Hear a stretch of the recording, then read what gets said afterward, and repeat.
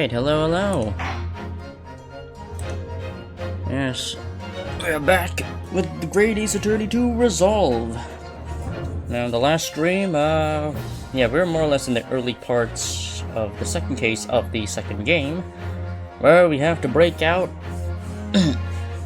our fellow in-character Japanese fellow, Natsume, break out our fellow English major, Natsume Soseki, and, well, we are trying to figure out whether or not the tea he had given to his neighbor was, well, whether or not it was actually poisoned with strychnine. Because if it's not been poisoned, then, well, it's a clear case. But knowing the game, we're probably not going to get that easy outcome, or we probably are going to get the easy outcome, but Von Zeeks is still going to have a way to, you know, propose a whole new method of poisoning said victim. I mean, granted, it's possible that the victim could, or actually seems to suggest that the victim may or may not end up, you know, trying to frame him after poisoning himself, but I mean, who knows, because, I mean, we know that, well, William Shakespeare is, well, a sham as part of his name. Not sure what he has to gain out of framing somebody for murder, because this isn't a civil case, otherwise he would have been able to sue him for a lot of money. And by a lot of money, I mean not really that much, because, I mean, the guy's poor, but I mean, he could requisition funds from the Japanese government, but even then, that's gonna be a long-ass process that may or may not even work out in the guy's favor, so the only theory I would have is if William Shakespeare was able to properly frame him for murder and get away with it, I don't know, maybe you could just sneak into his room and, what, steal all his books and sell them on the market? But even then, I don't think they're gonna get much money out of that. Or maybe it's just to, I don't know, make a quick buck pass by, but even then, I don't think it'll get too much. I mean, actually no, given that Natsume has so many books in his apartment, he might be able to make a decent amount of money. Given that he's fucking poor. Don't know why he looks like he presents himself well, so I'm like, how is he poor when he could have, I don't know, gotten a proper job? It looks like he was in the shape to get a proper job, but I guess, I don't know. I guess he kind of gives me the previous culprit vibes from one of the previous games, well, a game that technically takes part in the future from this timeline, but yeah. Because it reminds me of a character called LaBelle, who's like, oh yes, I invented this specific, I invented a whole new brand of, like, of perfume and self-care cosmetics and such, but I refused to sell it on the market to make a profit so that I can make more. He was just so fucking stupid. Like, he made an entire brand, but only for himself, and it's like, oh man, I gotta get more money, but how could I do that? Well, I mean, bruh, you literally just, I don't know, publish, you know, actually, you know, mass produce it and actually sell it on the market so that you get profits, and then you can use that profits to, you know, make more of your brand. I'm like, but instead he chose the dumbass way and chose to keep it to all himself just to flex on people? Yeah, and he wonders why he's scraping by for cash. My god, by resorting to dastardly deeds. But yeah, anyway, let's get this case going. Oops, I clicked out of it on accident. And looks like we're going to be investigating again. 22nd of February, 1:11 p.m. Nadahodo's Legal Consultancy. We made it back in one piece. Just. To be perfectly honest, I thought we were finished there for a while. Oh, I know. What a lot of close shaves. There are so many carriages on the streets of London. You were very nearly flattened several times. Oh, no, I didn't mean that. Yes, I know. It was a marvelous defense, Nodaholder-san. It really was. I was in awe of you. Oh, thank you. And now that your fervent exploits have won us some more precious investigation time, let's see if we can find some new clues for court tomorrow. Yes, let's do that. Is everything alright? I suppose. I still can't quite believe it, that's all. That I'm here in England working as a lawyer, I mean. In the Old Bailey, no less. The truth is, it shouldn't be me, should it? It should be him standing in my shoes. It should be Kazuma. It was Kazuma-sama's wish that you follow him to Great Britain and work alongside him. Yes. I mean, I never had the chance to ask him exactly why, but he clearly had a plan. I wouldn't be here today if it wasn't for him. And you're doing wonderfully, Naruhodo-san. I've no doubt that Kazuma-sama would say exactly the same if he were here with us. Thank you, Susato-san. Thank you.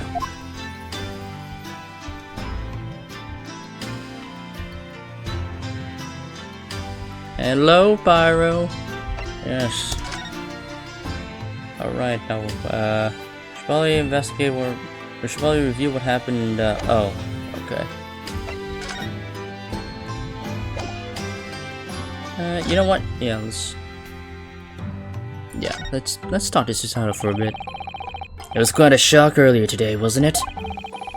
When the victim turned up in court and took the stand. I know.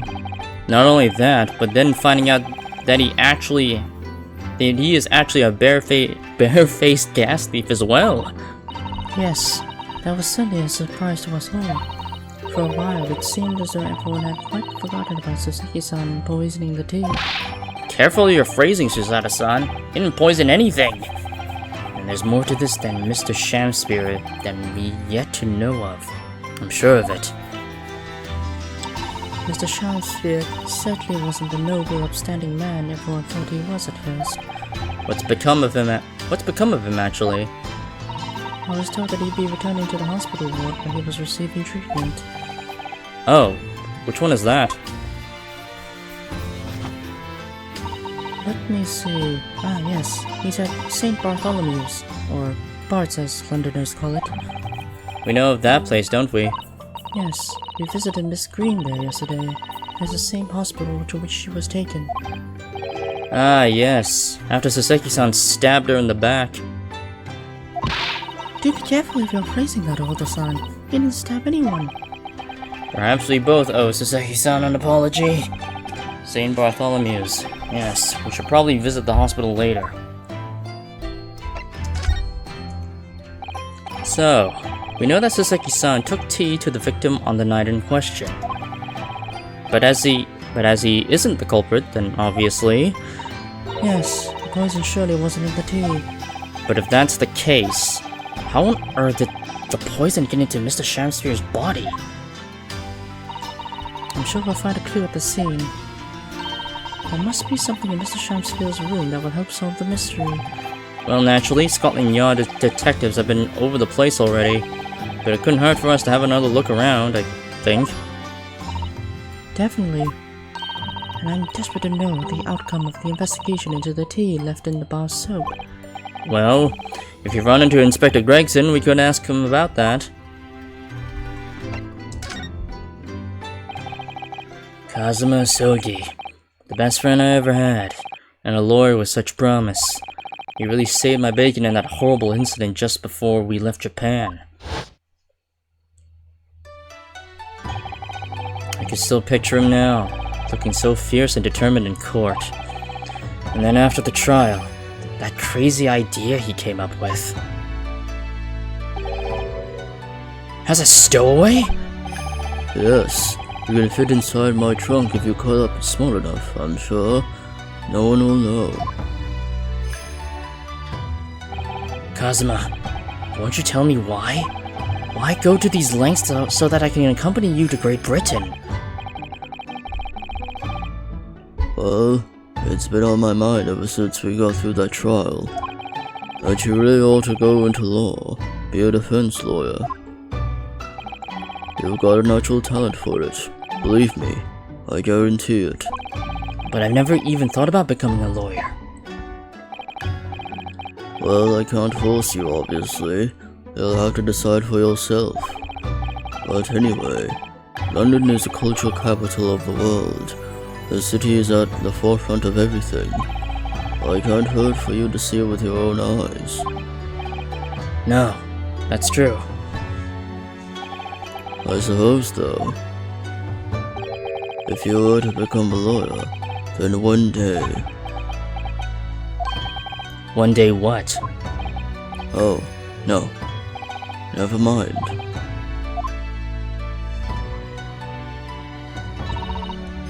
Naruhodo-san. Oh, sorry. I was just thinking about Kazuma. Yes, he's forever in my thoughts too. To change the Japanese judicial system for the better. That was his dream. And that's why he so desperately wanted to come to Great Britain to study, of course. Yes, that's right. But Yes? I do wonder if his true intentions lay elsewhere sometimes. I don't know. The thought just takes a hold of me every now and then, that's all.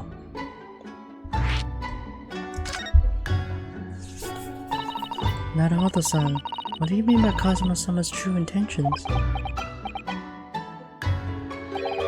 I mean, this. His katana. I never expected to inherit this sword after Kazuma passed away, of course. No, I know. It was because I asked you to take it. When I have it at my side in court, I feel as though it gives me courage. Yes. Actually, the night before he died, he told me a little about the sword.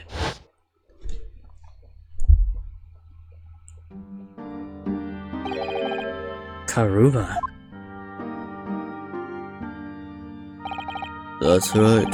It's a prized sword that's been passed down through generations of the Asogi clan.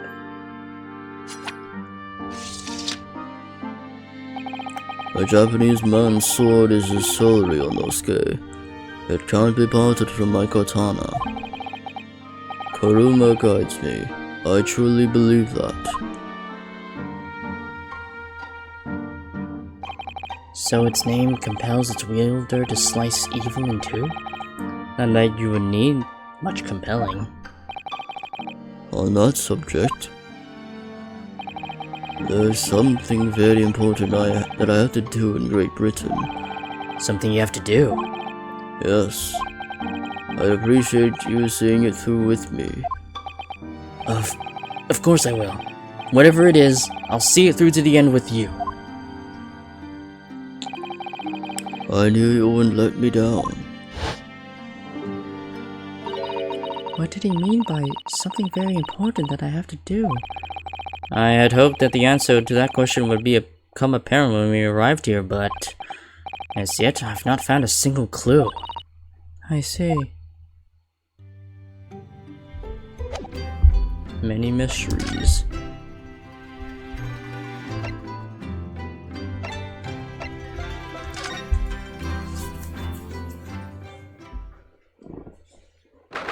"22nd of February, Sholmes' Suite." Oh, Reno and Susie! Hooray! You're back! Hello, Iris. You're in fine spirits as always, I see. I am, and you look as immaculately presented as ever, Susie. Oh, you flatter me. Well, you couldn't have come at a better time. I've just made a pot of tea. I'll set up some cups. Really? Really? Thanks, Iris. But actually, what is that foul smell? Aha! The Wanderer has returned at last. Where on earth have the pair of you been? We've been in court. Oh, for Mr. Moustache's case. That was today, was it? I'm sure I mentioned it only yesterday, Mr. Sholmes. I'm sure you think you did. Well, we can laugh about it now. So tell me, how did the trial go? Reasonably well so far. We managed to escape without a guilty verdict at least. Really? I would have liked to see it. And I must pass the time of day with Mr. Reaper again. It's been too long. Is Lord Von Zieks an acquaintance, Mr. Sholmes? Naturally. There's not a person in the world who doesn't know my name, Mr. Naruhodo. Not quite what I asked, but still. Mr. Jones, whatever is that odor? Yes, what is it? It's faint, but absolutely awful. Ah, indeed. That's a scent of victory, my dear fellows. Victory in science. Oh dear. Alright, I'll bite. What's he up to now?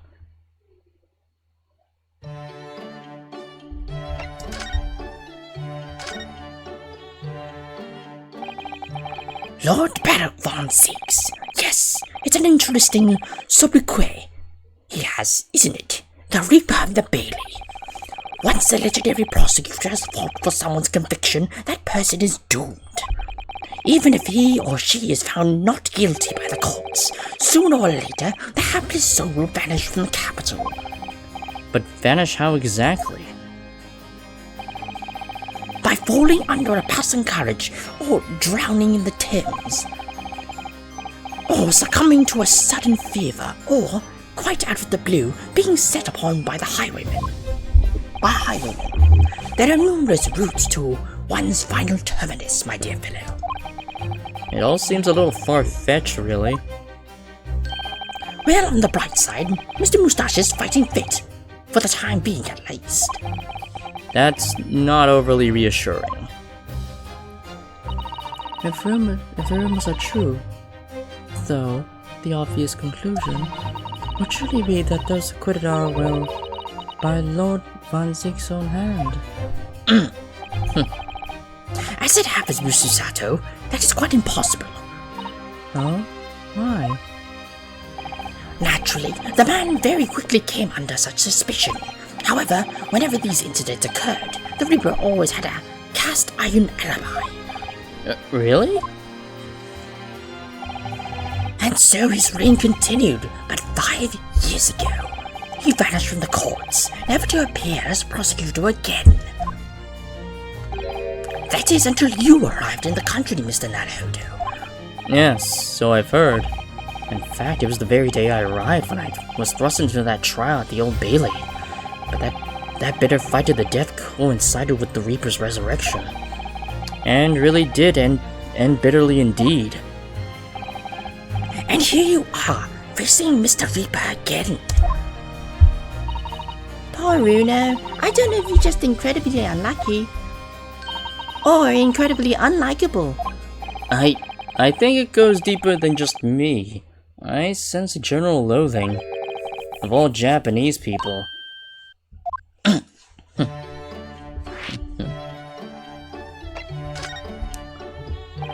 So, what is that indescribably foul smell? Ah, well, most probably this, I would say.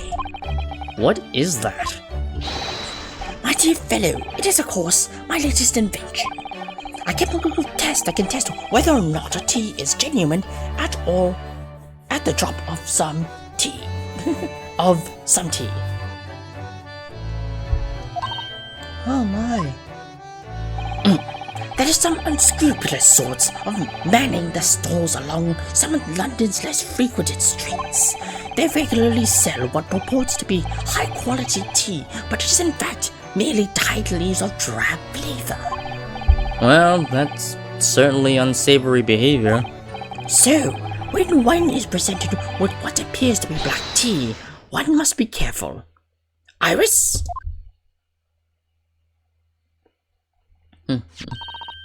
At the ready, honey.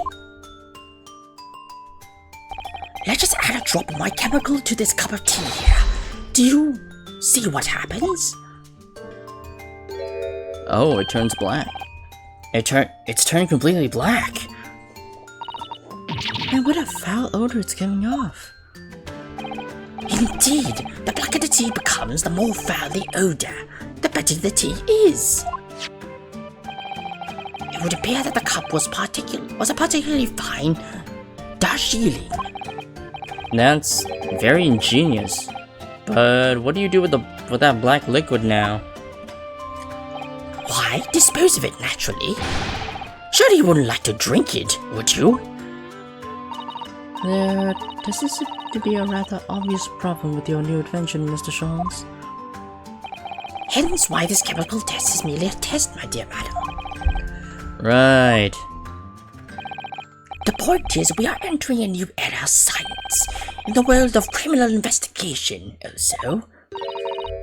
Yes, forensic science. Oh yes. Oh, these are such excellent times. I regularly engage in this scientific experimentation alongside my unofficial consultant detective work. The Sherlock Holmes method will be the foundation upon which modern investigative technique is based. This little T indicator was a happy byproduct of my ongoing forensic science research. Forensic science. I suppose I should find out more about that.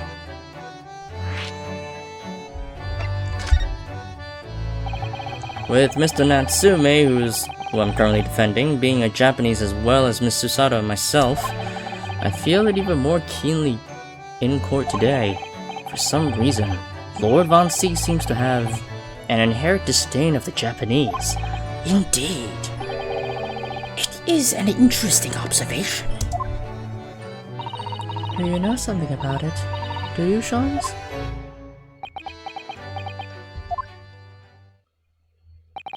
It was about 10 years ago that Baruch von Zieks chose to enter the legal profession.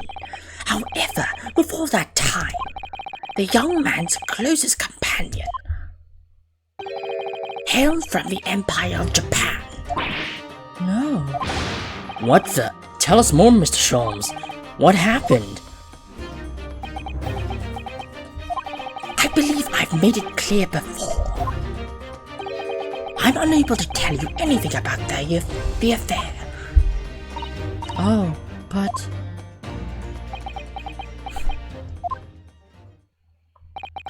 The veil will be lifted on the events of the past in due course, I have no doubt. For now, however, it is Mr. Moustache who is the most deserving of your attention, I believe. So, your T-test. Is that an example of forensic science? Indeed it is. An essential tool in cases that hinge on the knowledge of whether some tea is of high or inferior quality. Not a huge number of cases then. Perhaps a more practical example is required. Fingerprints? Not yet accepted in our courts as evidence, I might add. Really, we are dragging our heels there. I hadn't even heard of them until recently. Which is partly why I'm undertaking in this field myself, of course. Does that mean you're studying fingerprints, Mr. Sholmes? There are others in that field already, and I abhor the company of inferior minds. No, what I am researching is skin prints. Skin prints? A nomenclature of my own design as this chemical agent that makes it possible. It instantly reveals objects touched by whichever person is under investigation. Really, Mr. Sholmes? As long as it doesn't turn everything completely odorous and black. I assure you, my dear fellows, you will witness my forensic talents in action very soon indeed.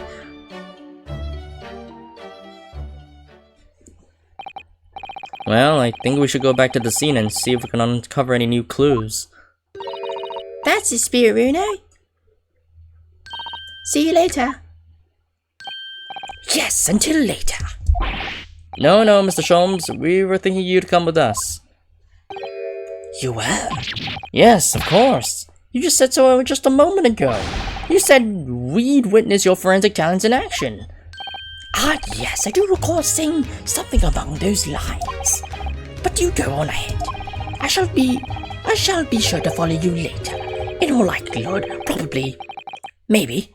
Well, I might. Your commitment astounds me. Oh, thank you, Mr. Sholmes. We'll eagerly await your arrival. Bye-bye, Bruno. Bye, Susie. Alright. So I guess... Oh man, there's a lot to explore. Scaradeb's room, Briar Road, Shamspear's room.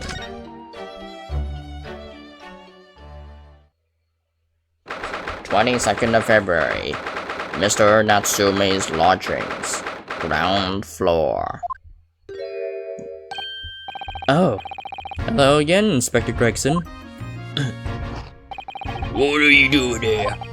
Well, we were hoping to have another look around, actually. The lawyer representing the defendant has a right to examine the scene, as I'm sure you're aware. Yeah, I know the score. Oh, yes, one other thing. The soap on the ledge outside the window. Did you find it? With the tea in it? Yeah, we found it alright, and there was a small amount of tea in it, as you said. I knew it. It's with the identification section of the old now. They're looking into it. The results should be available later today. That's wonderful news. Thank you.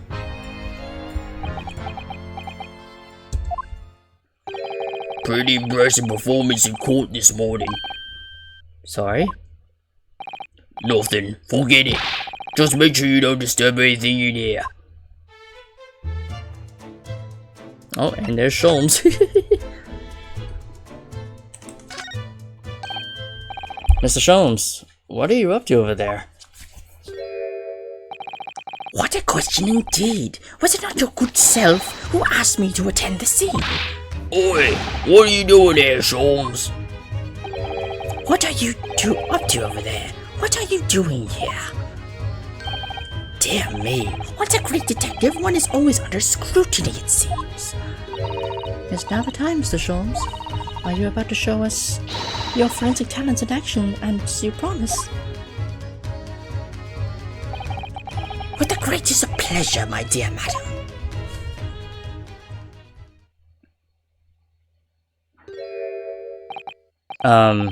What's all this? All this is precisely what you requested, Mr. Naruhodo. Herlock shown sensational skin print seeker gun. Moments ago, I took a sample from the teacup that was used by the victim. A sample? From Mr. Shamsir's cup? Each individual leaves microscopic secretions on everything he or she touches. A sample of those secretions is all I need to produce this, a refined indicator solution. By liberally spraying the room with this chemical, everything the victim touches is instantly revealed with the aid of these goggles. Here, try them on. There, now spray the chemical indicator about and all will be revealed. Spray? How do I do that exactly? Oh, how do I do that exactly? With a little press of space on the area you're interested in, is all that's required. Like this. What is that stuff? It's like a fog. A suspension of the chemical indicator in a pressurized gas is the most effective way to cover a large area. That was another invention I discovered incidentally whilst I was developing this idea. As you do. Go ahead, try it, my dear fellow. We may learn something interesting about the victim's movements on the night in question. Well, there's nothing to lose, I suppose. Let's explore.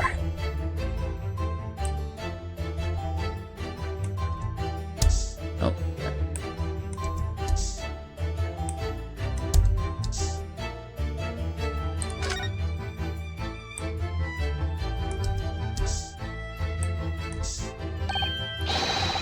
Look! There are dozens of handprints here. So there are, a great many indeed, so much so that it's hard to make out any one individual print, in fact.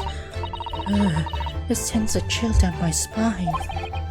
Perhaps he was leaning against the wall while he admired this picture?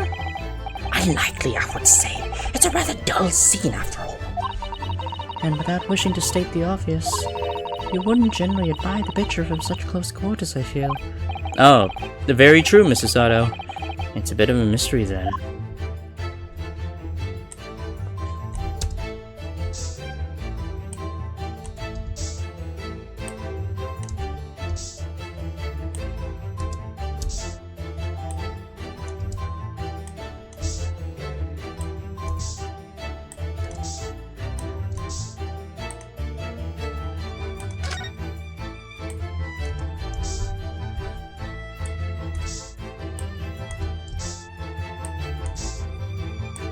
Is that everything?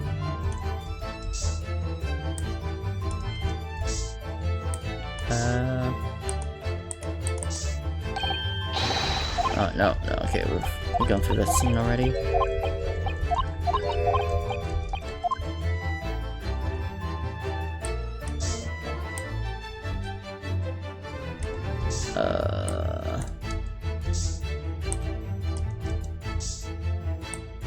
Anything else?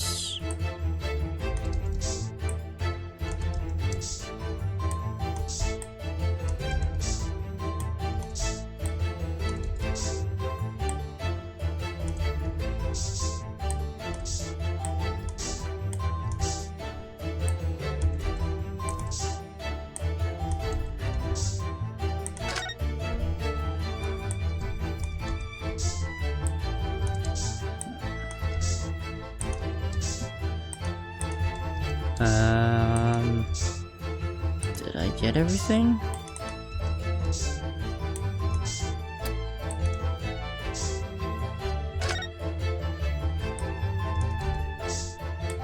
think I got everything. Did I get everything? Hold on. Okay. Did I get everything then? Spray, spray, spray, spray.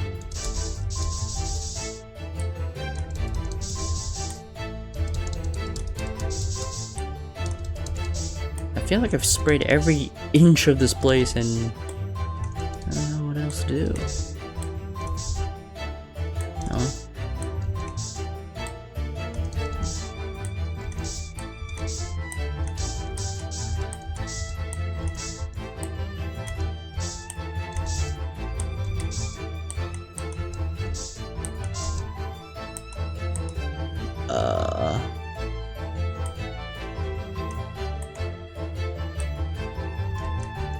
Did I get everything?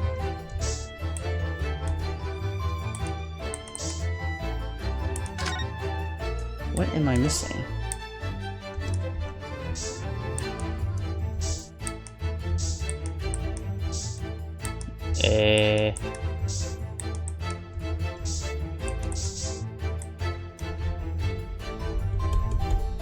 Looks like I'm not done until I'm sprayed everything. All the necessary places, that is. I don't know bloody where.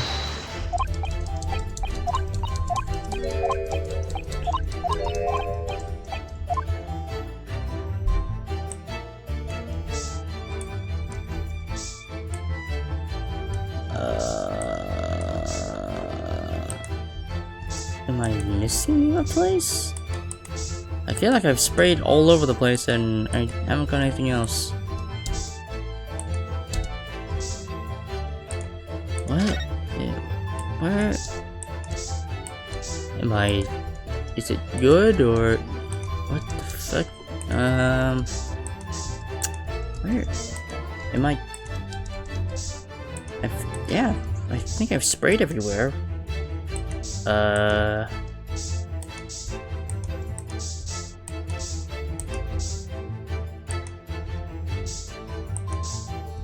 Hey Zane. Man, where the fuck? Did I miss a spot?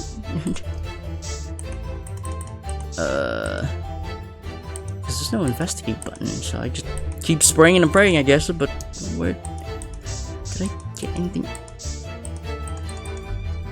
No? Okay. Alright, I'm gonna have to... Hold on. Great Ace Attorney 2, Episode 2, Spray.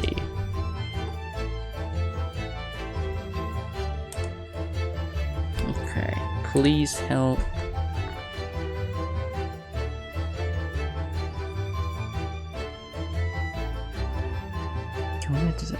Wait, what? A special spot reserved and held for peeps who get their issue resolved. Going back to the console and discussing the first two topics was Susato did it for me, but I've already done that though.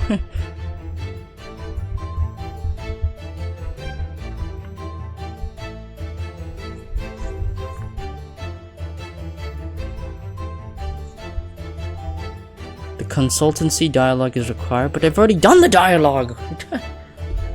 Okay, hold on. Ah, shit. Hold on. Great Ace Attorney... Oops. Chronicles.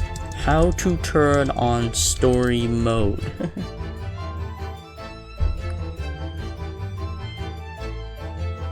Go to the option screens. Okay. Option.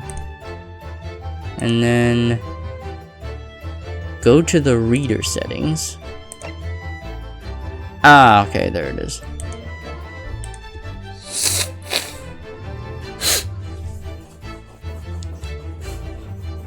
Okay, I'll have to turn this on for now.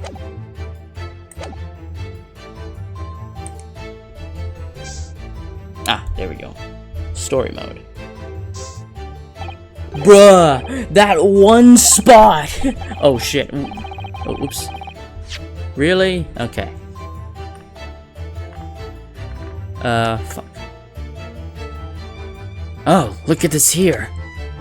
Ah, yes, interesting. A multitude of the victim's handprints. Why are there so many of them on the floor in this one spot? Oh, perhaps he had a bad fall just here? There's nothing obvious that he would have tripped over though, is there? I wonder. Personally, I often stumble when there's nothing obvious to trip over. I think that's something only a great detective would do, Mr. Sholmes. Well, this is quite a puzzle. Handprints all over the floor. Yes, there's no obvious explanation. Might be during the scuffle he had. Well, we sprayed Mr. Sholmes' amazing skin print indicator all over this room, didn't we? Oh fuck, no, I hit the wrong button. We did, but there are two places in particular of interest, I would say. Hold on, I need to turn this off now. Yeah. So I don't accidentally hit the story mode button. But we did, but there are two places in particular that are of interest, I would say. The handprint on the floor there. And on the wall by the picture, you mean? Yes, but I think the floor warrants closer investigation. I won't be a moment. Okay. Ah! What is it, Mr. Sato? Look here, Mr. Naruhodo. One of the floorboards has popped out. One of the... You mean... It's a secret hiding place? Excellent work, Mr. Sato. So, what do we have in here? Oi, what are you lot doing? Inspector Gregson. Stand aside right this minute. It's my job to investigate there. No need, Inspector. You continue to dig into your portion of chips while we dig under the floor here. Hey, Catler. Your fancy talks on me putting on my food anyway, Sholmes. A little bit of evidence is exactly what I need. Yeah, let the man do it. He has the authority to do that more than us. Wow, a secret hiding place under the floor. What a find. It's not a hiding place you couldn't make use of in Japan. I don't think you could lift a straw to Tommy that. No, I know, but I never expected one of these wooden floorboards to move either. It's got me wondering about the wall over there too. Aren't you curious? Oh. I'll investigate it once. Alright. She has to stand on the box to reach it. There's nothing behind the picture, sadly. Only the wall. How disappointing.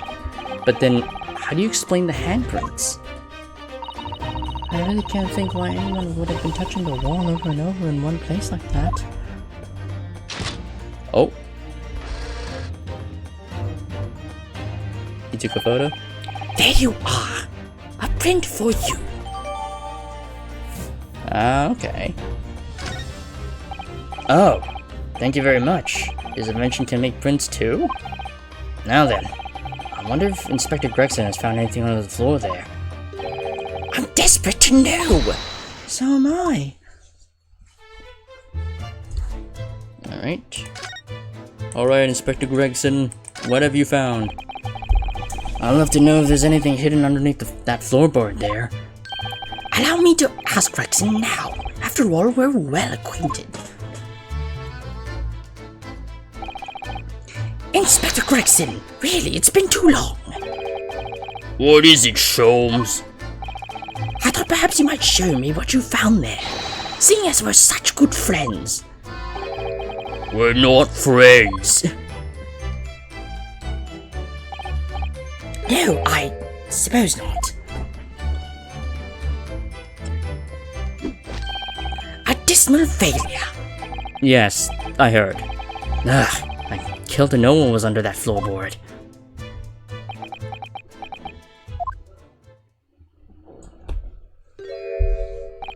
Alright then, fair's fair. What? You did discover the hiding place after all. I suppose I should at least fill you in. Really, Inspector? Thank you. Do it quickly, my dear fellow. If there's one thing I'll let you know about this man, it's that he blows with the wind, as fickle as the weather. Oi, stop making me out to be some kind of nut. There were 3 items under the floor there. A newspaper clipping, a photographic print, and a tin box. Now, what do you want to know? What's in the box? Now, this tin box looks interesting, doesn't it? Might I suggest, Inspector, that you open it? If you were to find something inside that reveals the truth behind this case, I wouldn't be in the least surprised. Yeah, funny enough, I've already had a look. It's completely empty. What? Shakespeare, give us a clue, man! You didn't even have a chance to utter a word, Mr. Naruhodo. But anyway, at least we found out what's inside the box. Yes, thin air. It's empty. Rather like how I feel inside. Is there nothing more to this box then? I wonder. Alright, what's on the newspaper?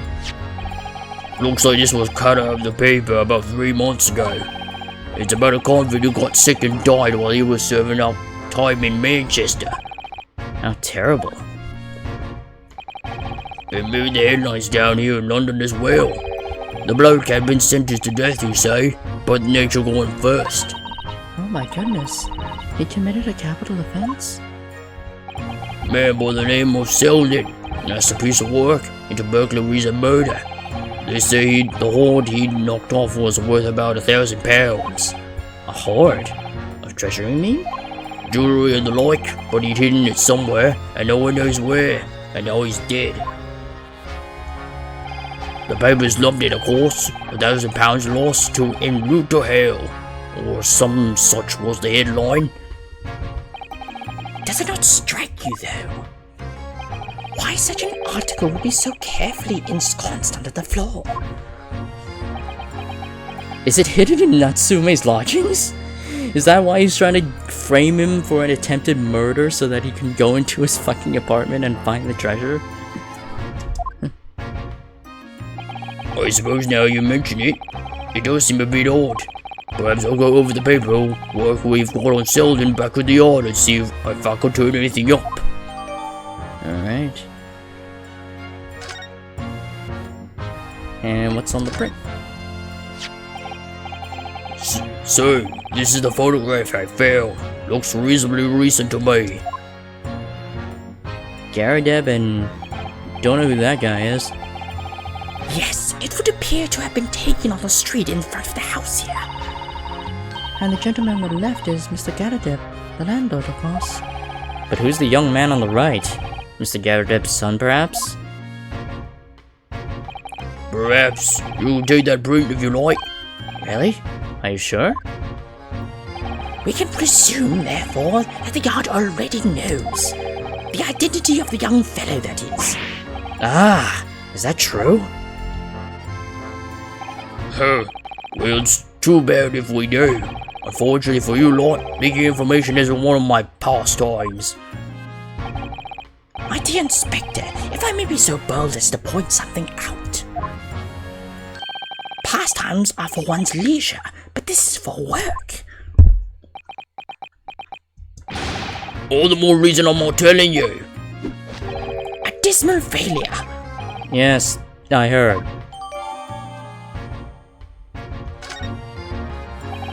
I wonder why a photograph like this was hidden under the floor. I mean, Mr. Shamsphere himself isn't in it. Photographic prints are still rare treasures in the East End. I imagine Garrett was rather delighted to have been immortalized. He probably made a proud present of it.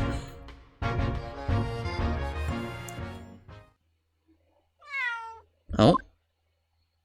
Oh, what's Natsume's cat doing here? Kitty. Oh, look, it's that lovely little kitty cat. What was its name? It's Mr. Natsume's, isn't it? I don't think we ever asked him, actually. I don't really call it, Wagahai? You know, like Mr. Natsume refers to himself in Japanese. What have we got in here? Clever cat. Oh, wonderful. Well then, Wagahai, here's something delicious I bought for you from the cat's meat man.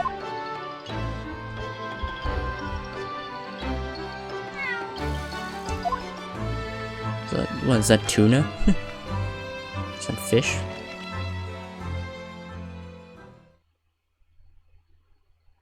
And he's asleep. You couldn't be happier now. Look. I just hope he can bring some happiness to his owner too.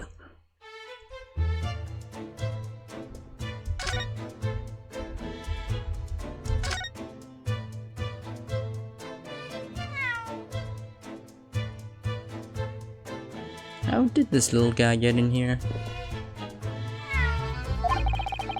That was a cheeky little meow, Wagahai. Oh, but he's so adorable. I could sit and watch him forever. I think he may not appreciate that after a while, and we have an investigation to get back to. Well, let's check where he came from. There might be an opening in there. Or not. Okay. How did Wagahai get in here? Okay. I've already checked the meter. I think... Oops. I mean, let's examine everything first. If you ran out of change, you wouldn't even have any light, let alone heat. For the needy, London's winters can be very harsh. That's true, but if you think about it, even the wealthy would find themselves freezing if they ran out of small change. London's winters can be harsh for the forgetful too, then. Frankly, I'm starting to wonder if Susato-san and I are going to make it to spring. That's true, we don't even have a meter at Baker Street, let alone a gas stove.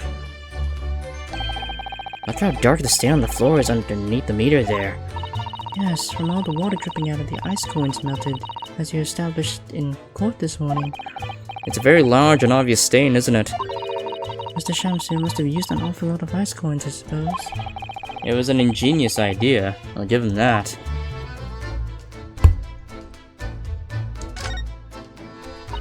So it turns out that Mr. Shamsu wasn't eating the soup at all. That's right.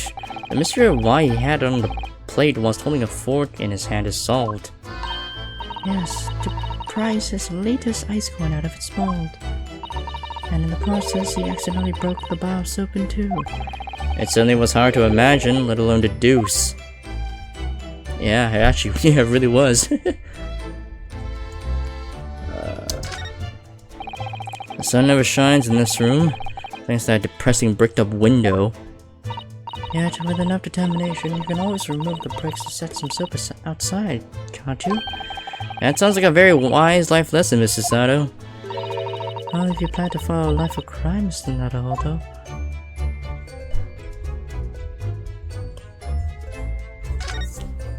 So we're just not gonna check the place where Wagahai came out of?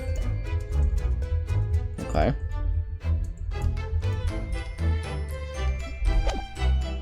Alright, well, let's move to somewhere else.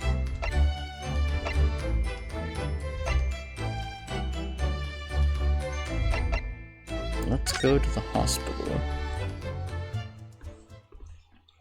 And that rat's still there. 22nd of February, St. Bartholomew's Hospital, Recovery Ward. What do you suppose is happening? It sounds like some sort of disturbance. Yes, I hear angry voices. Oh. Be not angry, O ample lady. Verily thou art mistaken. What was her voice again? Mistaken my foot! You were looking at my painting! The eye of man hath not heard, the ear of man hath not seen.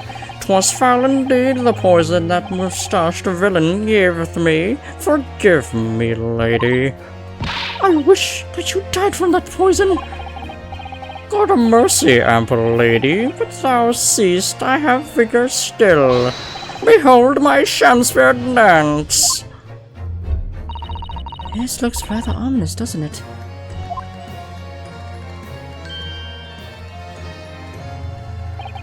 Ah, lo, 'tis the lawyer from the land whence riseth the sun.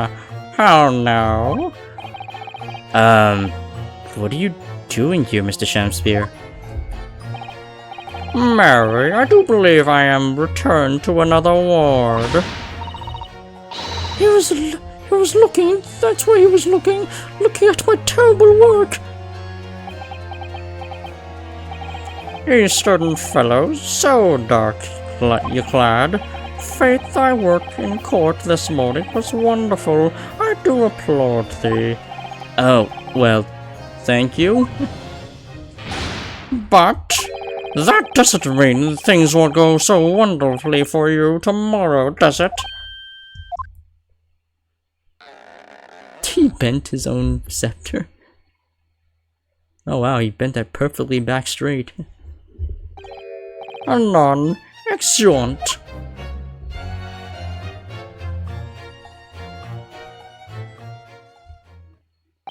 Mr. Shamspeare might technically be the victim in this case, but there's definitely a lot more to it than that. It's very hard to pin the man down. I'm so sorry, I'm such an awful person. Ah, Miss Green, is everything alright? Oh, yes, I mean, don't worry about me. They're about to discharge me, so I must get ready to leave now. Oh, I see. We're delighted that you'll soon be well enough to go home, Miss Green. Oh dear, you're too kind. I don't deserve it.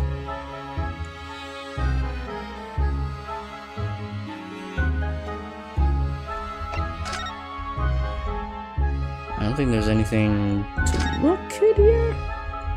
No. Okay. We go to oh wait, we've already been there. I guess we go to the prison. Talk to Natsume for a bit. 22nd of February, local prison, cell 9. Oh, Mr. Natsume is back. So he is. Mr. Natsume, hello.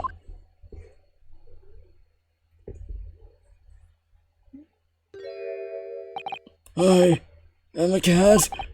Sorry? I don't know who Mr. Natsume is, or Lachance. I don't know about courts, or trials, or Baileys. I am a cat. That's what I am. Just a cat. Mr. Naruto, he's trying to escape from reality. Trying to? He already has. Completely. So, what is your name then? As yet, I have no name. Mr. Naruto, he hasn't fully thought out his new identity yet. Maybe it's not too late to bring him back to reality. Do you think you could open your eyes for us, Mr. Natsume?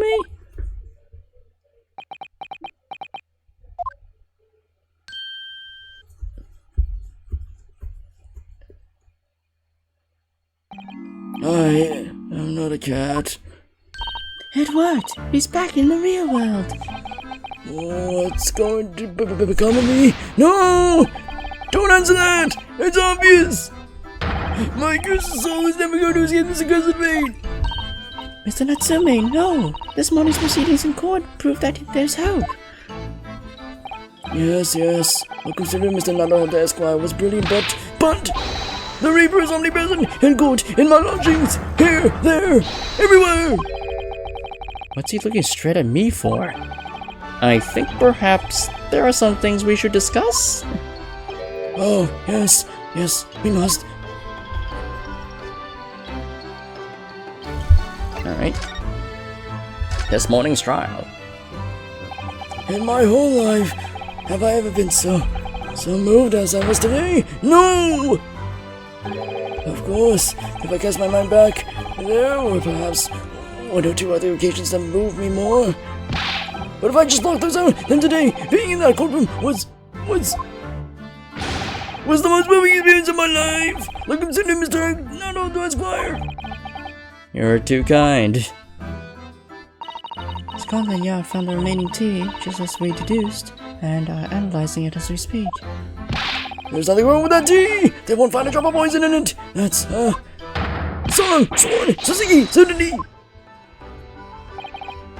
Tell me, did you both drink the tea at the same time at that night? Oh yes, most definitely. Remember, drink the tea while it's hot! We both poured it down our throats like it was a hot bath for our bellies. And at that time, we were both completely fine.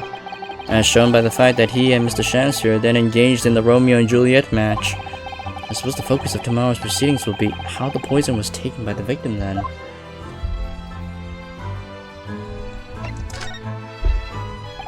That rotten Shamster! What have I ever done to him?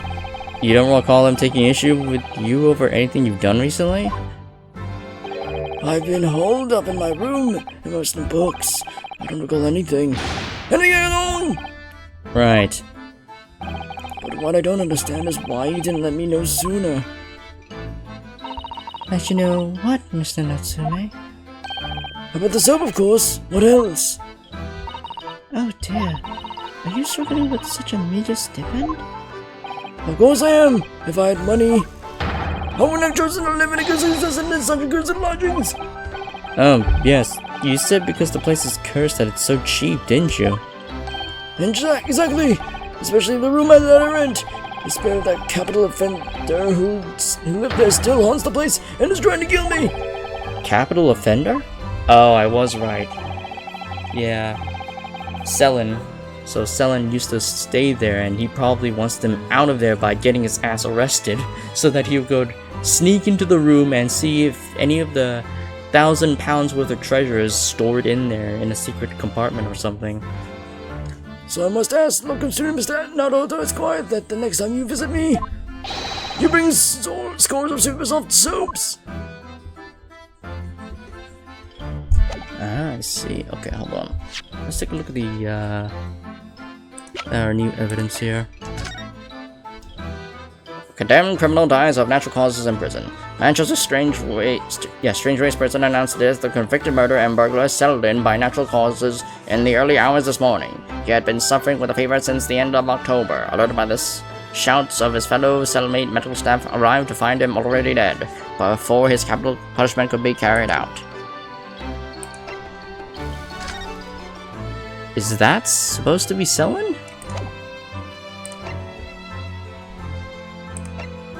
Handprints on the wall.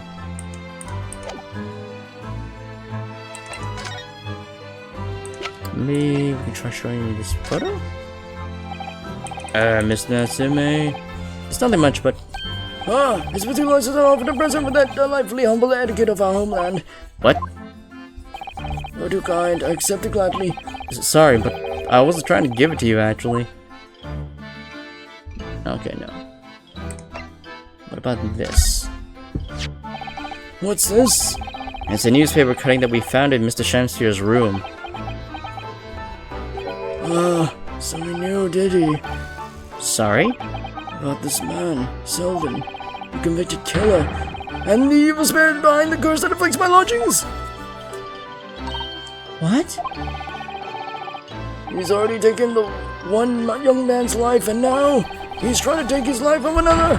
Take the life of another! And this one moustache, much Madeline! Japanese man! Mr. Natsume, if you know something, please, you must tell us. Tell us everything you can about this evil spirit.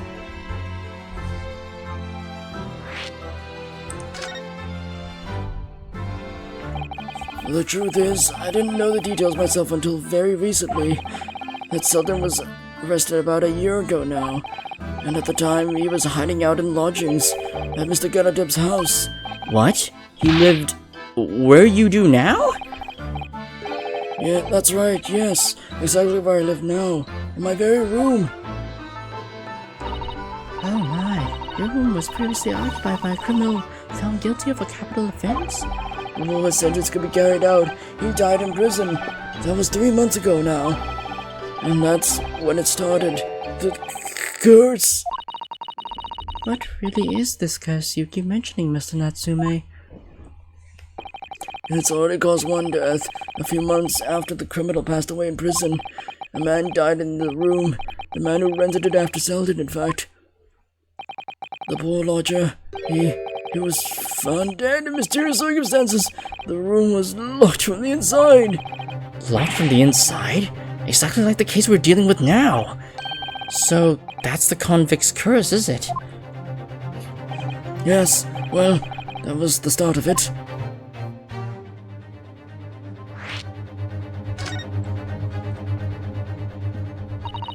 Do you have any idea how the lodger before you passed away, Mr. Natsume?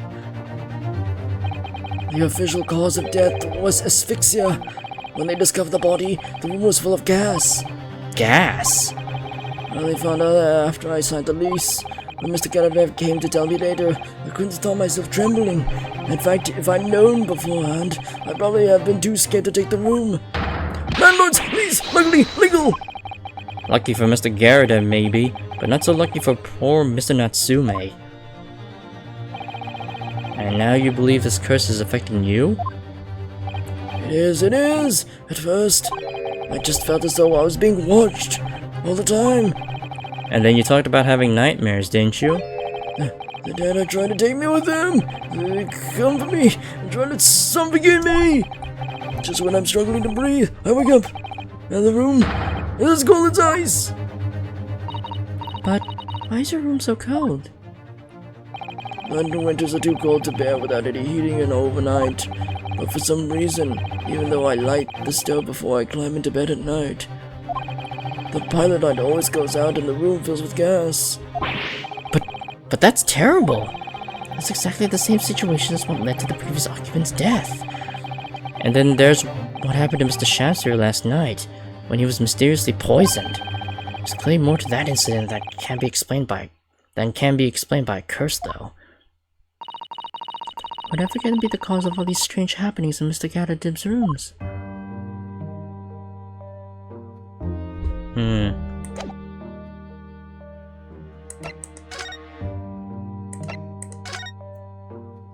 Something we'll have to ask him ourselves. 22nd of February, Mr. and Mrs. Garadib's room. Ah, you're here now, Mr. Garadib. Right, bally business it is for me, you know. Getting out and about. Were you at the Old Bailey by any chance? Naturally, fate of my lodgings hanging in the balance and all that. Not a trial to miss. Fate of what's already been dubbed your haunted lodgings, yes. Of course, the place has caused quite a stir around the capital on more than one occasion already. As the old haunted lodgings or some such. Ah, well, at least he knows. Makes you wonder what the blazes is going on, don't you know? Yes, I'm sure it does. In fact, thinking back to Mr. Natsume's other trial just 2 days ago, you were at the Old Bailey then as well, weren't you? Testifying with your wife about what happened. Stopped off at the prison on the way home, in fact. Beastly business. I say.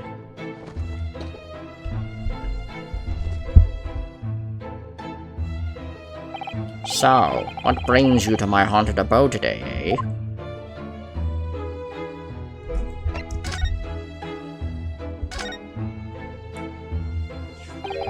Some fishy fellow from the Far East and failed actor chap of questionable character, eh? Hey, Snappy. Also, yay, this part of the game. The investigation part, yeah. I'm on Ace Attorney, the Great Ace Attorney 2 Resolve, and this is episode 2. We are on the second investigation phase. We just got out of the first trial phase of this episode. Yes, the house does seem to have become something of a magnet for rum fellows of late. Thanks for that bally curse. The convict's curse, you mean? Ah, heard the stories, have you? One scoundrel was arrested here, then the chap in the room goes and kills over. Then there was that woman who dropped dead just outside on the street, not to mention the actor yesterday. Am I next, eh? Well, can't help but get all the collywobbles, don't you? When you say the woman who dropped dead outside on the street, do you mean Miss Green? Because Miss Green, who was stabbed by the knife, and Mr. Shancy, who was poisoned last night, are both very much alive still. Yes, well, so is that blasted convict's curse, it seems. Personally, I should be quite content with such lodgings. A bath, a toilet, a fireplace, a fascinating history. Why? It sounds like the lap of luxury. I'm not so sure about that. Oh, the alternate Susato outfit. Never switched at the moment, please. I should have those.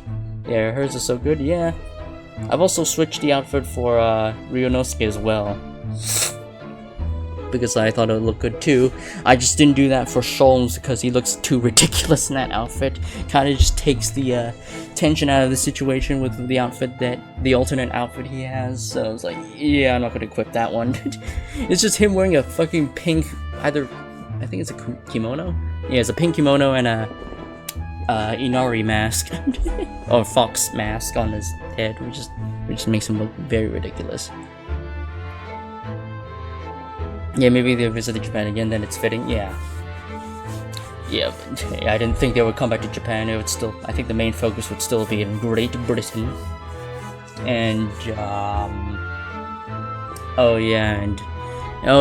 because I didn't know that Susato was, going to disguise herself as a man in the first case of Great Ace Attorney 2, it felt really awkward with her alternate outfit in the Japanese courtroom, considering that she's trying to disguise herself as a man, and because of her alternate outfit, she's wearing a dress. So I just went through the entire episode with the alternate outfit, with all the guys being like, "Oh man, this guy's really good at lawyering," ignoring the dress that she's wearing, which is really funny. It's like, "Oh man, this dude is really good at his job." It's like, oh, that was a very feminine scream. Oh, he probably hasn't dropped his balls yet. And the man's still going throughout his adolescent stage, it seems. Puberty hasn't hit him yet. Well, as she is clearly wearing a dress. Yeah. Yeah, it was really funny. Well, there's no bath or toilet included and no fireplace either. But you do look out for your tenants, don't you? By watching the rise and fall of the flames in your gas lamps up here? Yes, never hurts to keep an eye on things, in case there are any mishaps or such like. I think you've had your mishap already, sir. That's not helpful, Mr. Sholmes. Heaven forgive me, the words just came to my lips.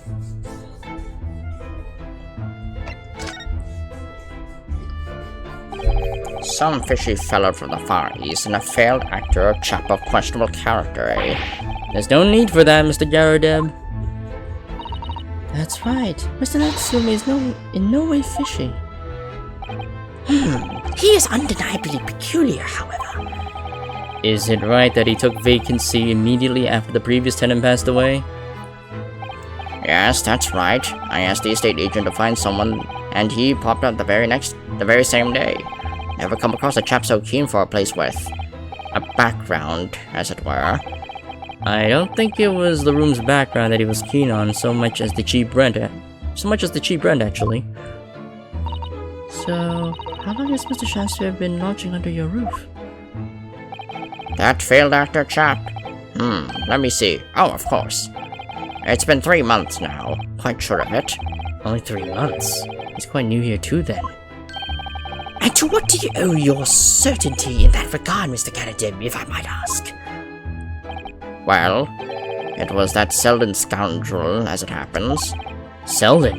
The convict, you mean? Do Selden and Shaftesbury have some kind of connection then? That convict chap, Selden, passed away in the clink 3 months ago now, you see. Some malady or other. Yes, we've seen the report from the newspaper at the time. Well, it was only 3 days later that the tragedian showed his face, the actor fellow. Really? Yes, I remember it quite distinctly. "'Tis small, this world we inhabit. Prithee, landlord, hear my request. I, the humble Shamsphere, do desire to take thy room on the middle floor, offered erewhile for rent." Terribly sorry and whatnot, but that will be possible. Already have a lodger on the middle floor. Ground floor's room's vacant though. "Nothing can be made out of nothing. Let me repeat mine will unto thee." Those curls must be muffling your ears. The room on the middle floor is taken. It's ground floor or nothing. "Very well, we have an accord." Glad to hear it. Welcome to Riot Road. "Lower Shamsphere dance to celebrate." He really wants that floor. So wait, I'm guessing Shamsphere might be Selden, and he somehow broke out of prison or faked his death somehow. He somehow faked his death and got out of prison. Shamsphere's twice removed cousin. From what I heard in court today, sounds like the chap was thieving gas. And he was 3 months in arrears with rent too. Yes, the fellow was a bally player, alright.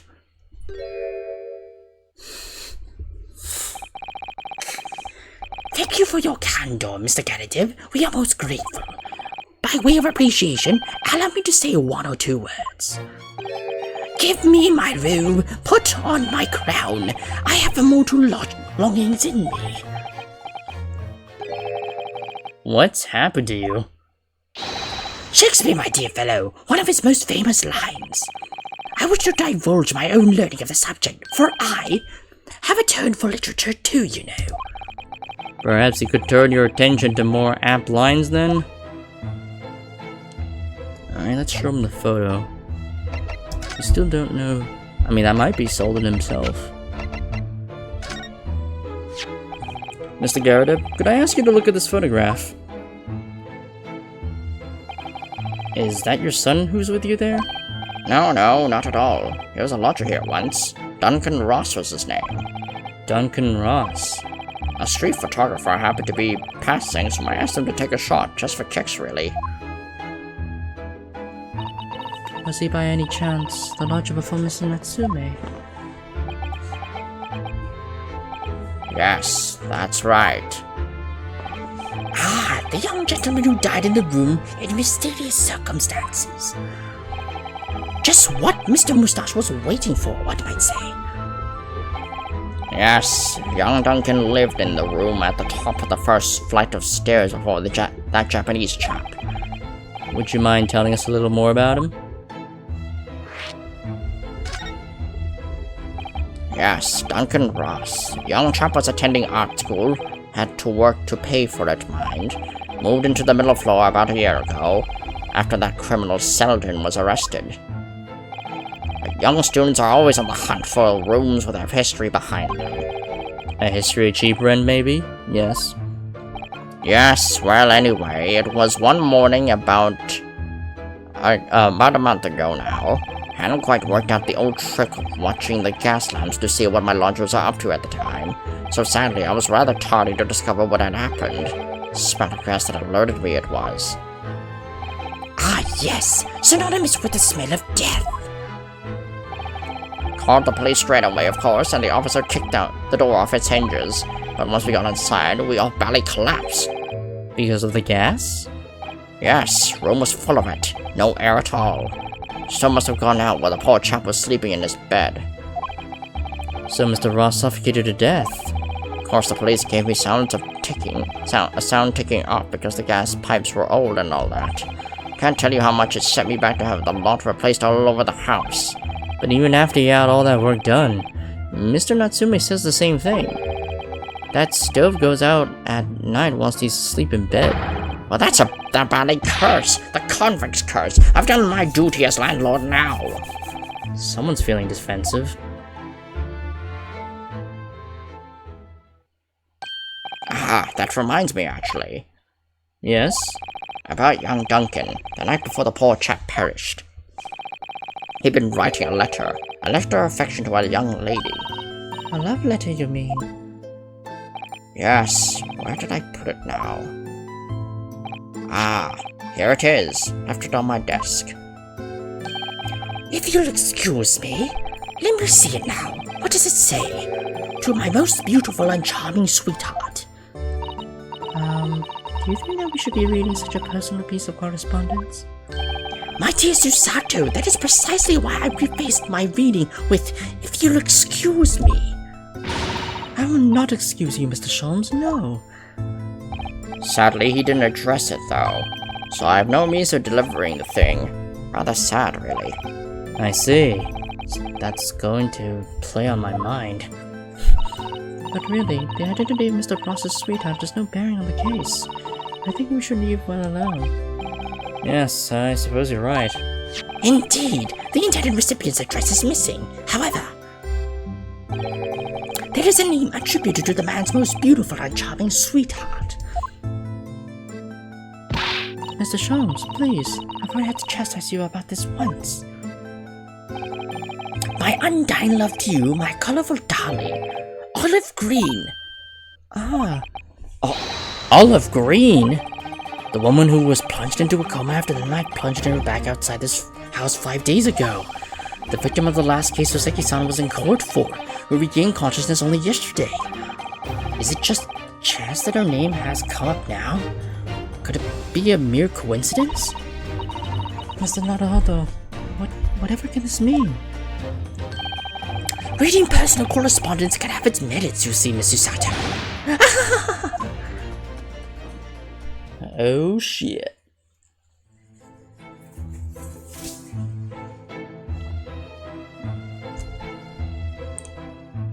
Alright.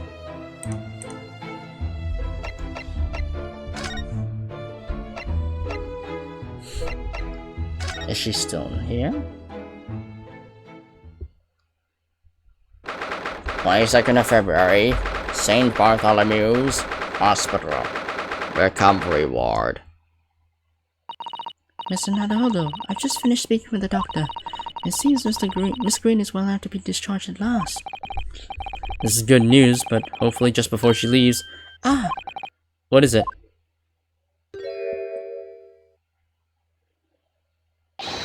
Miss Green!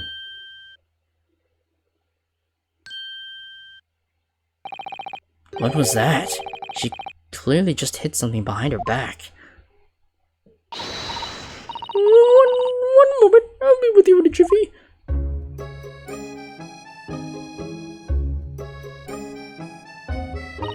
Oh, hello everyone. What are you all doing in here? She can't hide things to save her life? Yeah.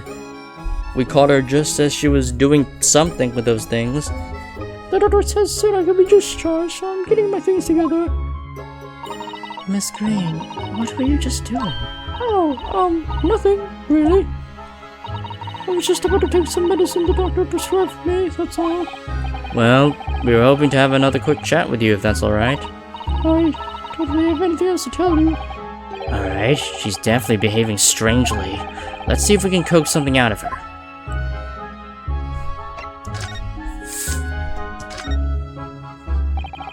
It's wonderful news that you're going to be discharged, Miss Green. Oh yes, thank you. Most people are better at the hospital, so I don't want them lingering around and wasting space. Not people like me, anyway. So I don't think I should keep anyone waiting. I shouldn't stand around and chat.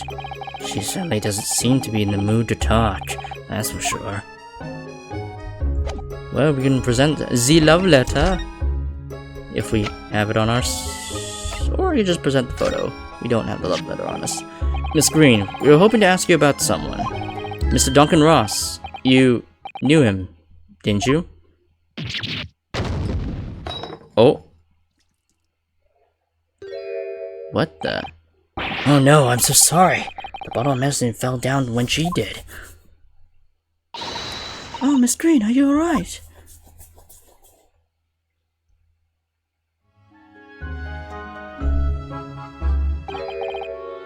I'm so sorry. I didn't mean to startle you like that. No, it's alright. I just wasn't expecting it. But how do you know about Duncan? Mr. Ross has been writing a letter when he passed away. The landlord found it in his room. It was a very personal letter to you. It was at the art school. That's where I met Duncan. A year ago now. I was working to fund his studies. He tried to become a professional artist one day. And the two of you became romantically involved?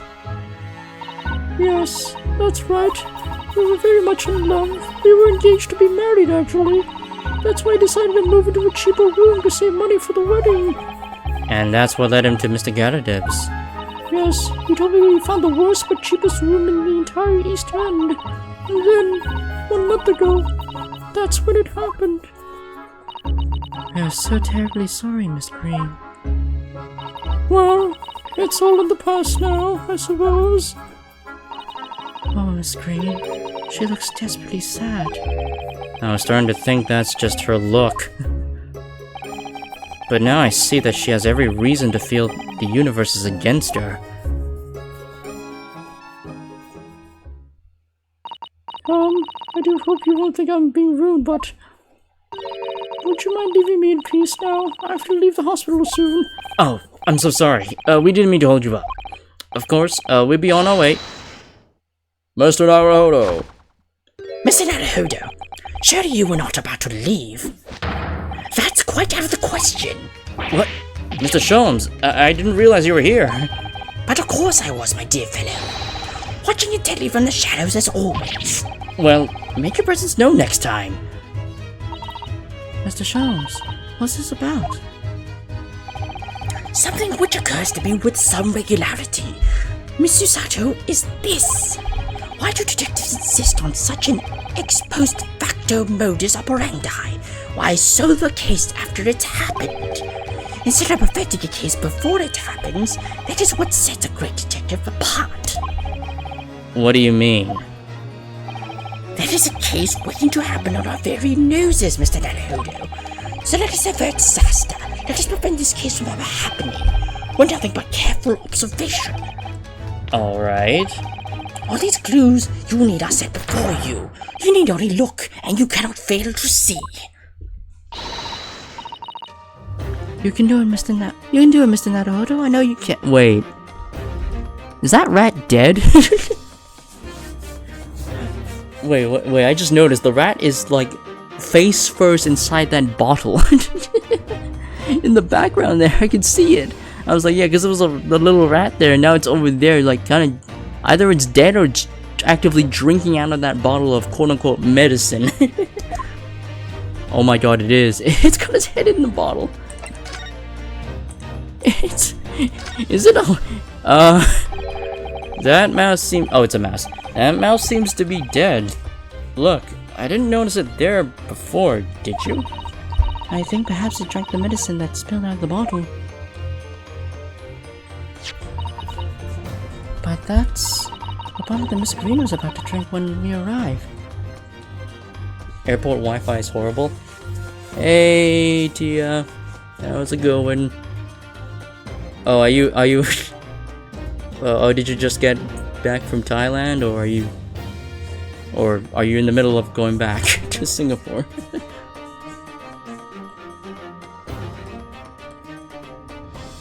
Well, my guess is probably poison, and because she's so depressed, she probably wants to drink that poison to kill herself. The question is, where the hell did she get poison if that's the case? I don't think she would have stolen it from the hospital. Or maybe she somehow did, but I From the looks of her appearance, I don't think she really is the subtle type there. But that's the bottle that Miss Green was about to drink from when we arrived.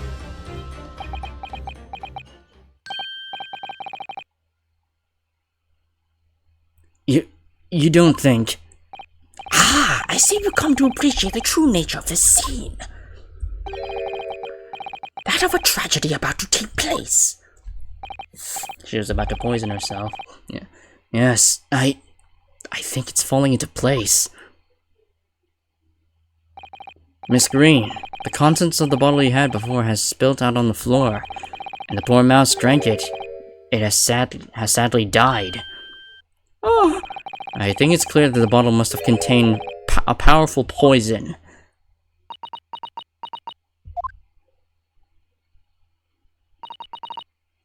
Don't worry, I'll attend to the mouse presently. I'm surprised they kept the mouse in here, because, I mean, it seems kind of a health and safety hazard to just have a mouse wandering, a wild mouse just wandering around in this hospital ward. Yeah. Miss Green, were you intending to go the same way as that rodent? To take your own life? Once we'd left, you would have to put your lips again. Put it to your lips again, wouldn't you? And taking the poison? No! Miss Green, please talk to us. Yeah, that's the truth. The question is, how the fuck did she get the poison? Where did she get the poison from?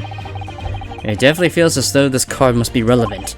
I mean, when we first arrived, Miss Green was standing with it in her hand in what can only be described as a very tense atmosphere.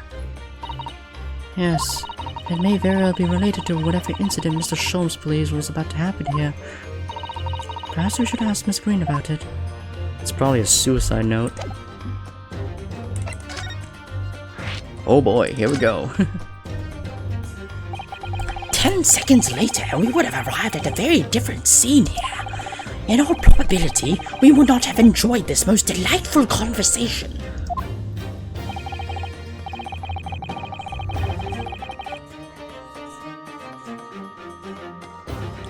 Of course, perhaps it hasn't been quite so delightful from your perspective, Miss Green.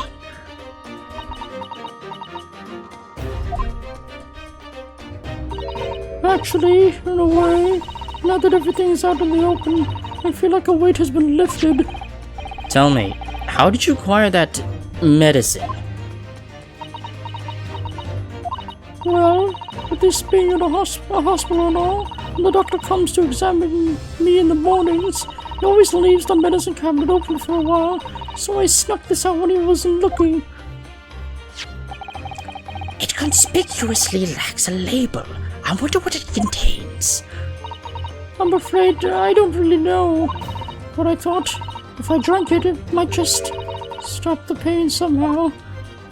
Oh, please, Miss Green, don't talk of such things. Well, it seems clear now that it contains poison. Yes, that poor little mouse is proof of that. Oh no, oh, it's all my fault. What have I done? Shall I remove this to my office, Miss Green? I take it you have no objection? No, none.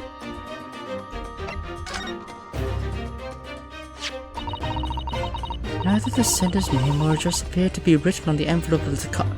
Wait a minute. Wait a fucking minute. Was this letter inside of Shamspeare's lodgings? Because we did see, like... Hold on. Yeah. We saw a torn off envelope piece on his apartment floor. And it seems to be of the same color as this one. And perhaps even matching the exact same tear marks as this envelope. Neither the sender's name or address appears to be written on the envelope of the card. It arrived by post at my home the day before the incident that put me in hospital here. I posted home the day. Oh. I have information regarding to the death of Duncan Ross. Come to the Slug and Salad on Briar Road at 5 p.m. on the 17th. Don't tell anybody else about this letter or the meeting. Or the meeting. It is a matter of utmost importance. Wait a minute. The 17th of this month? That's the day you were stabbed on Briar Road. And 5 p.m. Is precisely the time when the incident occurred.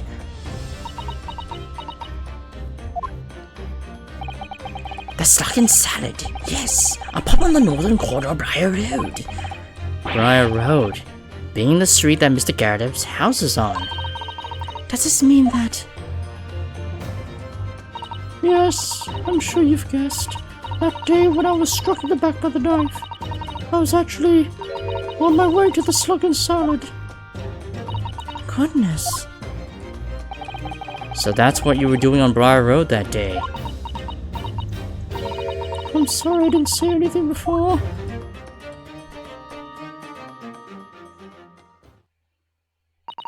I think I really will have to ask you to excuse me now. I've told you everything. Yes, I'm very sorry to have had to rack up such a painful memories for you. No, it's fine. Miss Green, please, promise us you won't try to do anything like that again. Yes, don't worry. Your detective friend has the bottle now anyway. And besides, I've been stabbed in the back and had a close shave with a bottle of poison, and I'm still here. I think I'm destined to see things through to the end. I might sound a little conceited, but, well, that's how all this has made me feel.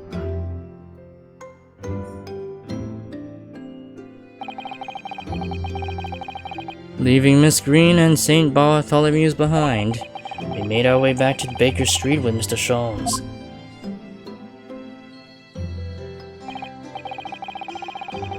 Well, it would appear we've reached the end of the investigatory trail for today.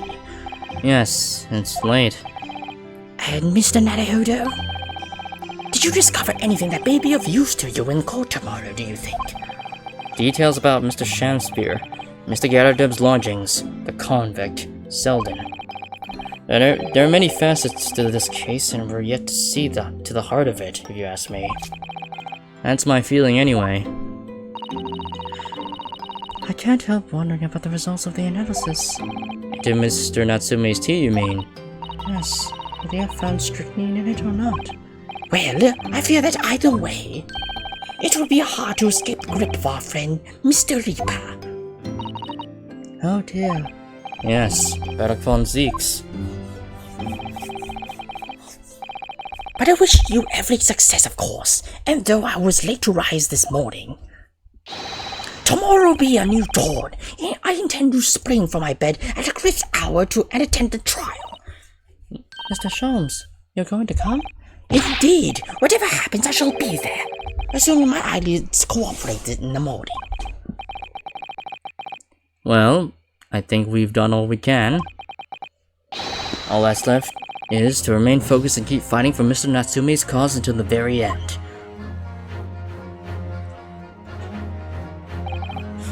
London, the world's most prosperous city, home to some 6 million people. But away from the razzle-dazzle, down back alleys, and behind bricked-up windows, the lonely lurk. Soseki-san had battled long and hard with loneliness during his many months here, and so I felt honor-bound to battle equally hard for my compatriot, to lift the curse that gripped him. As Mr. Sholmes said, tomorrow will be a new dawn, for all of us.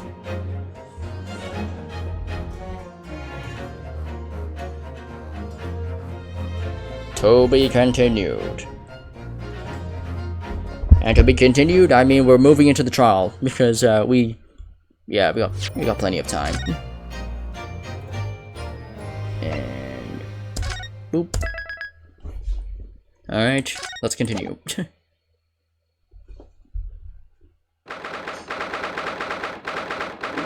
23rd of February, 9:23 a.m.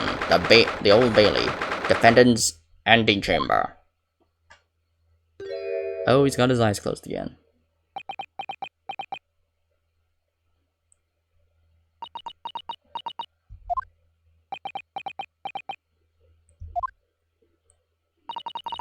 This is it then, Mr. Naruhodo. Yes, it's time to put an end to this show. To the miserable curse that has been plaguing Mr. Natsume. To everything. And in my own small way, I shall do everything I can to help you. I always appreciate your help, Mr. Sato. Suffering! Saseki! Selfishly sidelined! Good morning to you too, Mr. Natsume. Good morning! Good morning! Welcome to Mr. Naruhodo Esquire! Listen to you two, chatting away happily as the main player of today's round is here! Why would you do that? Why? Oh dear, we didn't mean to cause offense, Mr. Natsume. I thought perhaps that because you had your eyes shut so tightly, you were meditating, finding inner calm. It seemed wrong to disturb you. I was waiting! What's the matter, Master Natsume? You seem different somehow today. Why, naturally, that's because I've attained spiritual enlightenment. About the literature, you see, is a journey to discover one's own death. Or such like. That's the sort of morning conversation I was hoping for. That's why I have my eyes shut. I missed the signs, I'm afraid. Somehow, you'll have to forgive me. And you mustn't talk of your path leading you to death, Mr. Natsume. I was just an example. Oh yes, there it is, intercom. So you barely came to see me at all yesterday. I was sure you'd abandon me and return to our beautiful, long-lost homeland. You've not even been in Great Britain a week yet. Yes, well, anyway, I intend to set everything straight in court today. I'm determined to uncover the truth.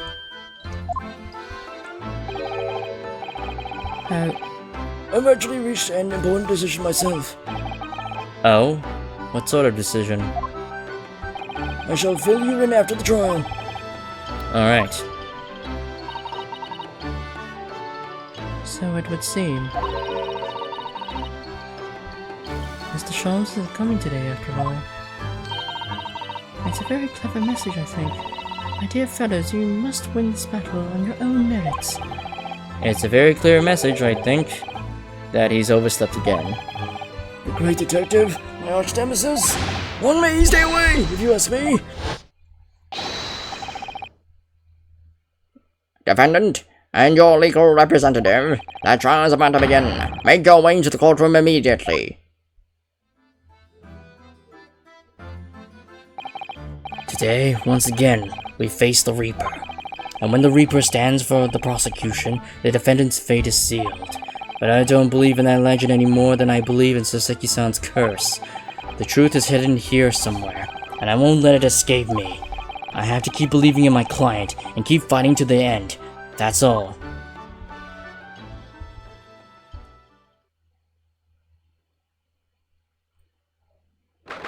"23rd of February, 9:40 a.m.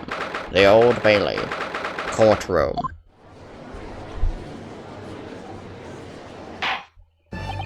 In the name of Her Majesty the Queen, I hereby declare this court to be in session. I call upon the counsels for the prosecution and defense to declare their willingness to proceed." The prosecution is ready. Yes, the defense is ready. Very good. And now I call upon the 6 ladies and gentlemen of the jury, chosen by lot to represent the will of the people in this trial. Are you ready to proceed? Absolutely. Justice will be done. You mark my words. I feel obliged to say, I feel especially ruthless on days when my hat is sitting just right.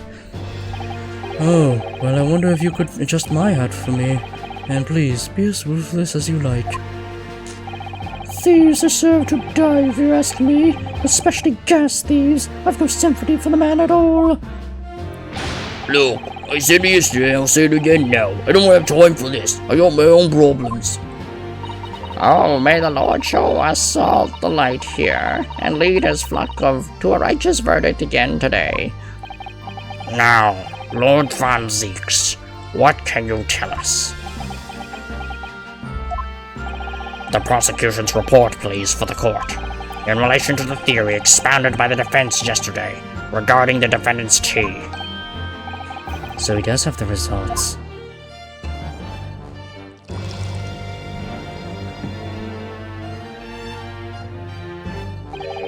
Before the prosecution delivers the black news about the black tea belonging to the blackguard in the dock,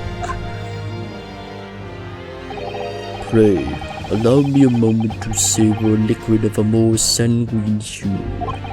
In fact, I'll defer to the good detective for the report. Here's to you, Inspector.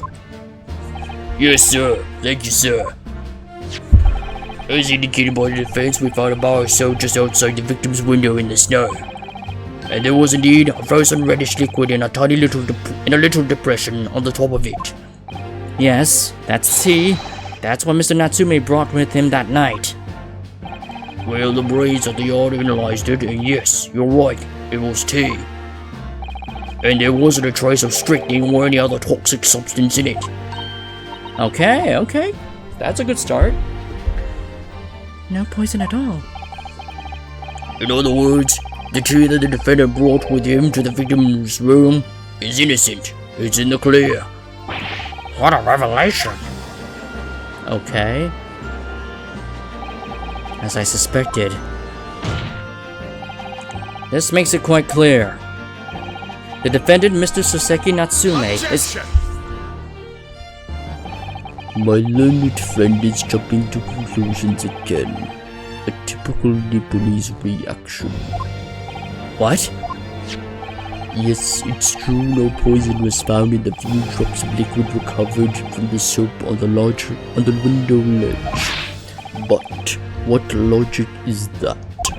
Would you take a drop from the Thames and conclude the water in the ocean isn't salty? My word! The water in the ocean is extremely salty, Counsel. Exactly. Unfit for drinking, just as the victim's tea was on the night in question, as the court has already heard. Bitter was the precise words from the lips of Mr. William Shamspeare, whom the prosecution now calls back to the stand.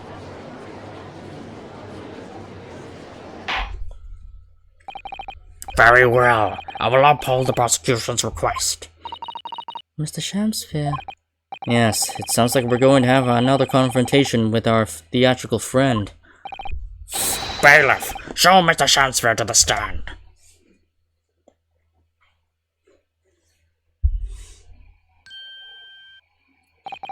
Mr. William Shamsphere, the victim of this despicable crime.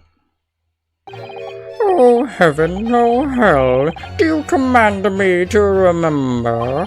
Forsooth 'twas I, Shamsphere, did have a belly full of the foul fluid given in mine innocence.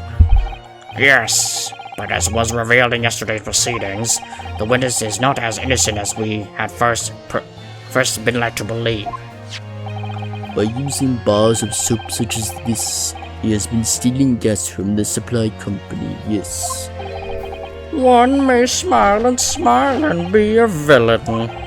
Forsooth was I, Shamsphere, did have a room full of sweet fuel given. That's right. Fellow juries, don't forget, this man is a rotten thief. I have forgotten, kept all that about the Oscorn's study secret, did you? You should have owned up sooner. Arrest him, I say, arrest him at once, and let him feel the sting in my tail. Oh, indeed. By dint of vile and cowardly means have I plotted to further mine own ends, I confess. Thou wouldst not pardon my sins, of that I am sure. If you acknowledge your wrongdoing, what exactly are you doing here?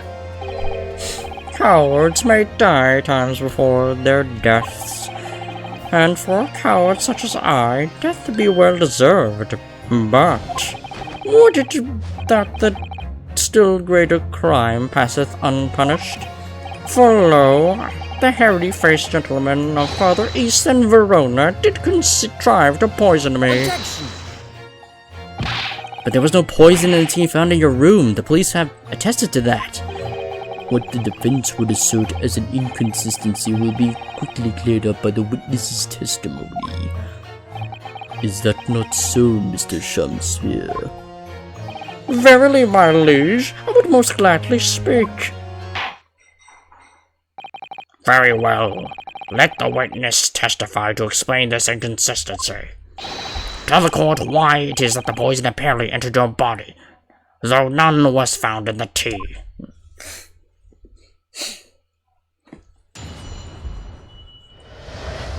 The tea inconsistency. The Japanese man did come to my chamber with tea brewed in a pot. 'Twas in my cup alone that the wicked miscreant secretly poured his wicked poison. Whilst feigning destruction in our debate, near did a drop of his own drink pass his lips. When he had departed by and by, I did use the tea that remained in his cup to make my coins of ice. Thus 'tis no surprise that the poison being not in the tea I did pour into the molds of soap.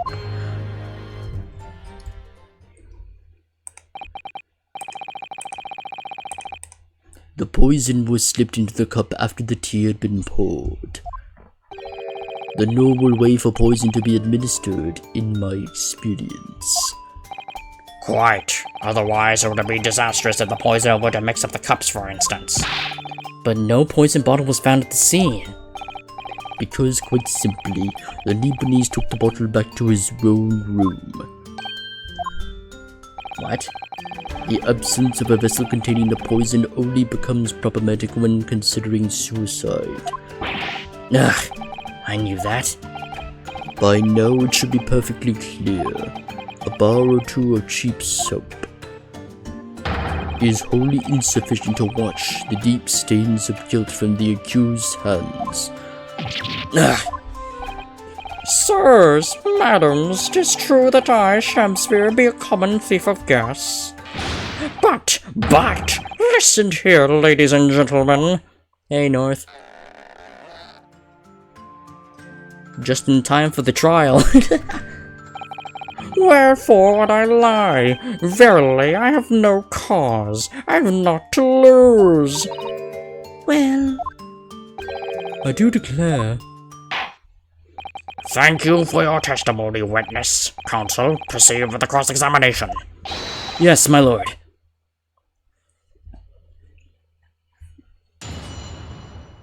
I feel like I got jury duty now. Alright. First, let's take a deeper look at the evidence we have. Oh, we don't have the letter. Well then.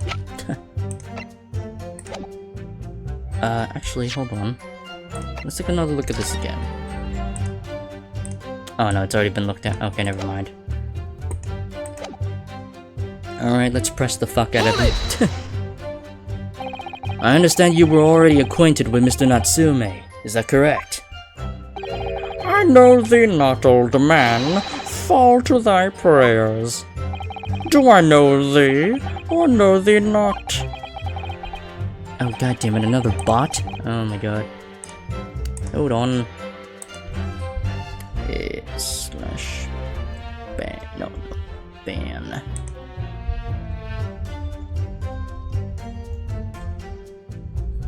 And that bot is vanished. Okay, there we go. Methinks 'tis all I could know that thy destiny mingles with mine. I just got in the house, I feel sleep demons attacking, so I'm just gonna watch till I fall asleep. Okay, got it. You lost me at the first thee. Zounds, sir, thou must learn the English tongue, afore thou turns thy hand to lawyering. I did, but I must have missed the archaic Elizabethan lecture. Verily and in truth, 'twas a fine-flavored brew, though a drop of poison did barb its sweetness, as the thorn doth barb the sweet rose. That, my dear friends, be the simple truth. Listen to Shamsphere. He seems in even better form than he was yesterday. Either that, or I'm in worse form. That fated evening, after I did dine, at Grubb's Grubbery, a local alehouse of good report. Naught did pass my lips but the tainted black tea. But behold, the poison was not in the tea at first.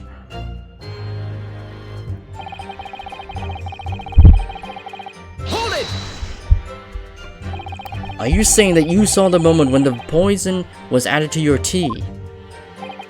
To have witnessed the act and then drank the tea, thus does describe the actions of a fool. Quite so, quite so. But no one likes going thirsty, do they? Sooner would I die quenched than parched. Would I have the choice? Actually, on the night in question, the water main was frozen, I believe, wasn't it? Were it not for the tea, in sooth, I would have sooner died frozen than quenched or parched. Reading Shamsir's lines would give me 10 strokes. Yeah. Yeah, a lot of old English. Right, no ice coins means no eating. The witness has more than one brush with death on the night in question, it would seem.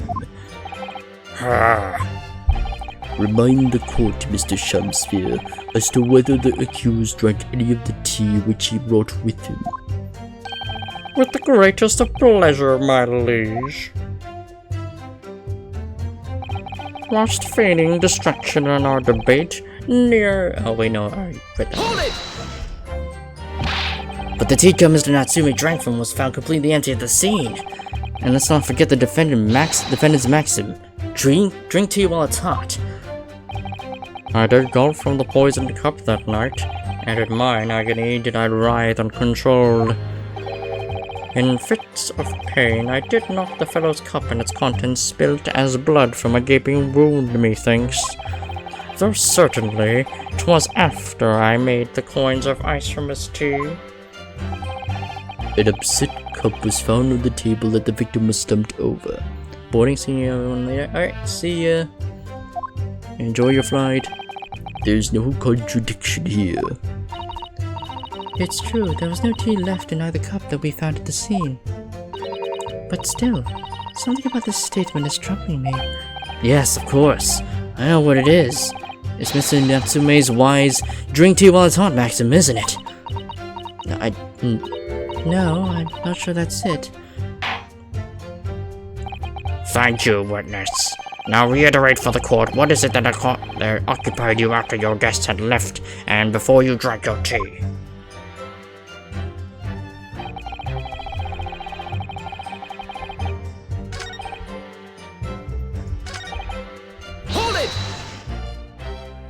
Yes, so that you could cheat the gas company, in fact. Isn't that right?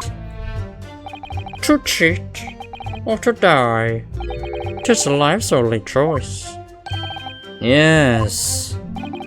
Faith, to cheat be the wise choice, and mine occupation be not an ugly one. Prithee, dost thou not see beauty in the simplicity of the ruse? No, I don't. To be very sure, sir. Once this trial is over, Altamont Glass will take you to task over this legal task. I shall not run, I shall not hide. Sooth to say, I have nowhere to run nor to hide. But, my lady, what wouldst thou with this pitiful player? Oh, I'll tell you what I'd like to do with you, starting with the shoddy shirt on your back. 'Tis time for a Shamsphere dance. What a harsh world we live in. The thieving of the gas was addressed in yesterday's proceedings. The prosecution calls on the defense to not muddy the waters with irrelevancy. Consider that a warning, counsel. Yes, my lord. Why am I the only one in trouble here? Mr. Shamsphere, after the accused returned to his own lodgings, you used his tea to make your coins. Is that correct? To cheat or to die? I did make my choice many moons ago.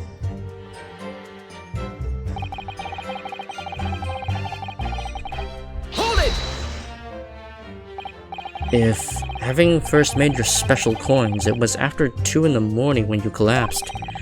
That would mean you can't have drunk any tea yourself until around that time. Once ensnared by literary debate, no tells be found in the furrows of the mind. A debate about Romeo and Juliet, you mean? And who was the stronger of the two? Rightly did I pay no heed to the tea as I wrestled with the abominable fellow. I don't remember debates like that when I was studying. Are you suggesting that neither of you actually drank the tea whilst it was hot that evening? My lord, wouldst thou be privy to some Shakespearean wisdom? Husband, wife, and tea, ought I tepid be? Ah, yes, so very true. Everyone has different preferences when it comes to tea. I think you might have interpreted that wrongly. So it's been proven that there was no poison in Soseki-san's tea. That should be hugely in our favor. But the atmosphere in this courtroom today... It feels as though everybody is against us, Mr. Naruhodo. It must be the Reaper's poison. I'm afraid that if we don't find a significant flaw in this testimony somewhere, the jury will pounce and find Mr. Natsume guilty. It really feels like we've jumped into the fire here. Okay, so which one was the most suspicious one? Yeah, take a look.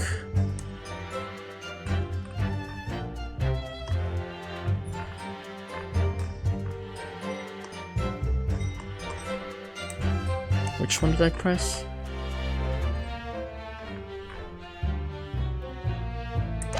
Points of bias. Okay, so it was the statement. Nope. Oh, goddammit, not. Okay, there we go. I think it should... I think, yeah, we just use this. Objection! Yeah. There's already evidence that he drank his tea. You claim that Mr. Natsume didn't drink a drop of tea on the night in question. But that's impossible. How? Chop logic. What is this, ye clad friend? How do you... Is it ye clad friend? Okay, I never seen that before. I never seen this kind of wording before. Oh, you... not friend, fiend. You clad fiend. The 2 teacups from the scene. One used by the victim, and the other by the defendant. Have a clear difference between them. One that represents incontrovertible proof. Incontrovertible? What difference? Look at the inside of the cups. Just here, there's a clearly visible ring. Yes, a tea ring. Commonplace enough. Indeed. Such stains occur too readily when one leaves tea in a cup for a while. And yet, Mr. Natsume's cup has no such ring. Good lord, you're right. It's completely clean. And prithee, sir, what makest thou of it? Exactly what Mr. Natsume told the court yesterday. The Japanese saying he quoted. Drink tea while it's hot. That's right, yes. The jittery Mr. Natsume was true to his usual self that night and drank his tea in no time. If, as you claim in your testimony, he didn't touch a drop of his tea, a ring would have developed on the inside of his cup as well after the several hours the tea was left standing. But, In short, Mr. Shamsphere, you clearly lied to the court. Get thee to an nunnery! Objection!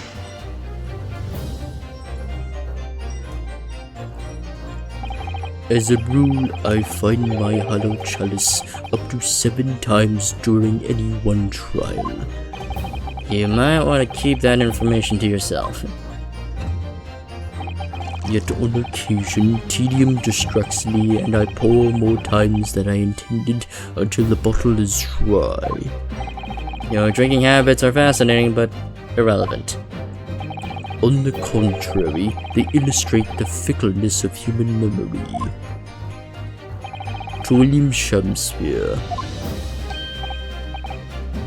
Apparently what E-clad is... Oh, E-clad with the I being soft. Oh, okay. Oh, E-clad. Oh, I see. That's how it's pronounced. Okay. Yeah, I'm not too familiar with Old English, though surprisingly I'm able to read them out. Read them out pretty well, except for that E-clad part. Yes, my liege. Though you previously stated that you made coins of ice from the leftover tea in the accuser's cup, could it be that you were perhaps mistaken? Could it be that, yes, perhaps there was some tea remaining in the small teapot left at the scene? A fact that had vanished from your memory until now. Faith, my liege, thou art a magician. For verily, 'tis as though thou hast seen with thine own eyes that night. What? Forsooth, I was mistook. I did plan to use tea from the Japanese fellow's cup, but lo, when I looked, 'twas empty, and thus I use the dregs that festered in the teapot, as my liege suggests. Objection! And you just suddenly remember now that you that you made a mistake before? Are we supposed to believe that? Objection! People's memories are imperfect, my learned friend, which is why we rely on evidence instead. Oh shit, he's got evidence. But in any case, it makes no difference. The victim's most recent testimony tells us two things of note. Firstly, that the poison was put into the victim's teacup only. And secondly, that this spoiled cup was not the source of the insipid ice coins that have reached this court. The prosecution makes a fine summary of the facts. Furthermore, that testimony remains valid and in full support of the established facts. In other words,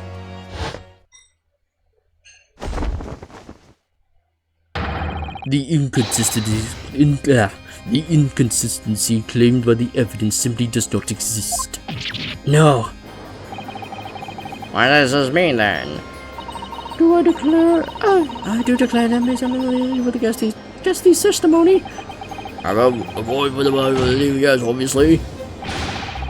My lords and ladies of the gentlemen, my lords, ladies, and gentlemen of the jury, I do solemnly swear, after I did dine at Grubb's Grubbery alehouse that night, not pass my lips but the black tea given by me by the Japanese, whose back be stooped as low as death. And on what did you dine, sir? Why, I did partake of my favorites, a broth as would that be called soup, and a leaf as wouldst be called salad. As insalubrious as a menu as the establishment where it was served. But you gods will give us some faults to make us men. Willingly would I suffer what punishment 'tis seen fit to serve a wicked thief of gas, but I pray you wise and noble fellows ne'er forget the simple truth. That be one thing, and this be another. Jurors and all, your humble servant Chancellor doth entreat you, punish the Japanese fellow for his sins. My lord. If I may speak, my lord. Yes, Mr. Foreman. I believe we may have been duped by that rotten defense lawyer. By me? I do declare that you may be right. We all know that the waif there was making coins of ice to keep himself warm. But this royal lad says if he's stealing gas, he deserves a dose of poison, eh? He's been leading us up the garden path. That's what he's been doing. I really never said anything like that. But what we've just heard from the victim there has opened our eyes again. We've reached a decision this time, and we won't be swayed from it. Well, looks like we're going through another summation examination by these dumbass jury members. The court acknowledges the position of the jury foreman, and will duly hear the jury's findings. What? No. You can't yet. Ladies and gentlemen of the jury, you will state your decisions now. Guilty! Guilty. Guilty. Guilty! Guilty.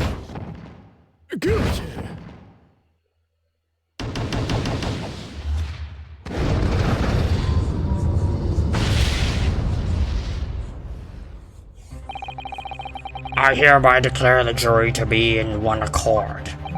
Oh, happy day. How is this happening? My lord, the defense asserts its right to carry out a summation examination. Very well. The court upholds the defense's right. Typical. My learned friend is unable to accept the obvious truth.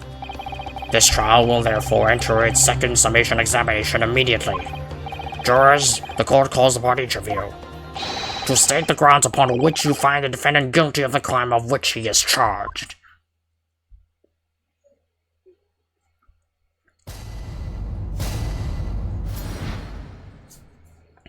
The jurors' contentions. I'm a man of logic, me. And having considered all the evidence, the defendant must logically be guilty. I do agree that gas is far too expensive. I can quite understand why the man would want to avoid paying. The stuff explodes and it can poison you. It's absolutely lethal. Gas is. Gas doesn't come for free. It costs a fortune to deliver it around the city and maintain the pipes. Truth be told, the tea my wife serves up for me is a little sketchy at times. If nothing else passed the victim's lips that night, there's no other explanation, is there?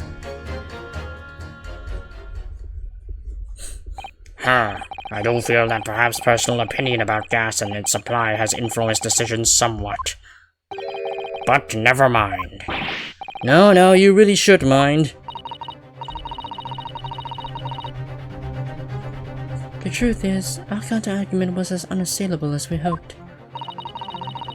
And Mr. Champspeare was poisoned. There can be no doubt about that. Then how are we supposed to turn this around? I think we need to establish the method by which Mr. Champspeare was actually poisoned. Our only hope is to demonstrate that to the court incontrovertibly.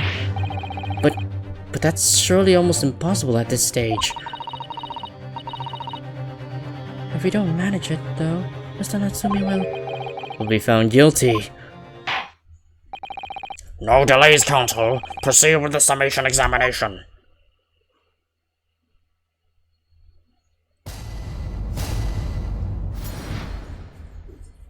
The defense's rebuttal. Hold it! All the evidence, you say? That's right, and there will be no room for doubt. It's all pointed at that Japanese man with a big mustache. Says the Englishman with the bigger mustache.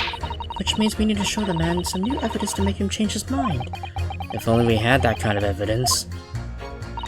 Don't worry, this summation examination has barely started, really. Perhaps there'll be a shift in the situation that shows an existing piece of evidence in a new light. Let's hope so. To start with, though, I need to find some way out of this deadlock. Hold it! This isn't a time or place to be discussing the price of gas, madam. But really, think of the injustice. Air is a gas, and the air is free. Why should Altamont gas cost money? It makes my blood boil. I can feel myself becoming more ruthless than ever. This isn't the time or place to be ruthless either. If I might interject here. Yes, madam? It seems my fellow juror takes issue with the price our company charges for gas. But it's precisely because of thieves like this man that the costs go up. Oh, what a beastly man. That uncanny moustache, those hunched shoulders, poisoning tea and stealing gas. Utterly unforgivable. No, Mr. Natsumi is the one who's been stealing gas. I'll thank you not to go adding on to more crimes. Mr. Natsumi hasn't been poisoning tea either. But anyway, I've quite made up my mind. It's as made up as the price of gas. Hold it! Could we please talk about the poison rather than the gas, do you think, sir? Well, if you like. I mean, to be honest, I take the poison over gas every time. You take poison? What I mean is, poison can only poison you. It doesn't explode, does it? Goodness me, what are you talking about? Set him straight, please, lawyer man. Well, it's certainly true that poison isn't prone to exploding, but I think you'll find poison also can't light or heat up a room. Oh, right. I hadn't considered that at all. Young lawyer man, Yes? you have a good head on your shoulders. We could use someone like you as our company's legal representative. Well, I wasn't expecting to pick up more business in the middle of a trial, that's for sure. Well, anyway, the point is, I haven't had the best experience with gas companies in the past.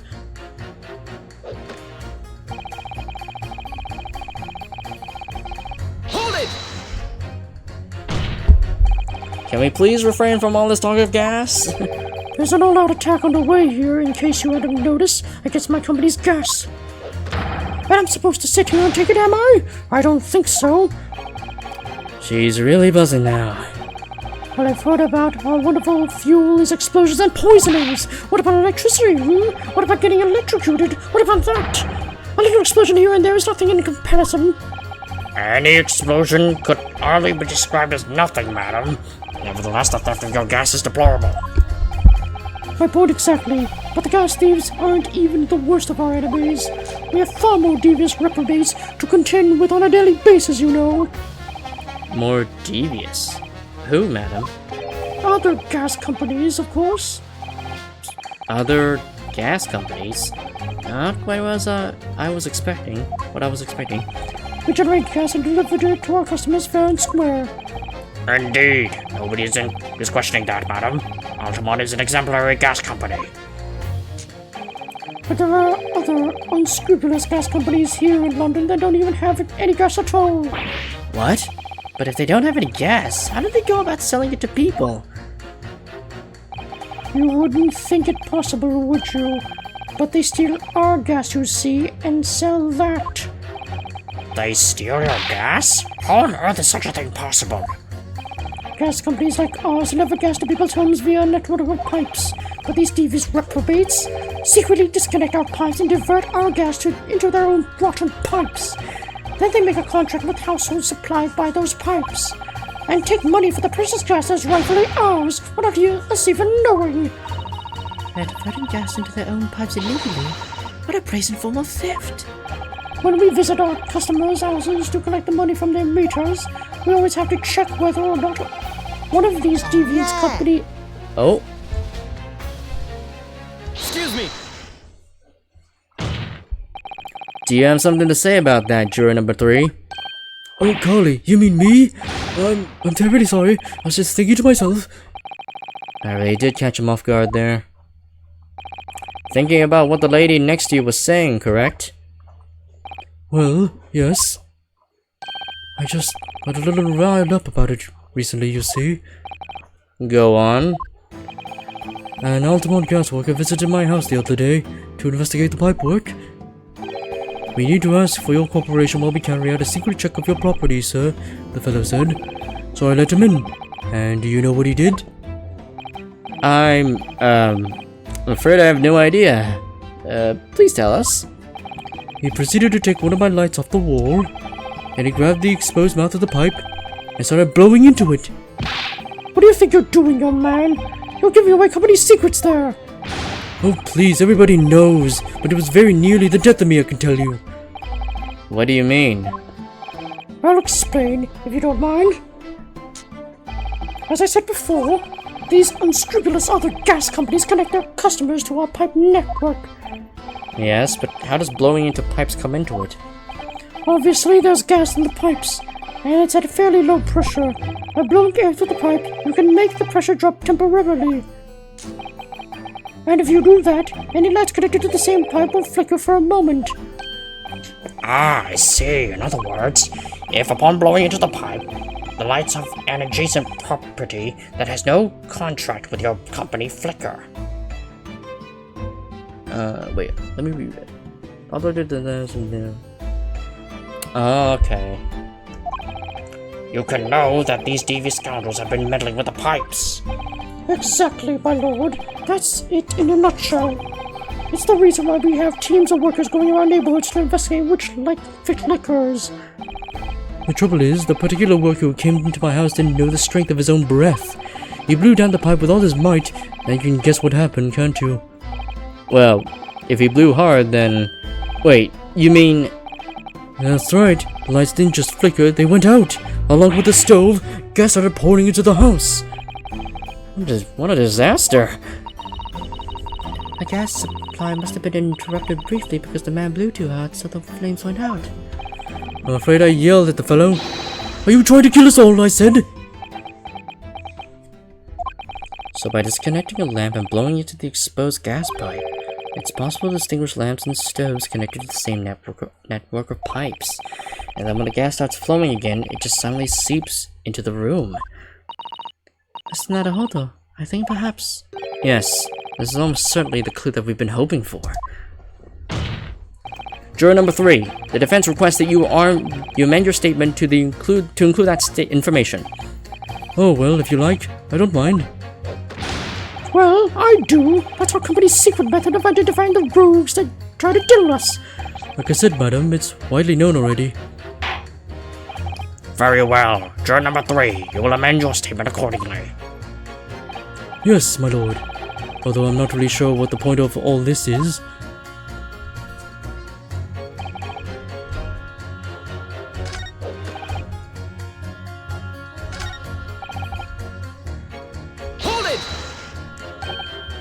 You mean it's poisoned? That's right. It happened a tiny few times now. This is most troubling indeed. It's always days like this one when I don't get any wages. I get in at tea time, see? And I see her doing it. My wife. She gets that devilish look on her face, and she slips some white powder into my cup. And you drink it anyway? I was brought up proper, I was. If someone gives you a cuppa, you drink it. And what happened to you? What did it taste like? It was god awful, believe you me. Salty as hell. That's not poison, that's just salt. That's not poison, that's just salt. And I think perhaps what your wife put in your tea was salt. No. So she doesn't even care enough to poison me properly, eh? Unbelievable. That's us. Let's move on, please.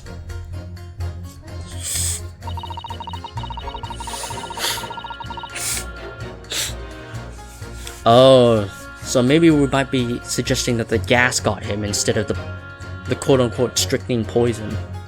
Hold it! Does that mean that if the victim could be shown to have ingested something else, you change your leaning? Huh? Sorry? What's that now? Oh, I was just saying, if the victim did actually eat or drink something on the night. What's the matter with you? Sorry? I said if nothing else passed the victim's lips that night, there's no other explanation, is there? Haven't you been listening to me at all? I feel there's an English expression about a pot and a kettle that's appropriate here. Compared to the other jurors who don't even appear to have anything to say about the case at all. It would seem that this elderly gentleman has been listening to the proceedings far more intently. I suppose. The trouble is... He has selective hearing? Exactly.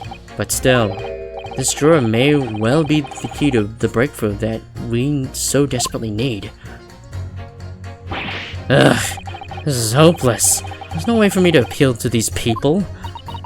I do think that the only way we shall overcome this difficult situation is by exposing the way in which Mr. Shamsfield was really poisoned. We have to prove that it happened some other way, and not via Mr. Natsume's tea. Yes, I know. The trouble is, I have absolutely no idea how it happened. How it did happen. Mr. Naruhodo, I wonder if perhaps there's something you might have forgotten. Oh? Like what? It's important to watch everyone involved and pursue people if they're reacting to something someone else says. I already did that. So if you'd like me to remind you exactly what I mean, I'd be more than happy to, of course. Once again, Sasaki-san's fate is entirely in my hands here. I'll probably go over to my client to hear any advice my system may be able to offer. Perhaps I ought to let Susanoo-san remind me. Then again, no need, I already did that already. Actually, I don't think there's any need. It's vital that we start trying to change these drawers' minds as soon as possible. Of course. I'm sure you're right. But if you decide you would like your memory refreshed, you need only ask, Mr. Naruhodo. I'm good. Yeah. Everything else and trouble. Yeah, okay. Objection! Those two statements clearly contradict each other. Good gracious. To whose statements do you refer, Counsel? Juror number 6. Did you hear what juror number 3 just said? What? Yes, of course. I heard him mumbling about something or other. There is another explanation here, I believe. Something besides Mr. Natsume's tea did, in a matter of speaking, pass the victim's lips on the night in question. What? What explanation? I wonder, did the police check the mouth of the gas pipe feeding the wall light at the scene to see if there was any traces of poison there? I was curious to see what your floundering would result in this time, but the mouth of a gas pipe, Scotland Yard have enough to do without exploring such irrelevance. What a piece of work is a man. What are you trying to say, Mr. Shamsphere? What speakest thou, prithee? Is it not strange and strange? That is what I say to thee, sir. I thought I'd be quite clear, but let me put it in another way. The strychnine could have been on the mouth of the gas pipe that feeds the wall lamp in your room. And that is how the poison came to enter your body. Good lord. Wait, can strychnine be in the form of a gas? I don't really know that poison that well, so... Oh, they ain't tasty then? Gas pipes? Is that what he's saying? Or is the gentleman suggesting that the poor man was so desperately hungry he tried to fill his belly with gas? Perhaps no actress will perform a kiss scene with him, For shame, madam. Speaking thy fancy. I assure you I'm not such a buffoon that I have to kiss pipes. Objection! This is no summation examination. This is a farce. The prosecution will not stand for any more of my learned Nipponese friend's conjecture. To begin with, the lamp in the victim's room is high on the wall. In order to have these lips to the pipe that feeds it, he would have to have been a contortionist. These are empty assertions. There is no possible proof that the man you did as you said. Objection! It's true. I have no proof that Mr. Shamsphere puts his lips to the pipe. However, I can say with some certainty that on multiple occasions, Mr. Shamsphere has been doing something in front of that lamp on his wall. And I have the evidence to prove it. Alright, you've got our attention, lad. I'll let you see how you can be so sure of yourself. So would I. Let's see this evidence then. Now that I've got the jury's ear, I need to make this opportunity count. This is the proof that, time and time again, Mr. Shamsphere stood in front of this gas lamp. Well, the thing is, this is evidence, but at the same time, we're gonna run into the issue that this was using an unsanctioned forensic scientific method of investigation. Because this hasn't been approved. So I'm like, I'm very skeptical about using this evidence, but yeah. What the? These are, wait, what are they called?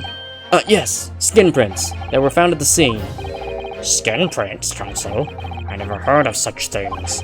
The Justice Ministry is currently assessing whether or not to permit fingerprints as evidence in court, however. Can't watch shit in peace? Oh, what happened? What happened, Zane? My lord, this is an exciting new forensic technique developed by the great detective Mr. Herlock Sholmes. It reveals all of the places that Mr. Shamsphere touched in his room. I never seen anything like it. I mean, that's black magic, isn't it? Ah, well, if anyone could invent something like this, it's that great Sholmes fellow, that's for sure. I agree. This month's edition of Engineering Thumbs was quite fascinating. We found skin prints in many places that you would expect. On the table, on the costumes. However, Mr. Shamsphere also appears to have been touching some very unexpected places in his room. For example, here. Around the hanging picture there, indeed, multiple handprints appear to be visible. Well, I wonder, could he have been appreciating the artwork perhaps? At first, my colleagues and I thought the same. However, imagine standing with your hands where those prints are, and you would find yourself directly in front of... I don't believe it. The gas lamp.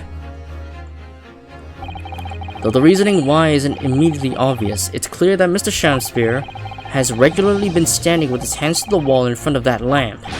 Roy, what have you been up to, you nut? I'd asked the court to recall the juror number 4's earlier statement. Me? What did I say? You said that blowing into a gas pipe will make the lights in the entire building flicker.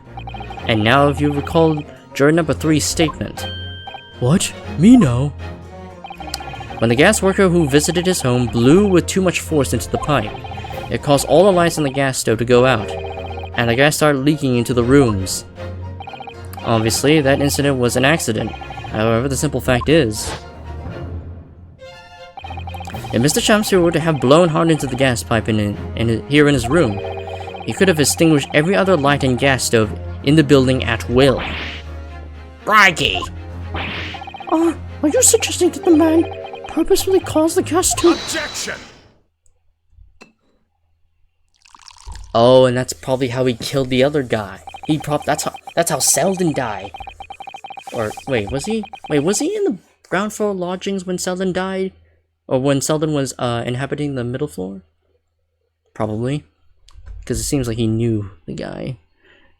Whilst I acknowledge that the prosecution is required to remain silent during a summation examination, I must toast my learned friend's utter disregard for the letter of the law.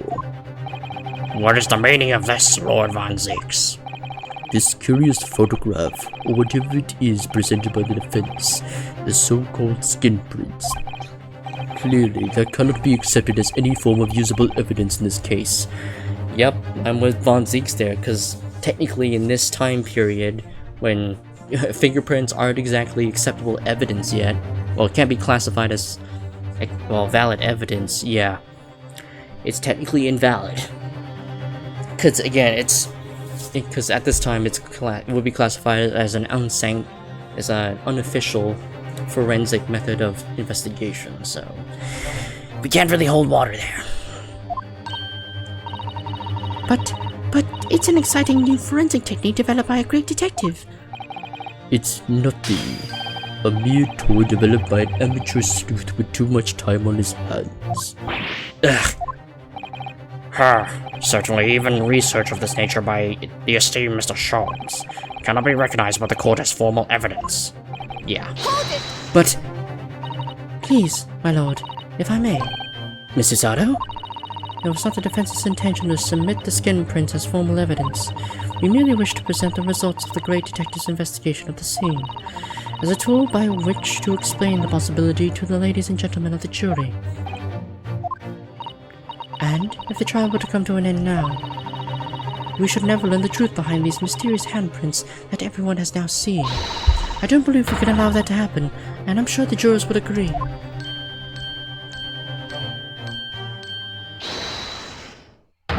You're right.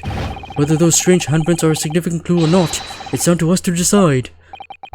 Juror number 3. Oh yes, I do declare the great detective's investigation results sound absolutely fascinating. And I want to hear what that shady actor fellow has to say about those shady handprints. That's okay, that's 2 out of 6. We still need more. What's the matter with you two? That was foolhardy. Well, I did say it, didn't I? And I don't like to break a promise. No, wait. You heard his lordship. It's not fair to give evidence. Well, that's 3 out of 3. Oh, well done, Mr. Naruhodo. If just one more juror changes his or her mind, Mr. Natsume's trial will have to continue. Thank you, Mr. Sato. But I couldn't have done it without you. Oh no, it was you who identified the clue after all. This is very much your success. Why, Mr. Shamsphere? You seem to be losing your composure. Just one more juror, Mr. Naruhodo. You can do it. Very well. Continue, Counsel.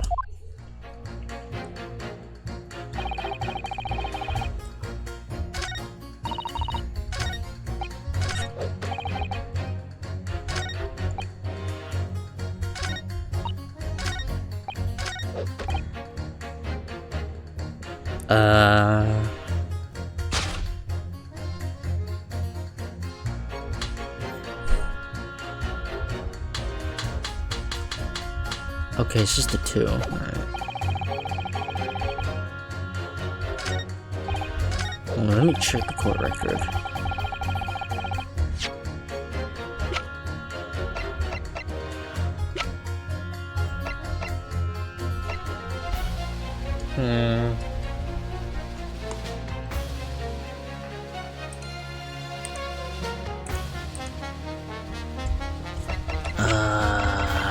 Hidden photograph.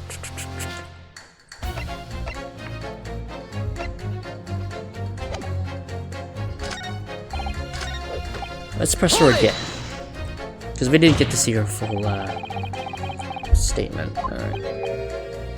That was yes.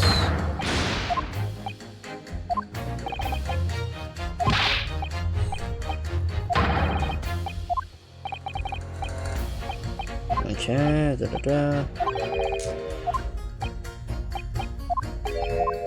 Other gas companies, yeah.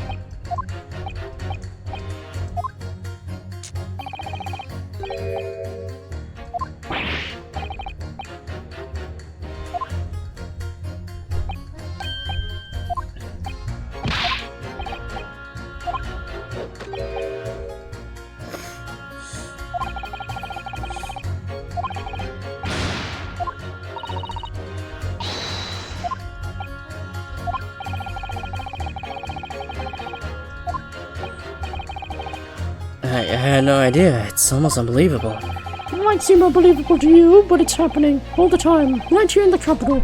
It's very difficult selling something you can't see, you know. Very difficult indeed.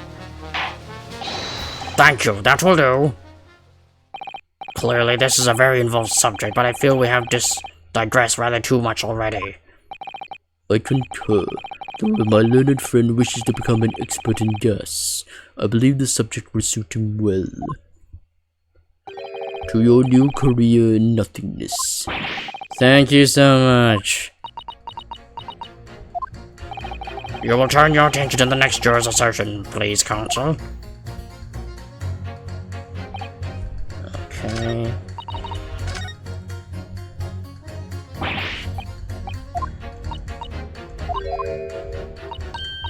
Yeah.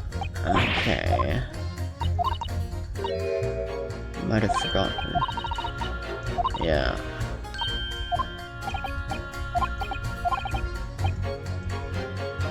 No, we're fine, we're fine.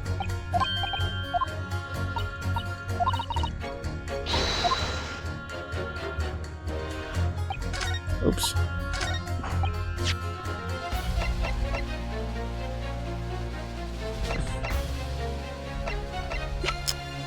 Okay.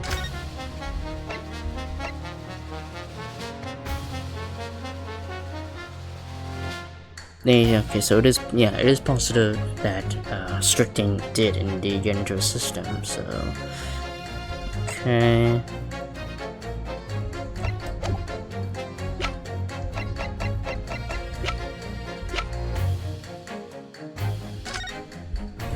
I don't think there's anything else we can do here. Okay.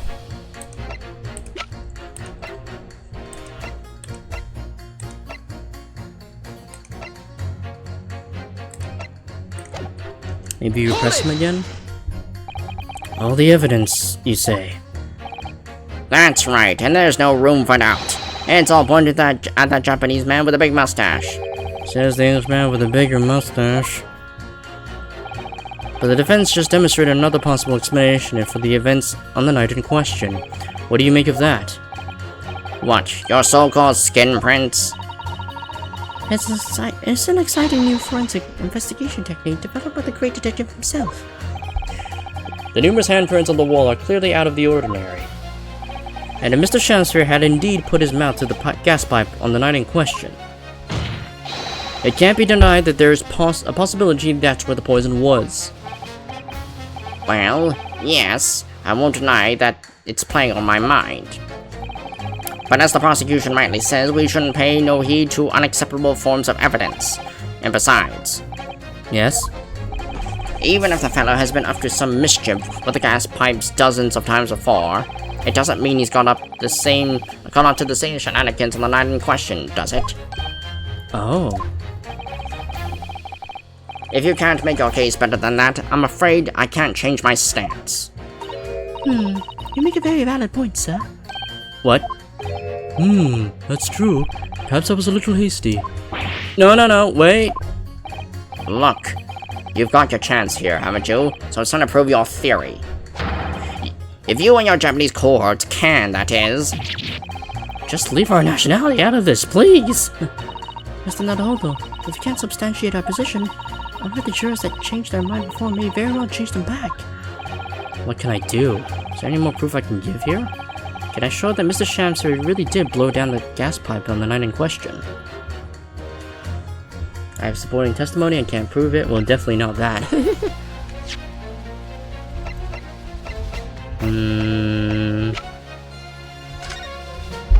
Well, that's just the gas meter. Well, it's connected to the pipes, but...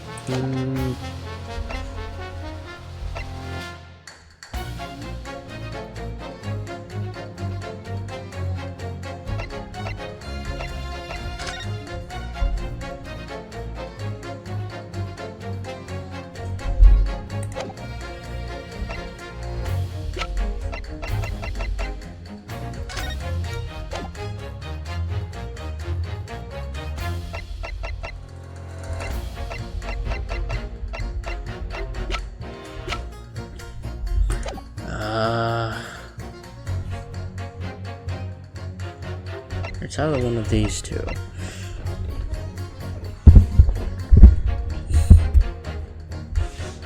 Actually, no, it has to be evidence, because I can't really think of any testimony that would prove that, though.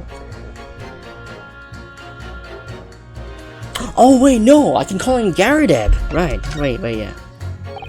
No, in truth, I don't have any evidence to support my theory. However, there is witness testimony that substantiates it.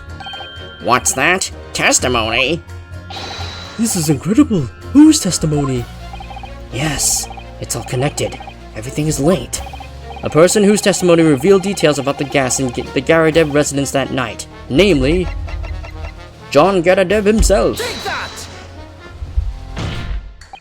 Well, Mr. Foreman, does that convince you? Whew, I don't think he was listening. What? Rest assured, counsel, I shall... What? Huh? What do you mean? That's... What? What do you... What? Oh, do you want me to... Oh, fucking goddamn it. Ugh.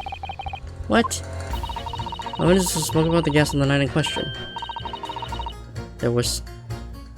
Oh, Natsume. Oh, fucking Natsume. Oh, I got the wrong person. God fucking damn it. No. Okay, let's try this again. Natsume. It's bloody Natsume.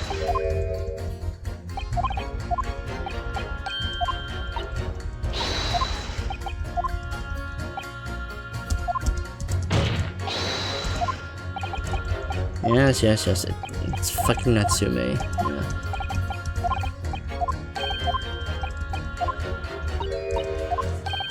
Okay, so it's not that, is it?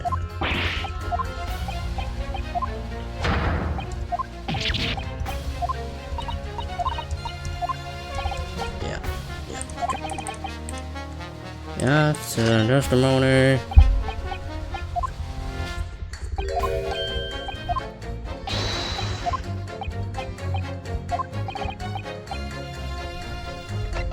this guy. Yep.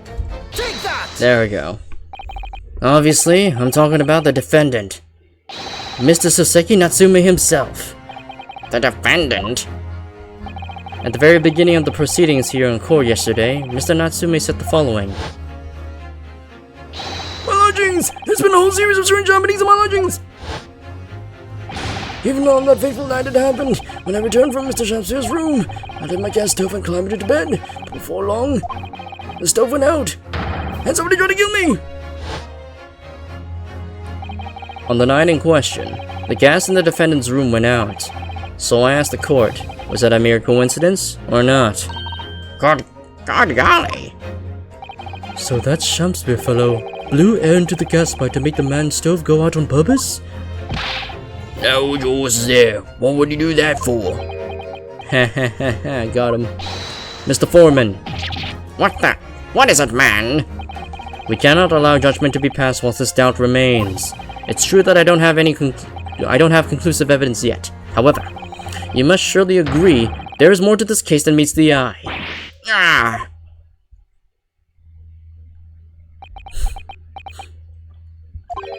Fair enough. Like I said at the outset, I'm a man of logic, first and foremost.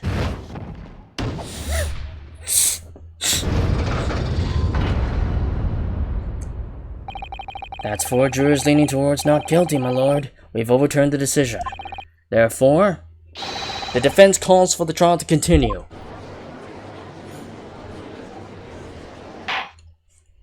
As the defense has rightfully indicated, the summation examination has concluded with a majority of jurors altering their decisions.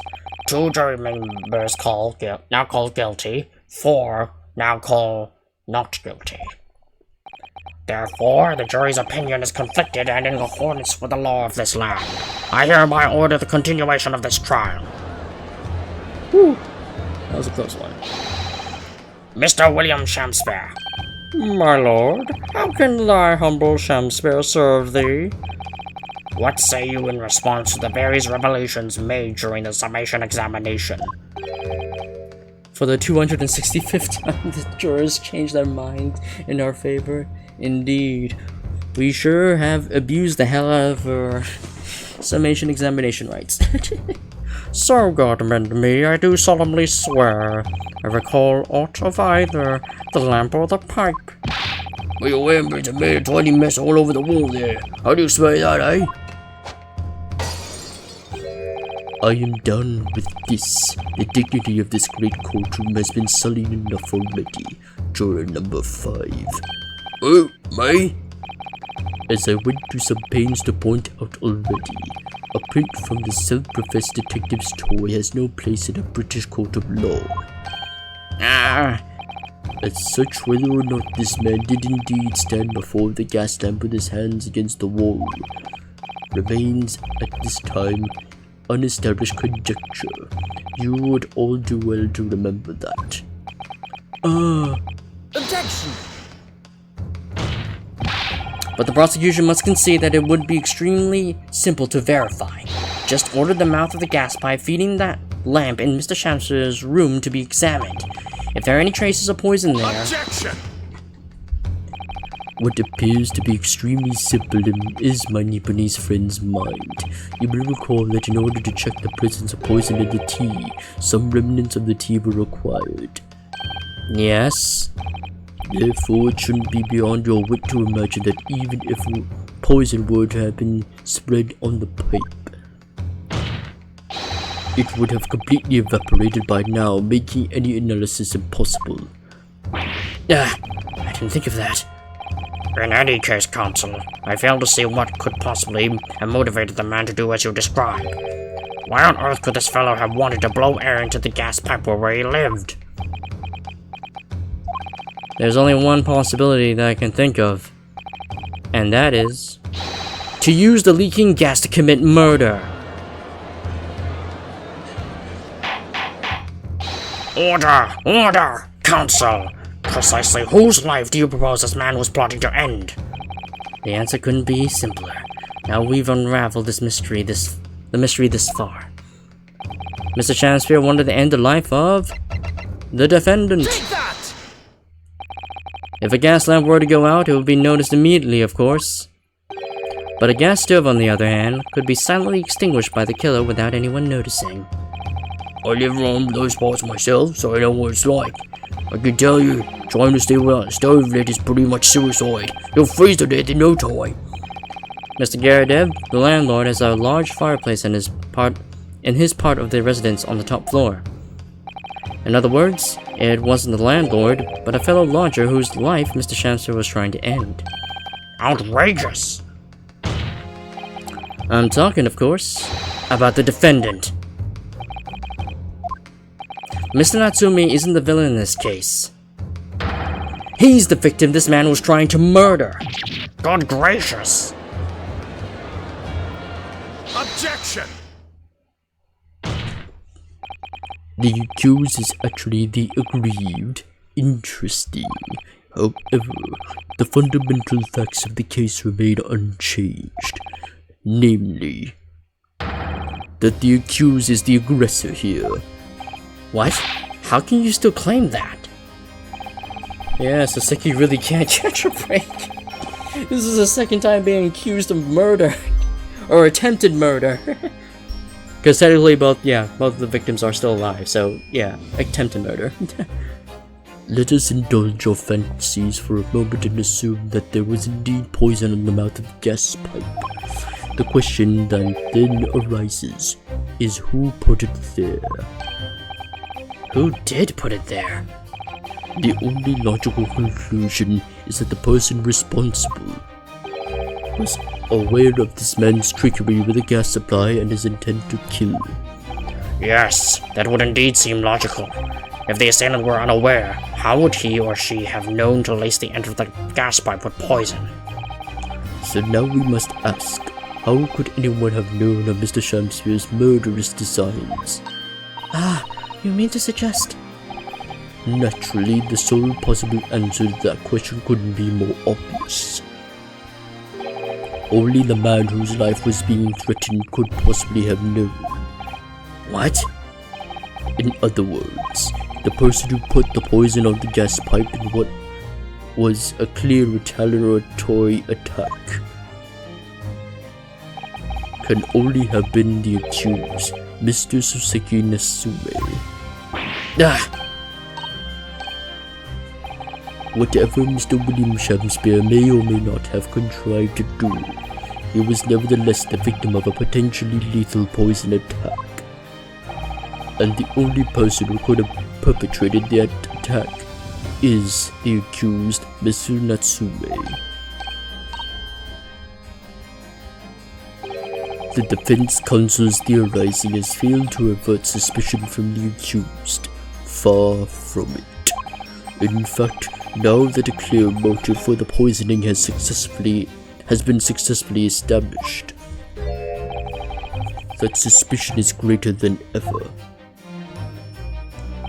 Would you not agree, my Niboni's friend?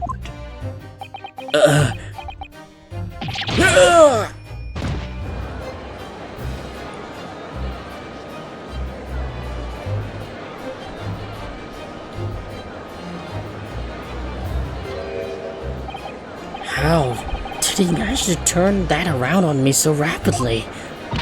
Mr. Nadahogo, you must respond.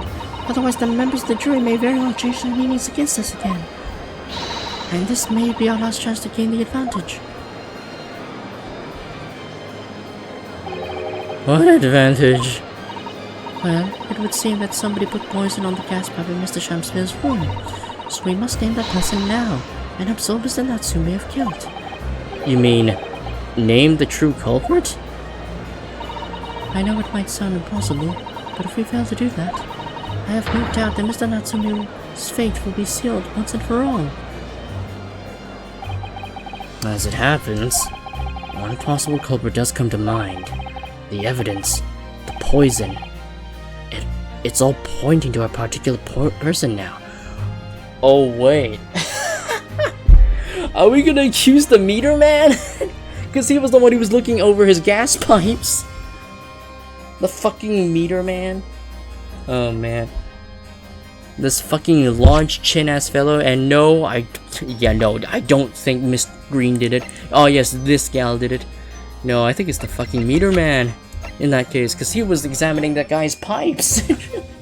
he was investigating his pipes so thoroughly, he would have had the chance to poison that guy. Oh shit, I clicked out of my game.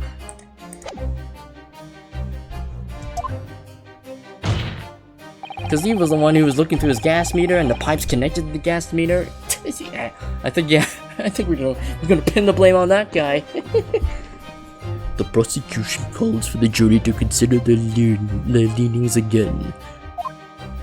Because I mean, yeah, that guy was really dedicated to his job, and he was so pissed off about about how suspicious Shamsphere was being with how he's stealing all their gas. He probably did that just to stop him from stealing the company's gas. So he would have had the opening to do it, because it wouldn't have been Natsume, because he literally has no reason to do it, obviously. I trust you'll make the correct choice this time, Mr. Foreman. Huh? What? Oh, don't you worry. We know exactly.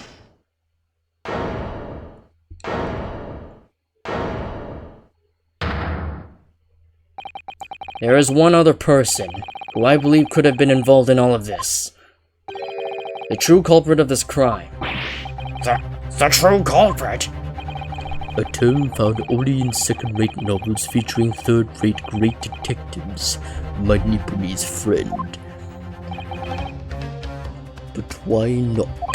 This farce has gone on for so long already, I see no reason to cut it short before its disappointing climax. Thank you. Crimson Chin guy must be molding right now. Yeah. Oh, that's probably why he was spying through the guy's window to see whether or not he was to see whether or not the poison was working to make sure that the guy's dead. And that's where we're like, hey, can we talk to you about something? He was like, oh shit, and he just immediately booked it. So I'm like, why was he so nervous back then? Because I'm like, he should have just been like, oh, I'm just making sure that this guy's paying for our fucking gas. But no, he was like, oh shit, I gotta run. Tell us, my learned Nipponi's friend, what is your latest theory? Who is the so-called true culprit of this crime? Yeah, I would have thought this guy was trying to set himself up to be poisoned and get the guy framed, but then again, why would he? Then again, he'd end up risking himself getting killed by his own method of poisoning. So, yeah, this fucking guy. You claim this person is the true culprit? Highly suspicious, I would say, yes. Perhaps, my learned Nipponi's friend, you should turn those wide eyes of suspicion on yourself. What? What? It's not him? What? But he was... What? For it seems to me that your reckless reasoning makes you far more than anyone else you could name. What? But he was looking at his what? He would have had the... Oh, what the fuck? A very dangerous man indeed. What? What the fuck? What? But oh my god, okay. Mr. Naruto, please, you must concentrate. I was trying to. You must concentrate harder. Ugh, harsh. Okay, apparently not him. I don't think it's Gyarados. No, that can't be the dead guy, obviously. But what, so wait, we're going with the theory that he, set up the poison himself? I mean, I'm guessing he probably had a countermeasure to make sure he wasn't gonna die from the strychnine? He poisoned himself. Is that the theory? Is that what we're going off here? You claim, no, it's not. Who is it? Okay, what the fuck? Okay. Who else would have tampered with it? Who was at the scene? I don't think it's Gyarados. Or...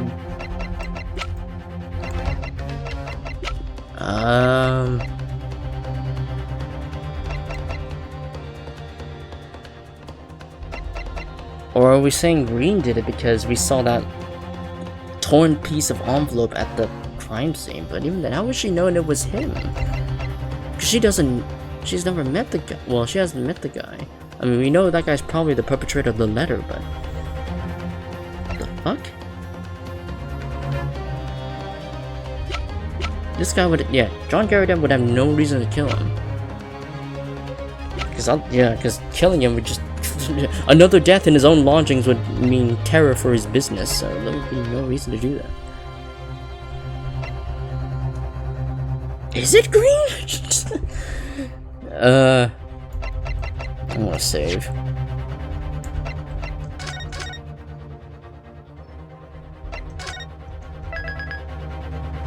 What the fuck? Okay.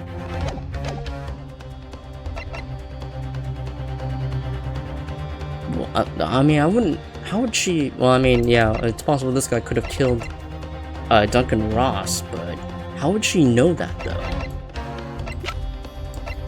Well, it can't be her, obviously, because she was in the office. Green? Take that!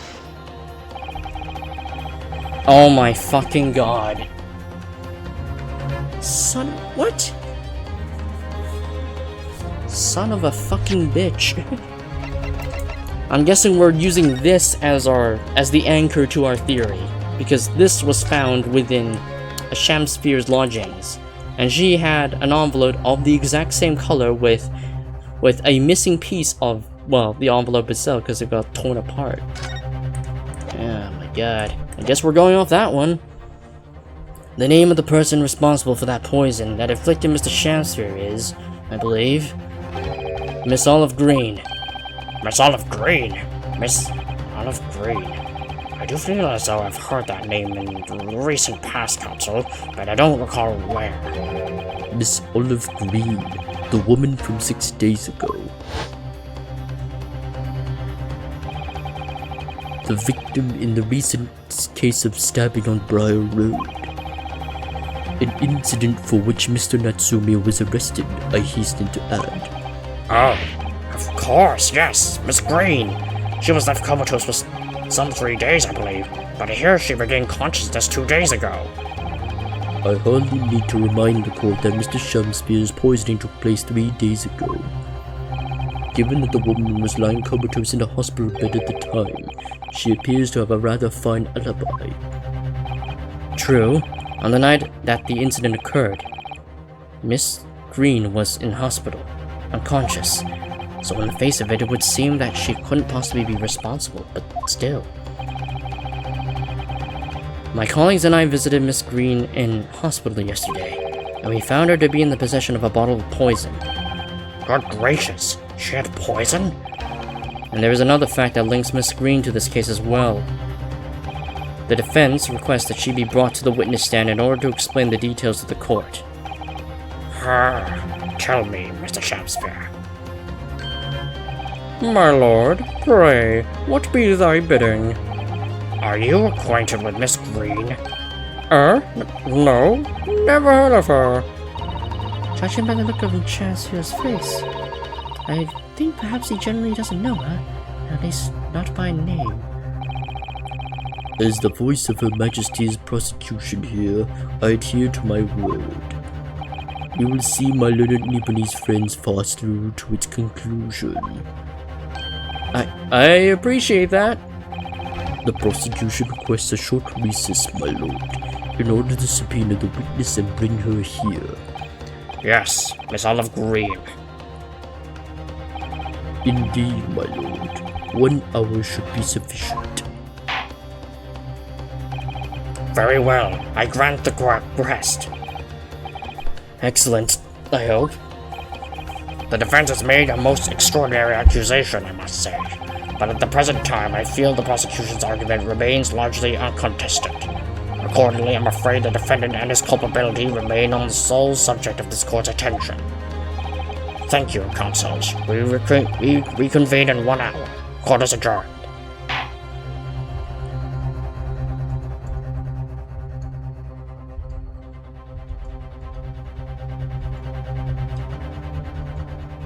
Oh my fucking god.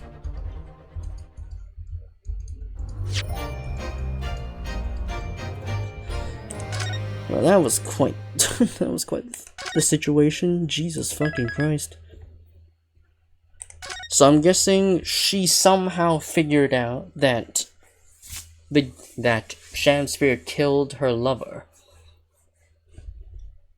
But wait, was Shamsphere living in the bottom floor lodgings at the time? Because it seems like from Garydeb's statement, it seemed to suggest that Shamsphere didn't move in until after Ross's death. But if he was there before Ross died, then yeah, that would make sense. Might have to look back at that at some other time. But yeah, I think for now... Actually, no, we still got time. We still got time. Yeah, we still got time. Yeah, we're just gonna... Yeah, we still got time. Alright.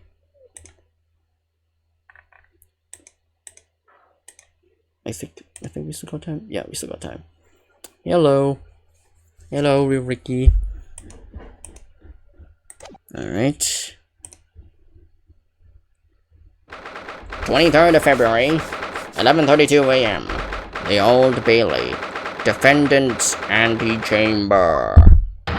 Driver, jumping, giants! Jax. Oh, Mr. Natsume, I'm so pleased for you. Now consider Mr. Naruto Esquire and non-local judicial assistant Miss Mikotoba Esquires.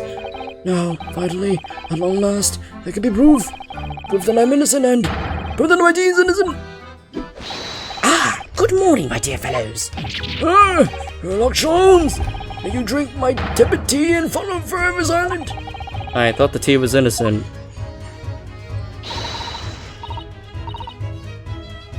Oh, Mr. Sholmes, you came. How wonderful.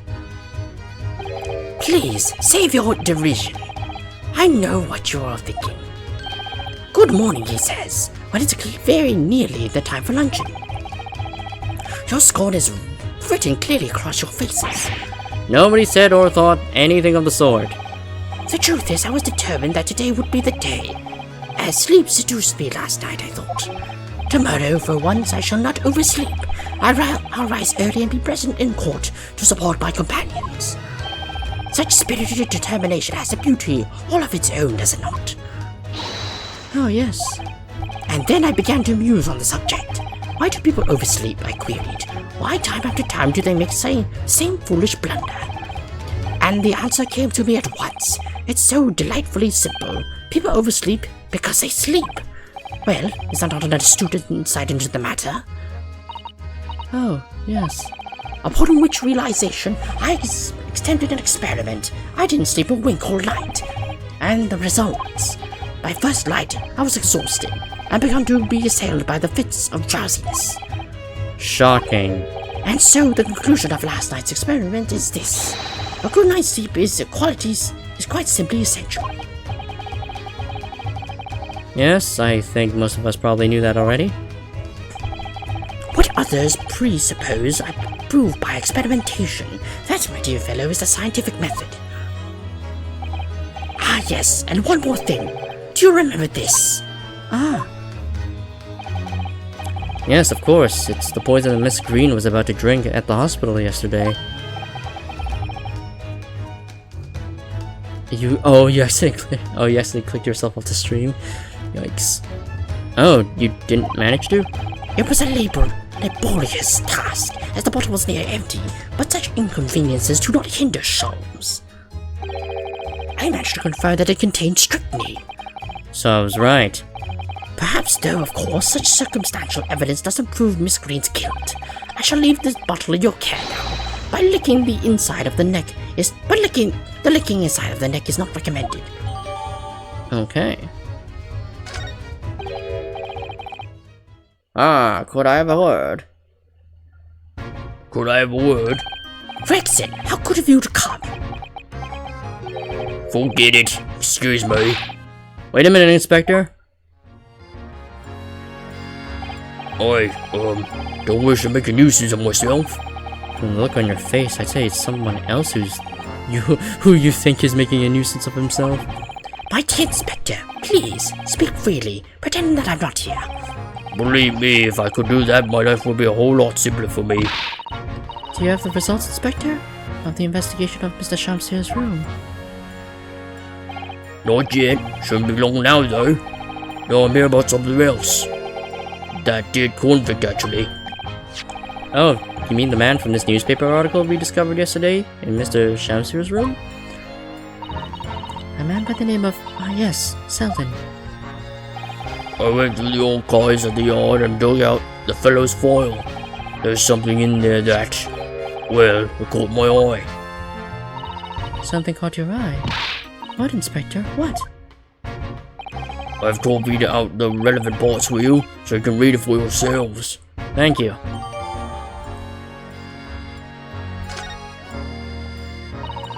These documents include the details that were in the newspaper cutting we found in Mr. Shamsir's room. I'll rearrange everything in the court record so we don't have duplicate information. Why are you giving us a copy of this important file, though? Well, you're the ones who turned up the clue in the first place, aren't you? I'm just making sure things get handled in the proper fashion. Oh, Scotland Yard's work is so wonderful. Indeed, my dear fellows, and the inspector here is a shining diamond in its crown. A shining diamond in the rough, maybe. Look, I just don't want to be beholden to a lawyer, that's all.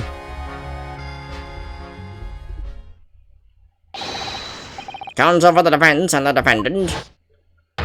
Court proceedings are about to resume. Please make your way to the courtroom at once. Well, I shall leave you then. I'll be listening with interest from the public gallery. Not nodding off at all. Certainly not. Thank you, Mr. Sholmes. I'm rather tired of seeing Mr. Moustache in the flood of tears, personally. So, best of luck to you. Welcome to the Mr. Narrow Esquire! Yes, Mr. Natsume? It's time, isn't it? Yes, this is it. Miss Olive Green and Mr. William Shamspeare. This is going to be the final battle. I won't really have saved Soseki-san until I've exposed the whole truth of everything that's been going on. But it's all coming to a head now. You can do it, Ryunosuke. You have to.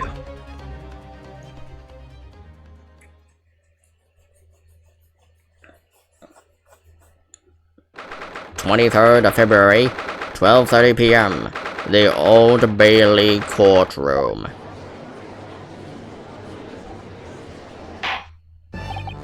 In the name of Her Majesty the Queen, I hereby declare this court to be in session again now. Before the recess, we heard a most startling accusation from the defense, namely that the victim of the case we heard only a few days ago was the true perpetrator of this incident. A reckless, rash, and prejudiced charge of wrongdoing in my opinion, my lord. However... Hold on. Let me take a look-see at this evidence. Okay, 18 counts of burglary, 6 counts of suspected murder. Died of natural causes while in prison, his final moments witnessed only by his cellmate. The seemed £1,000 worth of loot he stole remains uncovered. Condemned criminal dies of natural causes in prison. Manchester Strangeways prison announced the death of the convicted murderer and burglar Selden by natural causes in the early hours this morning. He had been suffering with fever since the end of October. Alerted by the shouts of his fellow cellmate, medical staff arrived to find him already dead before his capital punishment could be carried out. And what do we have here?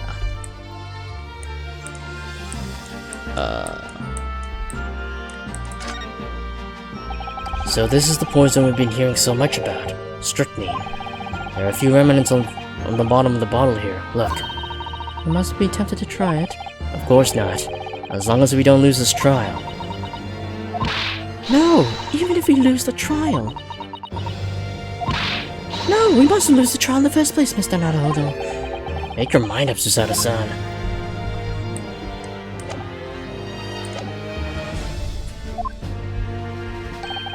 The prosecution has tried to extend every courtesy to this amateur newcomer from dubious eastern shores. Thank you for that backhanded consideration. A rather cold assessment from the honorable British prosecutor, I must say. So, Lord Von Seeks, is the new witness present and ready to take the stand? Ready and waiting in the witness's antechamber, my lord. Very well. Bailiff, bring the witnesses in. Or witness in. I thought it was plural for a moment. Oh no, it's plural. Witnesses, state your names and occupations for the court, please. William Shamsphere, my liege. For mine occupation, I can say only that I be a tragic victim to be pitied. Currently unemployed, in other words. I'm Olive Green. I'm a fledgling artist. Well, no. Not a fledgling, really. A hopeless fairy who's too weak-spirited to admit she has no talent, I suppose. Also currently unemployed, in other words. What a coterie. Mr. Shamsphere. My lord, I am thy humble servant. I'm afraid that you are no longer merely the victim in this affair. The possibility has been raised that you are in fact the assailant intent on taking the life of your fellow lodger. The part you have played in this whole business will be thoroughly scrutinized, I assure you. I would for naught else, my lord. And Miss Green. Yes?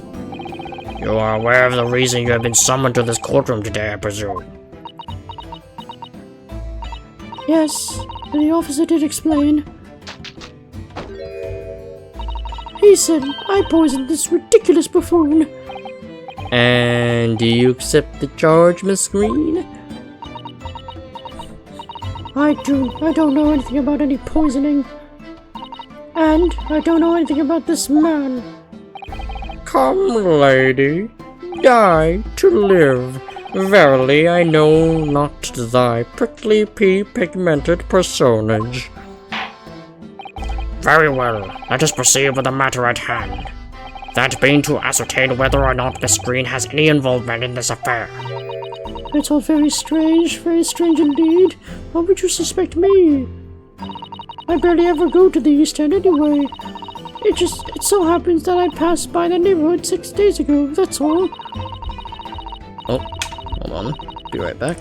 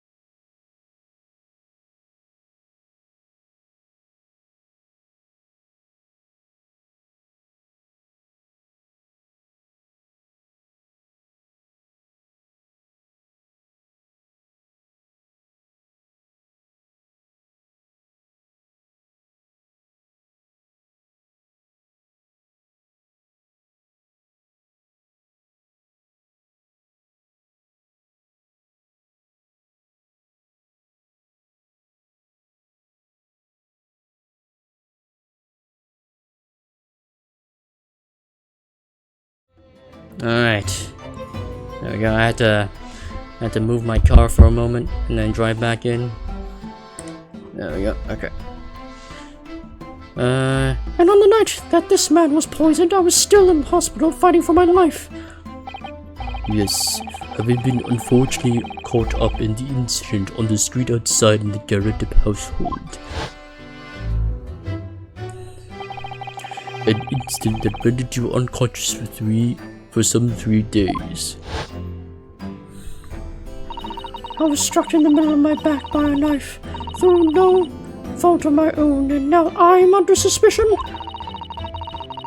What other irrelevant things might I be suspected of? It's so very disturbing. Huh. Your energies may be better spent worrying about random knife attacks, I feel, Miss Green. At this point in time, all that appears to connect you with Mr. Shamsir's lodgings is the Briar Road incident of 6 days ago. That's why we would like you to testify formally now about exactly what happened. Oh no! The incident 6 days ago? You want me to relive that awful accident? Unfortunately, yes. Please tell the court what happened that day. And of course, we will be interested to hear from you about your movements that day too, Mr. Shamsir. But what happened 6 days ago has nothing to do with me being poisoned. Let us proceed then. The witnesses will present their formal testimony to the court on the subject of the incident that took place on Briar Road the evening of the 17th of February. Here we go. The evening of the 17th of February. It was 6 days ago at about 5 p.m. I was walking along in the snow when I was suddenly stabbed in the back. Coincidentally, it happened to be just outside the house where the men in this case have their lodgings. I was at the tavern on the eve of which thou speakest, for I had bespoke my supper.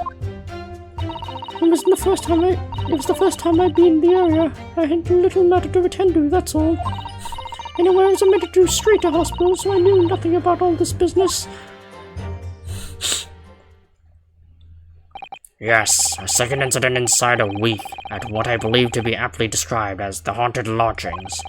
One can only presume that this is the most unfortunate coincidence. Meanwhile, you say you were not in your room, Mr. Shamsir. 'Twas the following morn, when I did awaken, that I learned of the dire events. Mary, what a commotion did the officers of the law make on the floor above mine? When Saseki-san was arrested on suspicion of attempted murder. As suspected, there is nothing connecting these two witnesses but happenstance. It's true. It does seem as though they're unrelated at first glance, but I'm not so sure. There's something lurking in the shadows here. I feel certain of it. And this is my one and only chance to expose it. Counsel, you may now cross-examine these two witnesses if you wish. Yes, my lord.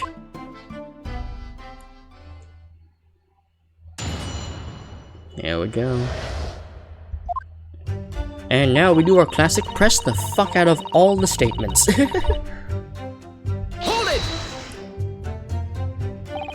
Well, I'm well acquainted with the case. I'm sorry you had to go through that. It was awful. I still can't believe I was unconscious for so long. And I woke up to find the case had been solved and the culprit arrested.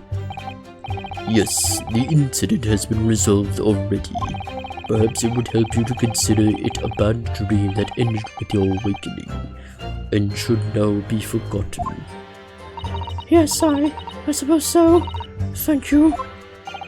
But before you put it completely behind you, Miss Green, I need you to remember the details one last time. You must tell the court exactly what happened that day, for us to arrive at the truth about this new case. The trouble is, there's nothing to tell, really. I was just walking along the pavement.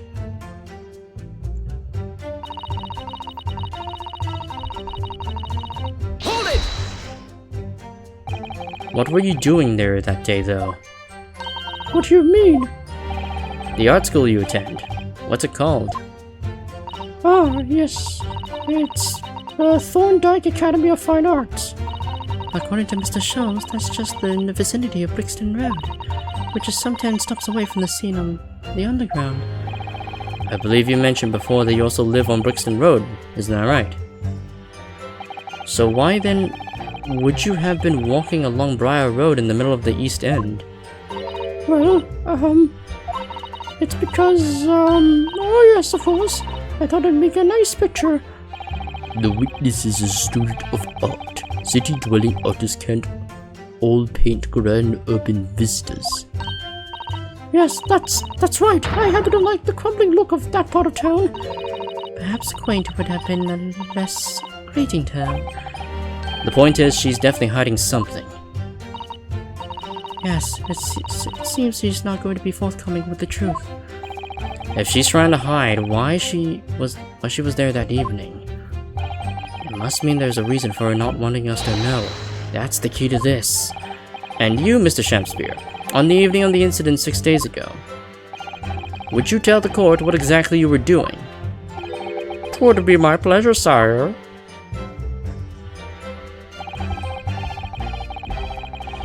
Hold it! A tavern, you say? Which one? 'Twas the Slug and Salad where I did tarry. 'Tis a jewel in the East End.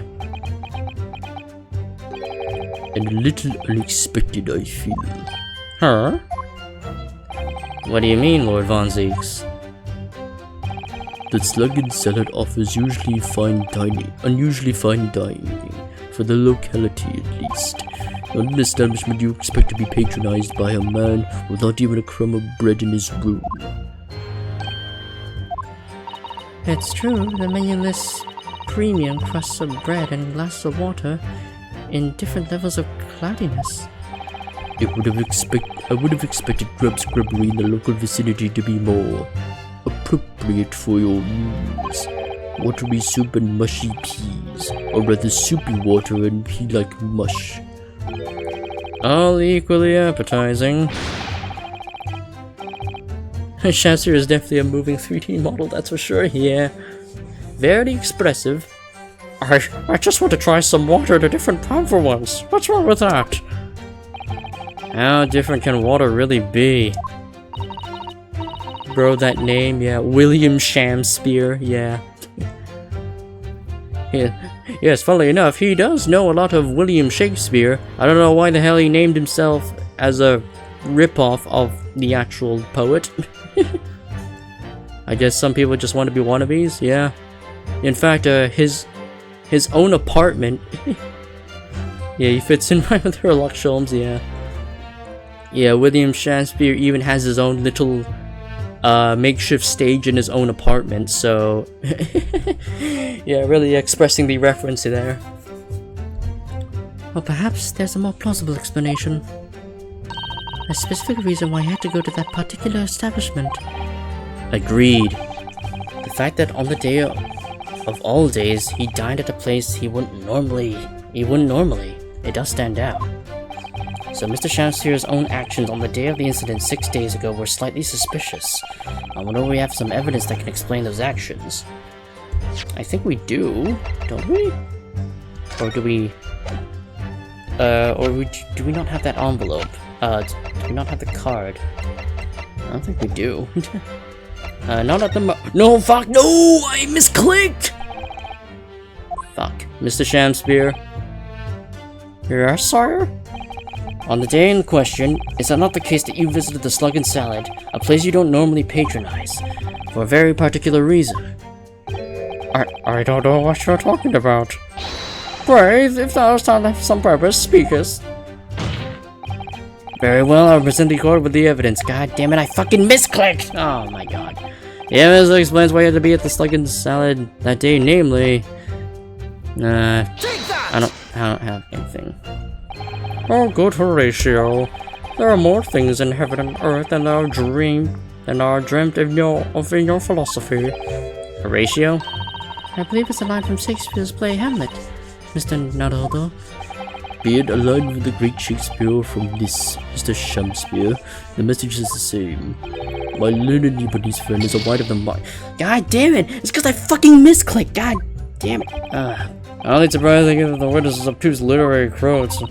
I don't wonder if there isn't perhaps some evidence that would explain why it was the Sluggan salad he visited. I think we have discussed this issue enough. Let us return to the witness's testimony, please. God damn it, the fucking misclick! Oh my god. Gladly, I would lie bidding do, Horatio. Fucking misclicked.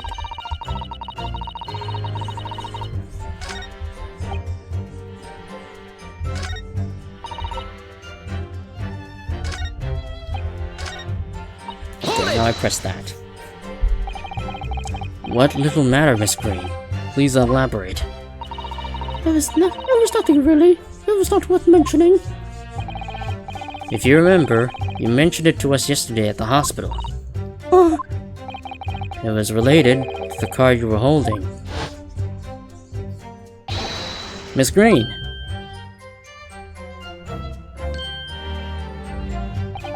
What was that? She clearly just hit something behind her back. From memory, I believe the card contained a note that read...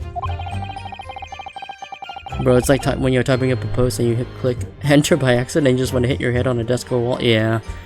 I have information regarding the death of Duncan Ross. what does that matter? This has nothing to do with Duncan. Excuse me. Mr. Shamspear, do you have something to share with the court? To be or not to be? That is the question. Ah, pray forgive me. The great Bodsworth singeth from within me with ne'er a thought. Don't tell me. It's because you're possessed by Shakespeare's spirit, right?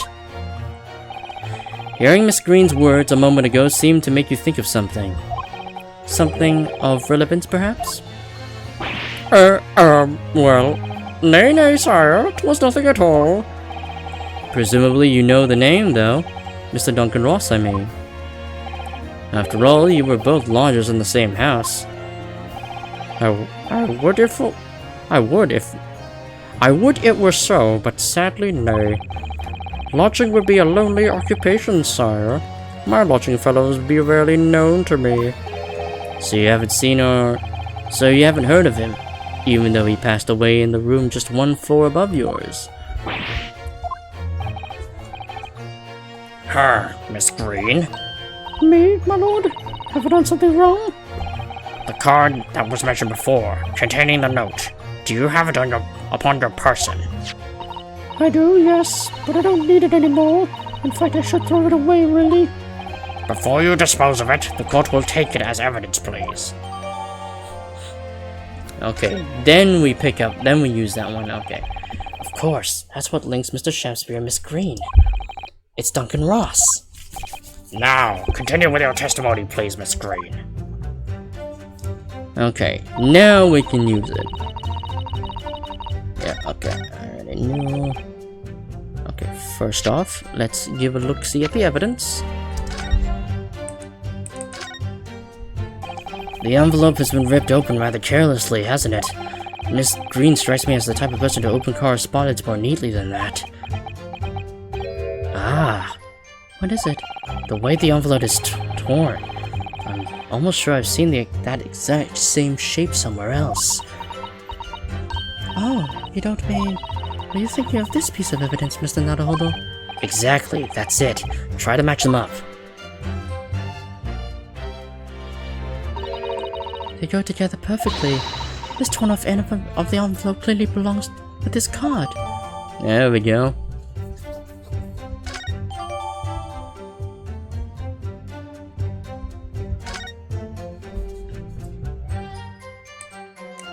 Is there anything else to look at? No. Okay. Alright. Let's try that again.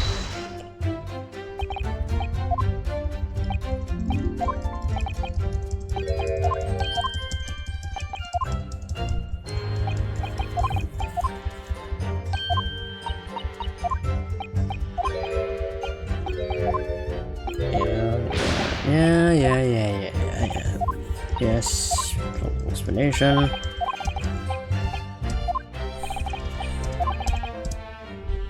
Now we present the evidence. I meant to click not present evidence, but I fucking misclicked. Alright. There's a chance here. Yes. No.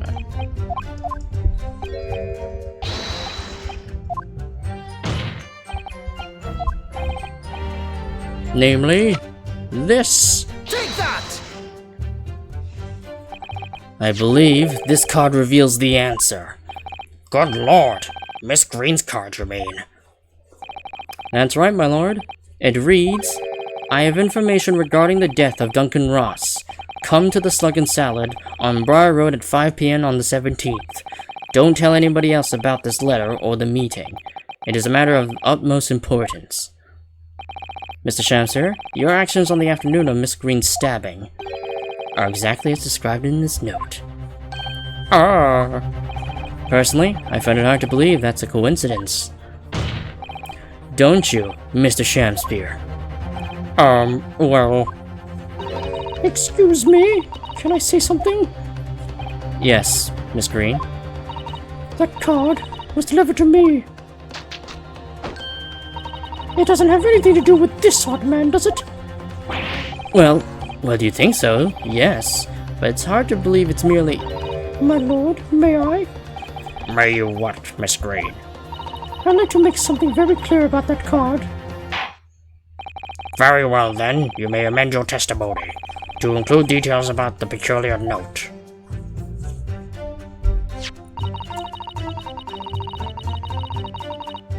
It has nothing to do with the odd man next to me here. Okay.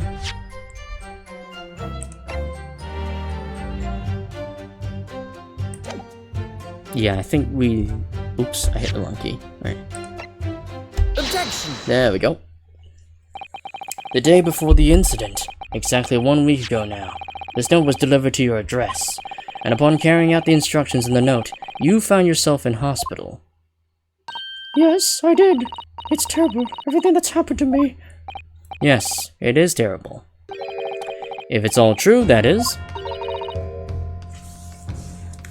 What do you mean? I love hearing the music abruptly stop, yeah. It's dopamine hit, yeah. Really shows that you're making progress in the game. Miss Green, have a look at this, please. It's the torn off end of an envelope. Oh, is it? And it so happens that it fits together perfectly with the envelope of the note you received. Where did you find that? In Mr. Shamspear's room. In my room? Mr. Shamspear, do you perhaps remember this note from somewhere? Well... Your actions that afternoon follow the instructions in the note to the letter. Come to the Slug and Salad on Briar Road at 5 p.m. on the 17th, and so that is exactly where you went. His surprised expression, yeah. Let me ask you again, Mr. Shamspear. You already knew about this note, didn't you? And you, Miss Green. What did I do? As this torn off end of the envelope proves, the note was originally in Mr. Shamspear's room. So how is it that it came to be in your possession? I don't have the first idea. I'm just a fledgling artist after all. There is only one explanation. You broke into Mr. Shamspear's room and stole it.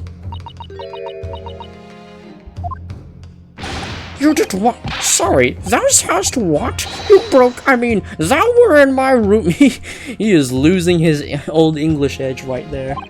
What on earth do you want with me? It would seem that both witnesses need to testify again. He starts using street slang. Miss Green, Yes? whilst you have the court's sympathy, I'm sure for the suffering you have endured in recent events, anyone found to be giving false testimony in a court of law will be duly punished. Please bear that in mind. I feel bad for him, but I find it funny. Yeah. Yes, I know. Very well then, witnesses, you will give formal testimony again now. On the subject of the curious anomaly regarding the note Miss Green claims to have received. There we go. The anomaly of the note. I do remember now. 'Twas a week ago. Peradventure, that note was delivered unto me. On the day writ therein, I did tarry a long hour at the Slugden Salad, yet nobody came. Thereafter, on the evening, I shared the company of the Japanese fellow. I did see how the note had vanished. I don't know what you mean. You think I snuck into this man's room, do you? Why would I? I can point out the villain here. As for the torn-off piece of the envelope, I don't know anything about it. Why does the judge look like Santa Claus? Well, I don't know. I guess that's how the game devs kind of perceived a typical judge within good old 90s Britain.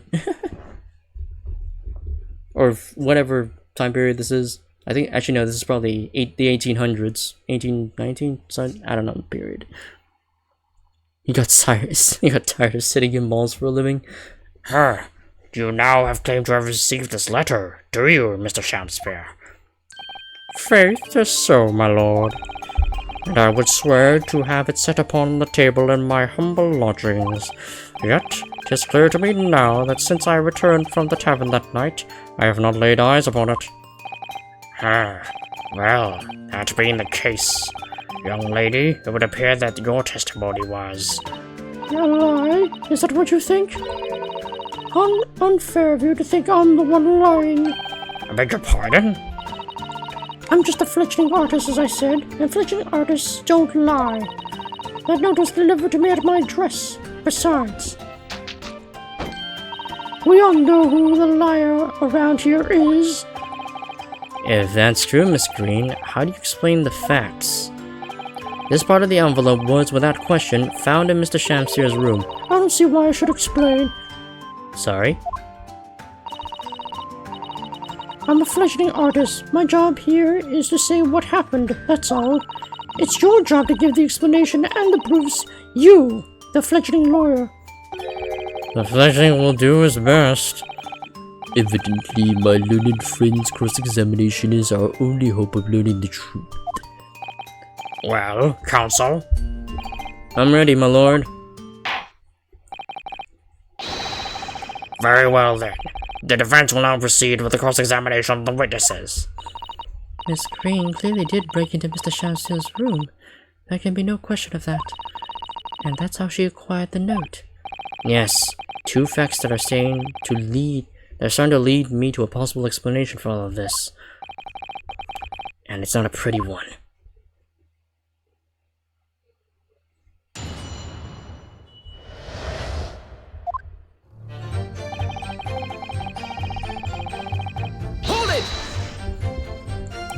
And can you shed any light on the contents of the note at all?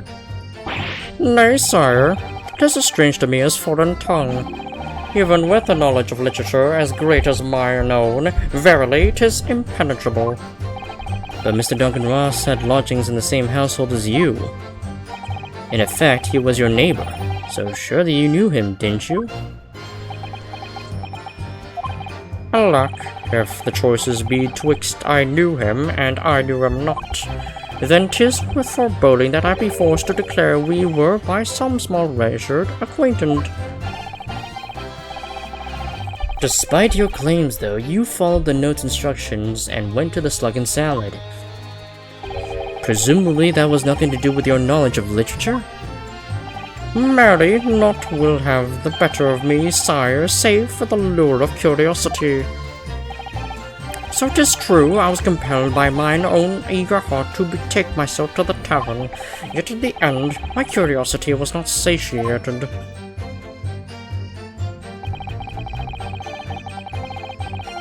Hold it! So even after waiting for an hour, nobody appeared? Well, yes, sire, 'tis as thou sayest. Really? You paused for a moment before you answered. In truth, when thou asked whether nobody appeared, I did suddenly recall. Really? Do you mean to tell the court that somebody did appear after all? I was not alone that night at the Slug and Salad, my lord. No, 'tis returning to me now. I did treat my lips to almost clear water, and mine innards to a premium crust of bread. And all around me danced a great many companions. What do you mean? Flies, sire. Flies, sire. Flies. Good lord. In the name of Beelzebub, what were they? Fairies, perchance, from Midsummer Night's Dream, come to taunt me? I think they were just flies. I can't help thinking that the flies ought to choose something more wholesome to buzz around. Is that wrong of me?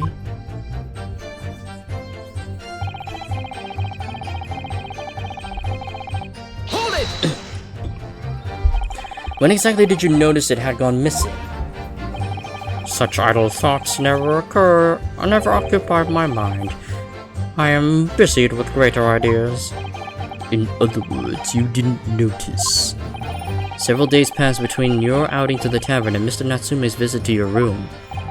Yes, it would appear that the note disappeared sometime in that interval. Such idle thoughts near occupy my mind. I am busied with greater ideas.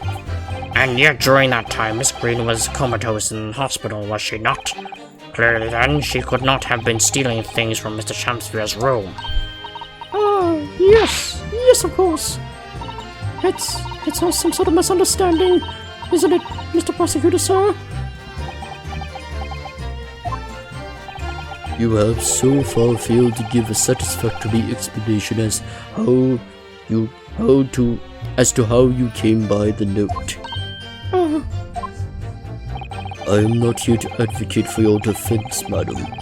I won't tolerate inconsistencies in your story. You would do well to remember that. Oh dear me. What's Lord Von Six getting at? He knows.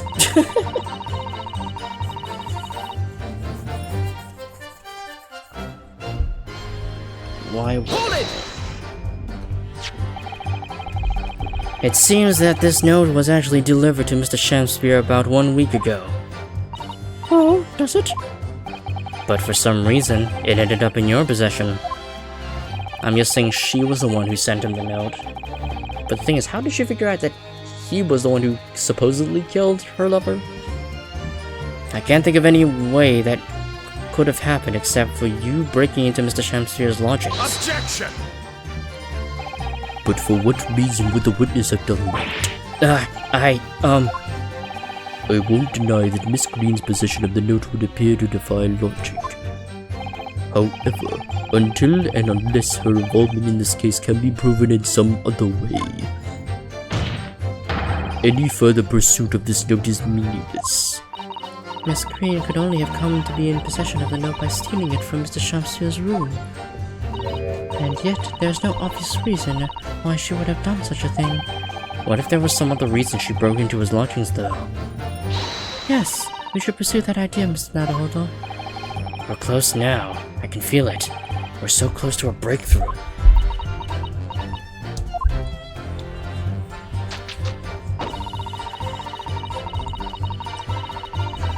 Hold it!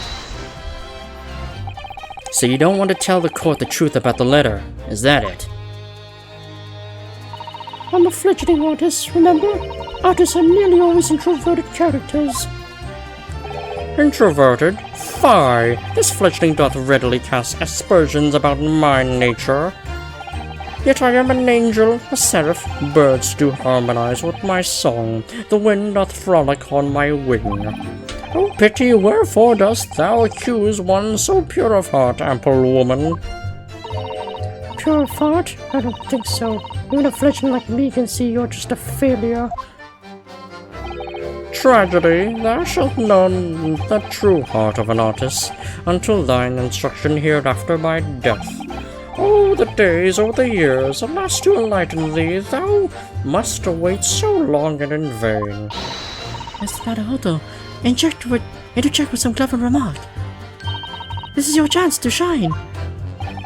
I'm no Shakespearean actor, Mr. Sato. No, as far as I can tell, the only thing that's going to resolve this argument... It's evidence, yes. It's clear that Miss Green did in fact break into Mr. Sharpsier's room, isn't it? And that's where she found this letter. Yes, two more or less foregone conclusions that led me to one terrifying conclusion. Terrifying? Yes, I'm afraid to say that the outcome of this cross-examination may well change how we look at this case completely.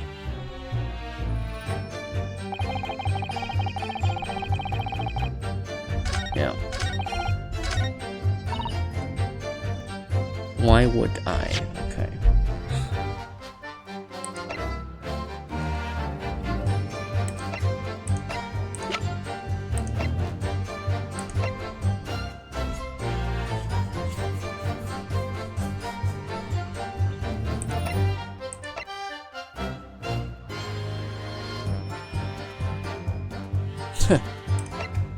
Yeah, he would be. He does look crazy enough to be put into a mental asylum. Given the costume he often wears as well. I think...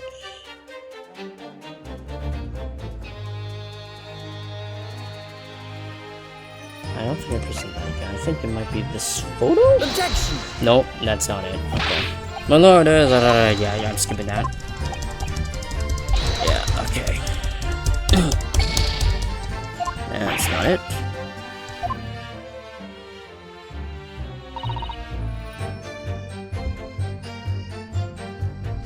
Why would I?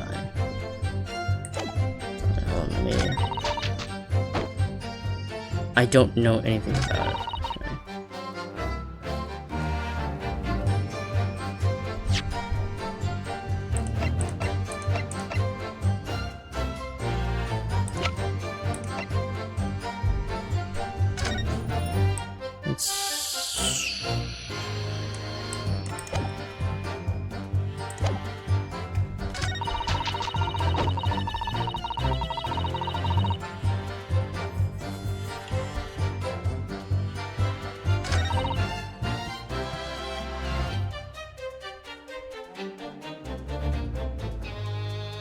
Yeah, because it was...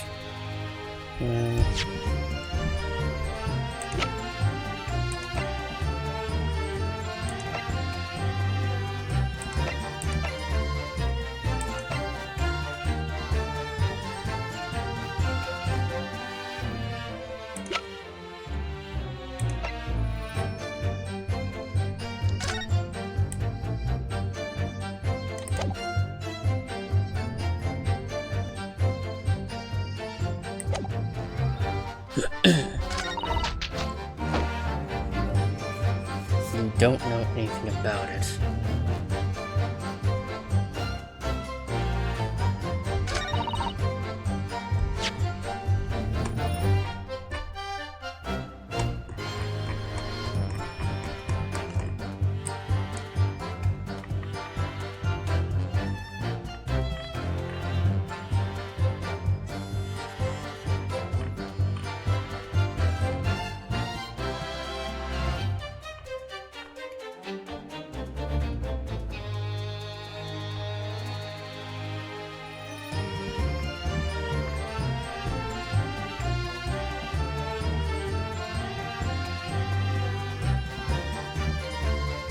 Some of the reasons she went to his lodgings there. Yes, we should pursue that idea.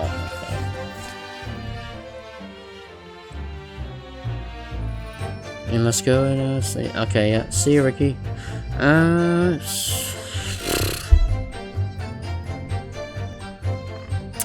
Where the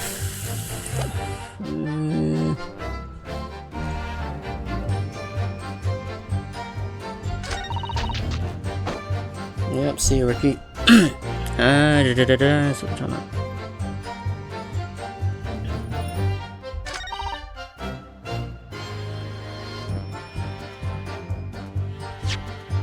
Why would I select the men's room?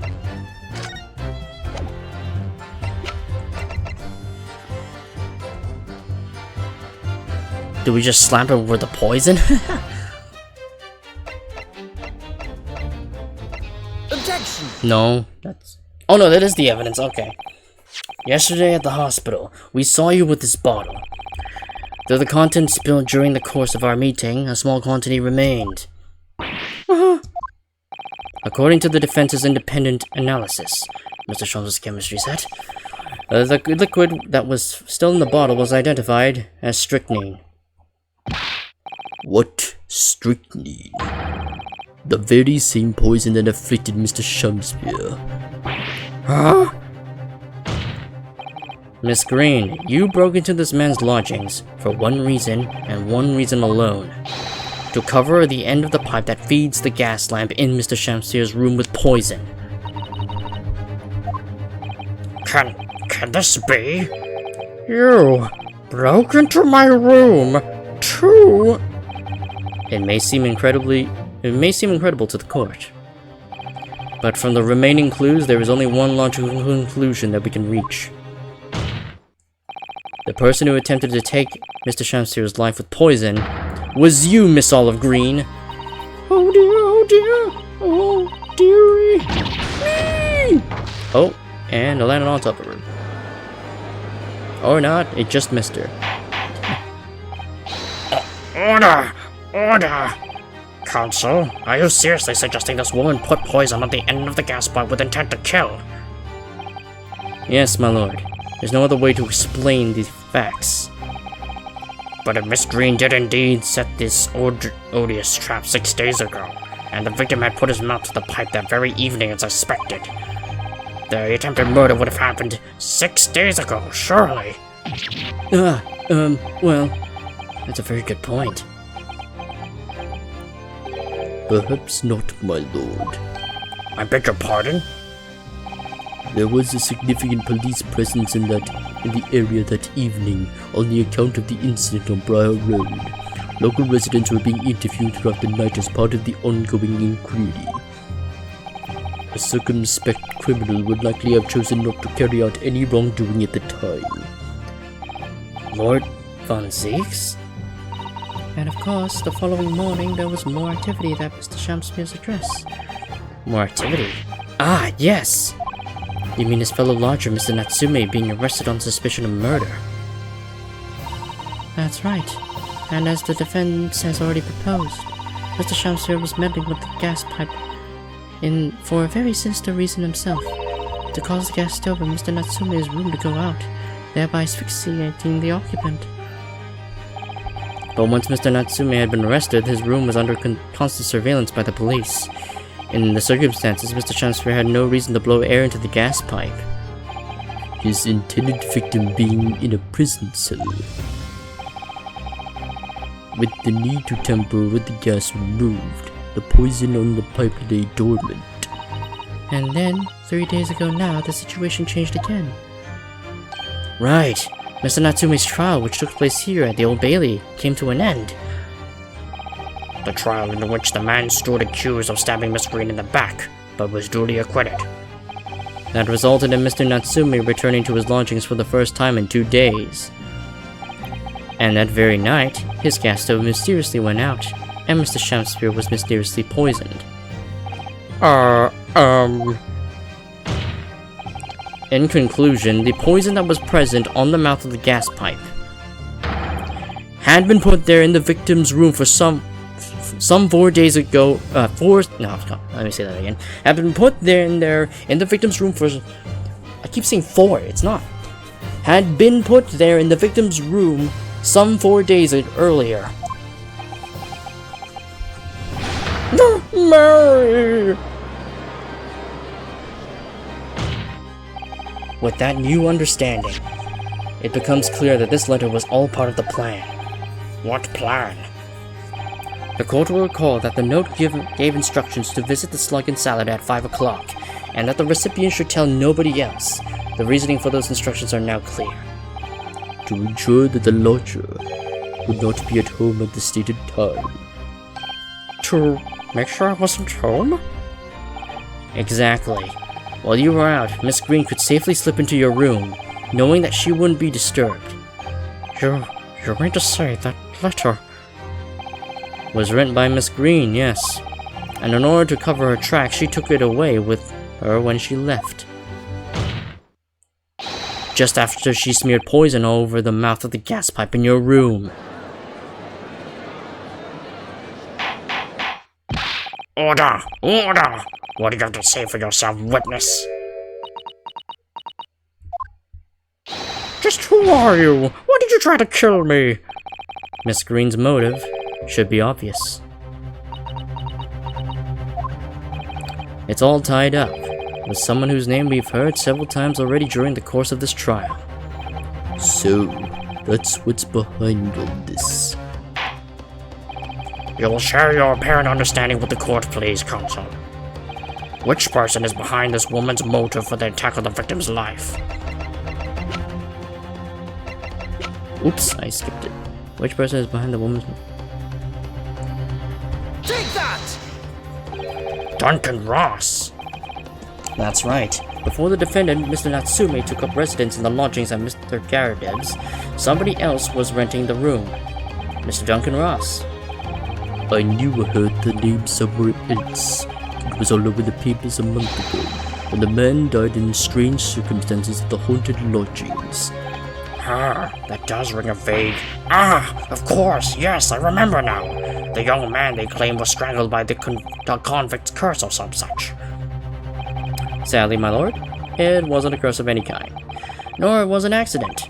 The man died as a result of Mr. Shamspear blowing into the gas pipe and causing the gas leak into his room. It was murder, plain and simple.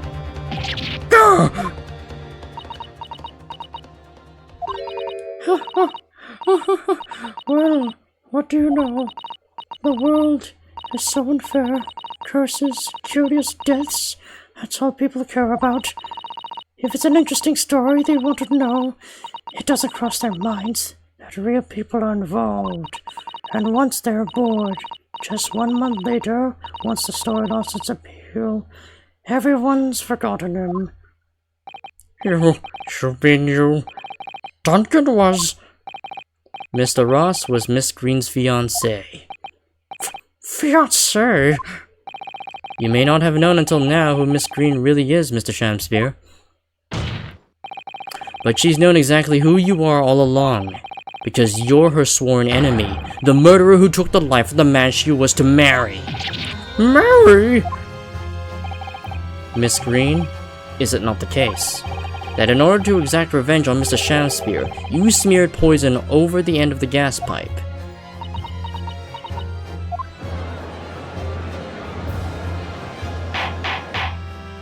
This is all quite extraordinary. Am I correct in my understanding that you now accuse both parties, counsel? Oh, be right back.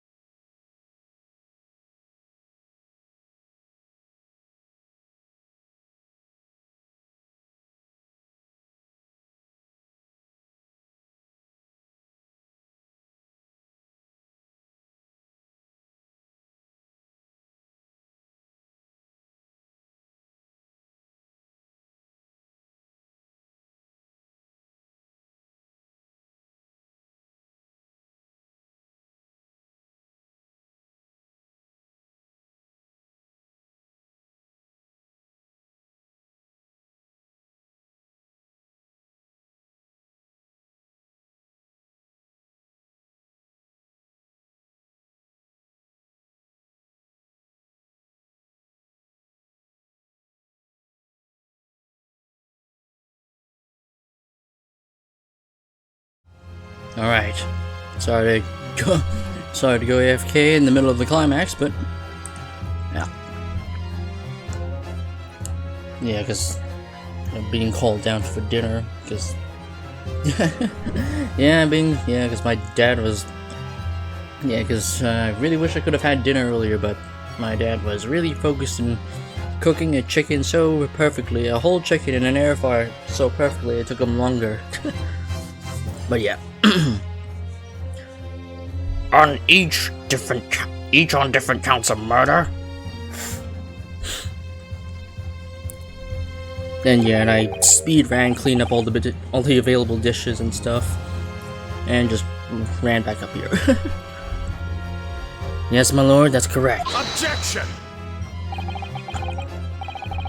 Inhaling so deeply, it appears that my fledgling learned friend has taken in a lungful of dubious gas that's causing his judgment to be clouded. What? Why would Mr. Shakespeare have wanted to kill these lodgers, as you say? You have completely failed to provide a motive to substantiate your accusation against the man. Yes, that's right, Mr. Reaper, my liege. I have been slighted. 'Tis lies, all lies, I deny your utterance. And you'll have to forgive me, Mr. Naruto, sir. But I don't intend to admit to anything either. Miss Green. I'm sure you'll think I'm being very rude, but I'm not going to be sent to the gallows for the likes of this scoundrel. But you broke into the man's room. If you didn't do it to smear poison on the pipe, what was your reason? I thought to have a look around, that's all. Sorry? You're right, I suspected him. So I thought I might find some evidence or something in his room. Evidence that it was him who took Duncan's life. Oh vileness, oh villainy, oh tyranny, oh rotundity of a woman. But in any case, whene'er I leave my room, I do turn the key in the lock. That whole place is falling apart. The locks on the doors are no different. Duncan showed me once how to unlock the door with some terps and a piece of wire. Oh awfulness, oh artfulness, oh tyranny, oh profanity of woman. We will consider your trespassing on some future occasion, but for now, tell the court what you found, what evidence your search revealed. Well, I spotted the note that I'd sent him lying on the floor. When I went to pick it up, I noticed something. One of the floorboards was loose, and underneath it, I discovered a secret hiding place. Oh, yeah, that's what we discovered.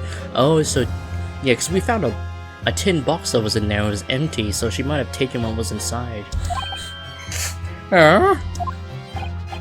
Yes, we also discovered that hiding place. Inside, we found a newspaper cutting and a photograph and an empty tin box. Ah, yes. Well, the thing is, when I found it,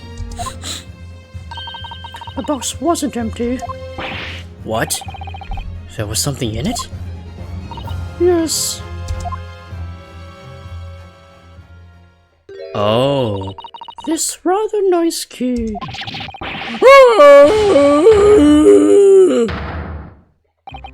What are you doing with that? What the? Every ounce of color has drained from his face. Give it here! Give it to me now! It's mine! I inherited it! What was that, witness? What did you say? You inherited it. No, What's all this about? You inherited that key? It was obviously important to you since you'd gone to such lengths to hide it, so I took it. I don't know what's it for, but you took something precious from me, so I took something precious from you. So what if it means you can't open it something now? I don't care. Give it back this minute! Give it back to me! Calm yourself, witness. So Mr. Shakespeare had tried, and in one case succeeded, to take the life of 2 lodgers now. Yes, his motive for doing so is the key to everything that's happened. It's true that there appears to be no motive to support the accusation against Mr. Shamsphere at first. But considering everything we now know, I think there is actually something that could explain it. What? I need to recall every piece of evidence at our disposal, everything we've seen and heard.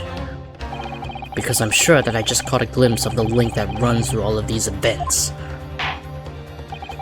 In that case, counsel, I must demand that you present evidence to the court in support of your claim. What is it that you say can explain the motivation from Mr. Shamsphere's alleged crimes? Should be, this. Take that! That's an official police report, is it not? The Selden file. How did you get a hold of that? Selden? The now sadly deceased Mr. Ross and the defendant Mr. Natsume have only one thing linking them: the fact that they had lodgings in the same room. Well, yes, we know this, certainly. A room that was formerly occupied by Selden, until he was arrested by Scotland Yard for his involvement in multiple burglaries. Ah, I see. And it so happens that the convict Selden left behind one very substantial mystery when he died. The sum of £1,000 worth of loot that he stole, which as yet remains to be found. Ah, yes, of course. It's coming back to me now. It's written in his file here. £1,000 lost en route to hell. That was how the papers summed it up. And it seems that one particular fellow inmate was with the convict in his final moments. It's not hard to imagine Selden entrusting that inmate with his most closely guarded secret: the location of the stolen loot, and perhaps key to unlock whatever container the valuables were in. Oh, he was the prisoner that was with the guy. Okay, so that's what he meant by he inherited it. He was in the same jail cell as Selden. Okay. I didn't actually consider that. Oh, you mean this key is... Mr. Shamsphere, it was you, wasn't it? You were at the capital offender's side when he died, were you not? What are you talking about? 'Tis a false charge, I tell you. A false charge. The name of the inmate who was with Selden at his death isn't noted in this file, but a simple telegram to the prison where he died would quickly tell us how false the charge really is. But even if it's true, why would the man be so intent on killing every subsequent occupant of the convict's lodgings? There's only one explanation for that, my lord.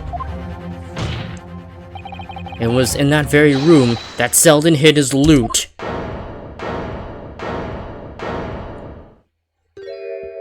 So, it all comes out. Yes, and having established that, all of Mr. Shamsphere's subsequent actions start to make perfect sense. When he was let out of prison following Selden's death, he made immediately for Mr. Garradeb's lodgings in the hope of renting Selden's old room. However, the retired army man was unable to offer him the accommodation of his choice. Because Selden's old room had already been let to somebody else, Mr. Duncan Ross. Which is why Mr. Shamsphere subsequently devised his gas-based plot to kill the occupant of the room. And when he's successful, he presumably intended to inquire about switching into the newly vacant room. However, a certain jittery someone had beaten him to it. Mr. Saseki Natsume, the defendant of the case no less. So you decided to use the ploy with the gas again, didn't you, Mr. Shamsphere? This time to oust Mr. Natsume. All for one simple and avaricious reason: to get your hands on the 1,000 pounds of loot left behind by the dead convict.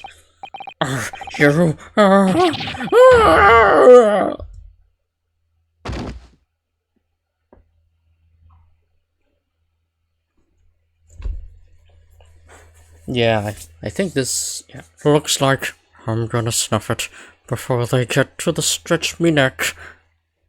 Listen, I want you to have. Oh, this is the dead guy. Listen, I want you to have me do everything to stop the coppers from getting their mitts on it. It's hidden in the room where I was lodging when they got me. Here, this is the key to it. Take it. Always stay one step ahead, mate. See you in there, I guess. Samsphere. Yeah, Snappy is very invested in the ending of this plot. Oh, of this episode's plot. Is mine. What did he just say? It's mine. That loot is mine.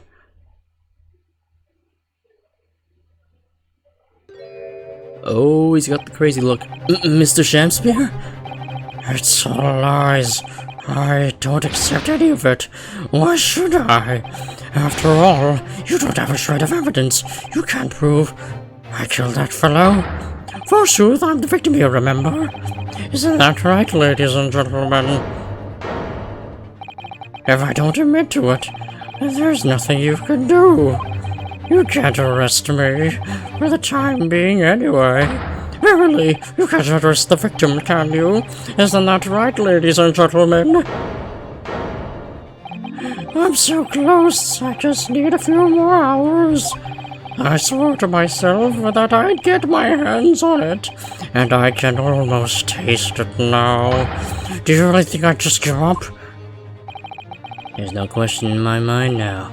This man is guilty through and through.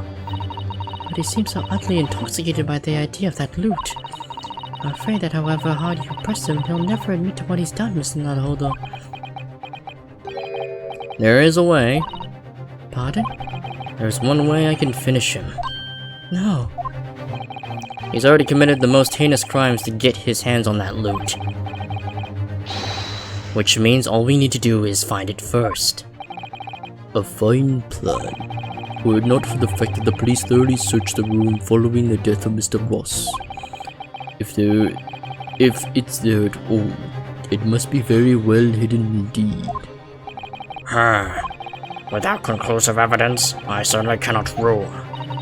If only there was some way we could find the convict's loot quickly.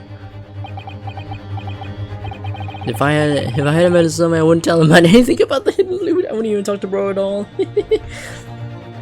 This is the final piece in this complex puzzle, but I think we might have it in our possession already. Or rather, I think we may well have something that can help us find where that loot is hidden. My lord. Yes, Consul?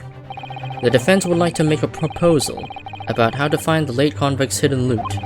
I believe we are already in possession of something that could give us a clue as to its whereabouts.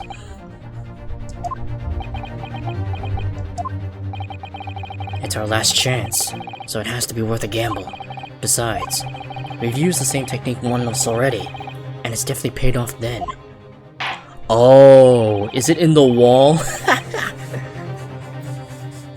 Very well then, Counsel. Let the court hear your idea. Is it the wall? No, because that was in his room. What do you propose we can use in What do you propose we can use in order to locate the hiding place of the deceased convict's hull? No. Wait, is it? Hold on. Let me double check.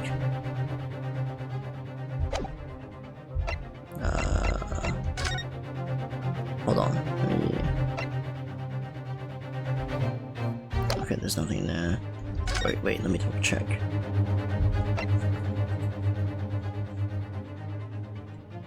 No, there's no clue in there. No. I think it might be that photo.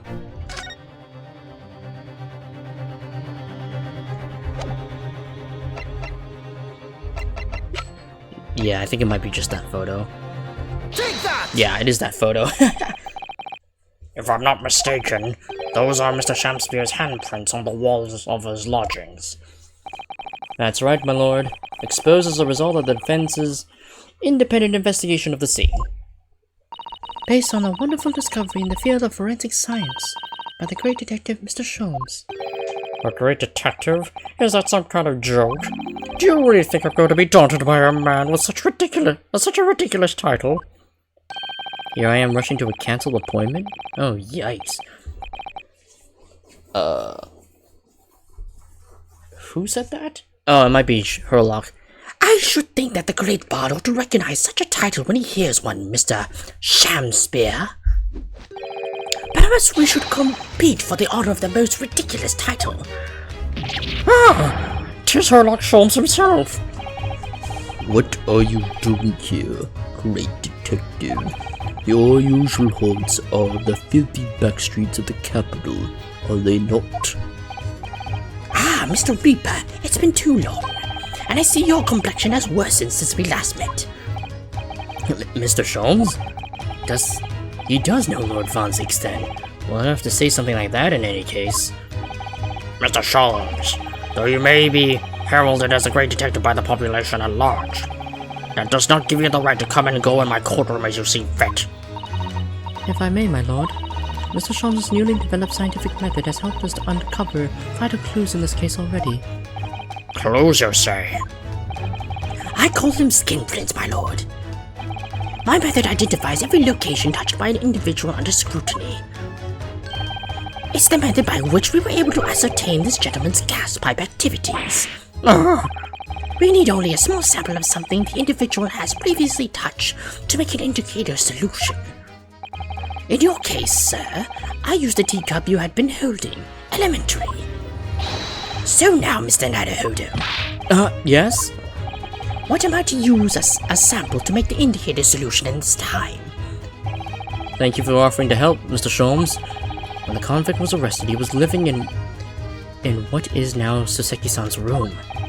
We need a sample to help locate Selden's loot that is hidden in his old room. What form will the sample take? I think the victim himself? We'll need something of Selden's in order to create the indicator solution to find its loot. And something that the convict owned happens to be in the possession of somebody listed in the court record. Upon my word, Mr. Nadahodo, use your powers of reasoning to appear to be on the up. So, which particular person do you have in mind? From whom can we obtain the possession of the late convict Selden to create the indicator solution? Because she has the key. Miss Green. Me? What do you want from me? The key around your neck, if you please. Sorry? That key belonged to Selden. There will be remnants of secretions from the man's skin on its surface that we can use, assuming that you didn't get your grubby hands all over it and contaminated the evidence, but sure. Very true. That is the sample we need. Using it, we can create the indicator solution required for Mr. Sholmes' skin print seeker. And find out exactly what Selden touched in the room that he used to rent. Mr. Shamspear, as one grade to another, I assure you, if the late convict's haul is hidden somewhere in his former lodgings, I shall uncover it in no more than 30 minutes. So, Mr. Shamspear, the truth is well within our grasp now, and as such, you will never get your hands on Selden's stolen wealth.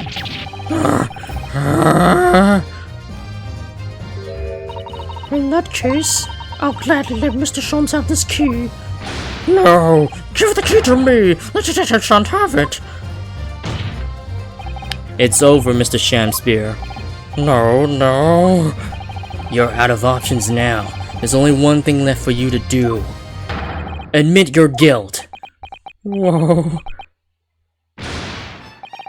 Oh, shameful spear! Despair! By thy name! How did all that confetti explode out of him? It was like he was being shot while he had bags of confetti on his person.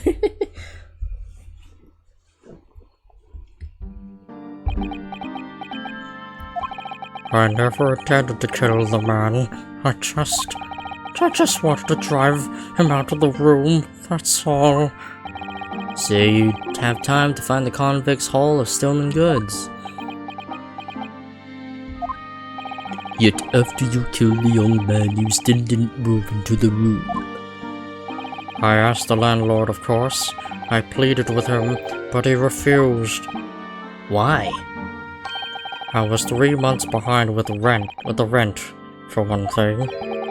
Mr. Garrett really has a lot to put up with. And he had the gas repair worked out immediately afterwards, putting the room out of action for a while. And then, this Japanese man swooped in at just the right moment to sign the new lease. Poor Mr. Natsume. What an unfortunate timing. Then, 5 days ago, after the incident on Briar Road, when the Japanese fellow got himself arrested, I thought I'd finally have my chance, but it wasn't to be. No, the scene was sealed off and guarded by the police night and day. And if I remember rightly, Mr. Sholmes spent the whole day in there reading books. I couldn't even enter the room, let alone search for the loot.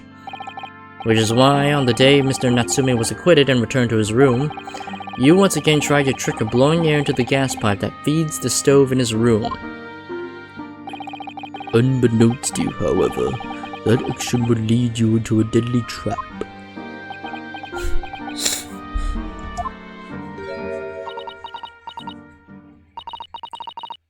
William Shakespeare, how does it go? To be or not to be? That is the question. From Shakespeare's Hamlet, Act 3, Scene 1. Well, let me tell you, in your case, it's not to be. That is the answer. You deserve to die for what you've done.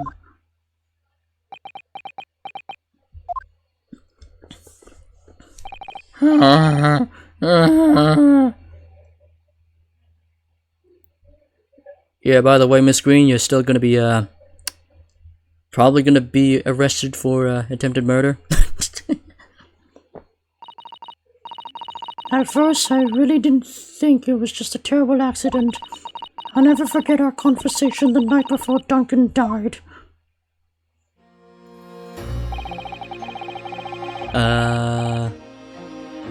What voice do I give the dead man? The gas supply in my new lodgings are a complete disaster, you know, Olive. The gas...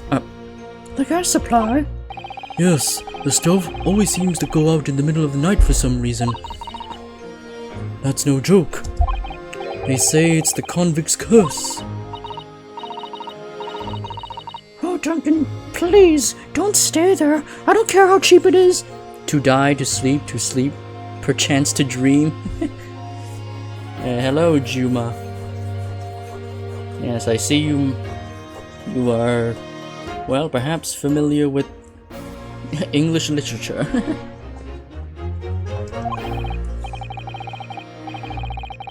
Alright then, if that's important to you, I'll start looking for a new place. There a spare room? Okay. There are spare rooms at my house. Why did you leave that horrible room tonight? No, I better not. We said we'd wait until we graduated before we told our parents, remember? How are you doing, Juma? But that was the last time we ever spoke. That very night, he fell victim to the gas. If only I'd known it was going to happen, I'd have insisted he left that horrible room that instant. But instead, all I've been left with is bitter regret. I stopped going to school, but something kept drawing me back to the house on Briar Road. I saw a stooped Eastern-looking man with a mustache coming out of the house one day when I was there. He walked up the road to Grubb's Grubbery for some food, so I followed him and sat myself down next to him. He had some watery-looking soup and started to pick a quarrel with the publican. That place is cursed, I tell you! Cursed! Because of the convict who used to live there! He's trying to suffocate me! I wake up in the middle of the night, freezing to death because the stomach allowed. The chance I can hardly breathe. Familiar enough to hear random phrases which many would call not nearly enough. Fair enough. But the pipes have been checked. No problem there. It's like I'm the problem. That's what they're thinking. But how could that be? Duncan was gone, and now this man had almost suffered the same fate. Could it really be a curse? So she figured it out before everyone else did. Then I remembered. A rumor I'd heard about how the gas companies go around investigating the gas installations. A rumor? Ah, you mean... Yes, everybody's heard stories, it seems, about how they go around checking the pipes. How anything connected to the gas can be extinguished by blowing air into the pipework. That's when it started. A little flicker of doubt in the back of my mind that just wouldn't go away. Was it really an accident, though? Once I had the idea, it wouldn't leave me alone. It plagued me day and night. So I bought this at one of the black markets in the East End. Oh, that's where she got the poison from. A black market? I never been. I just heard people talk about them. And you really can buy anything you can think of there. In some ways, being able to get my hands on this so easily made me even more determined that I had to find out one way or another. Was Duncan's death an accident, or was it murder? A new chosen the method for establishing the truth was simple, but highly effective. Smear poison on the gas pipe you suspected the man of tampering with, and wait. If Mr. Shamsphere was innocent, nothing would come of what you've done. But if he was guilty, he would pay for his crimes dearly. And well, he definitely is going to be paying for his crimes because we just outed him. I found out the name of the man I suspected, William Shamsphere, and then I wrote him this little note. I have information regarding the death of Duncan Ross. Come to the Slug and Salad on Briar Road at 5 p.m. on the 17th. Don't tell anybody else about this letter or the meeting. It is a matter of utmost importance. And yeah, and he panicked and went there because he knows he killed them. If he done it, he knew that would worry him enough so that he'd be sure to go. So I wanted to see if it worked. And of course, Mr. Shamsphere followed the instructions in the letter. I worked out where the gas pipe was straight away, so I smeared a good amount of poison I bought all around the mouth of the pipe. All the time praying the devil's work wouldn't be done, and that it was all just some wild fantasy. Actually, no. All the time praying that the devil's work would be done, and that the culprit would get his just desserts.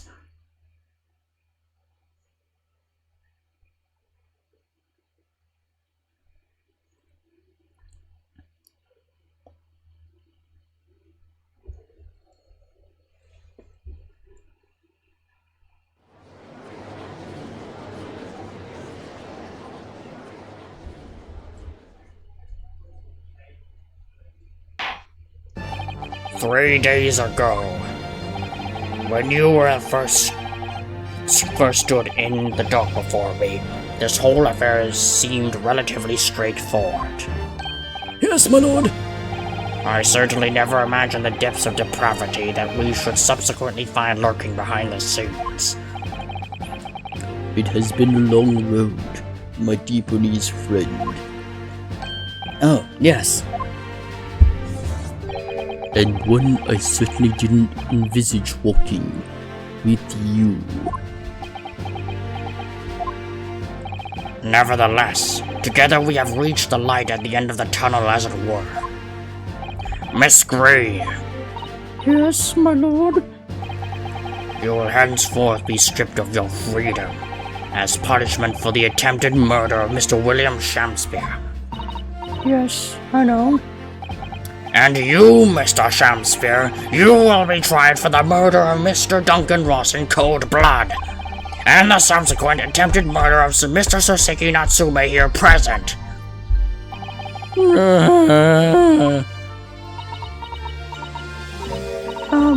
Mr. Naruhodo?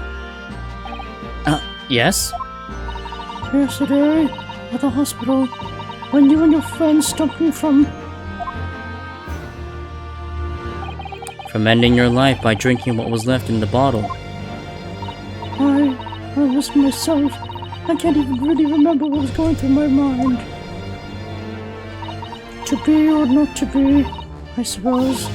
That is a question that's so hard to answer, it seems. Well, personally, I'm glad of you being here, Miss Green. Huh? And I'd like to believe that it's a blessing Mr. Shamspear didn't die when he ingested the poison. For your sake, at the very least. Yeah, well, being tried for attempted murder is less of a problem compared to being tried for actual murder. So, look on the bright side.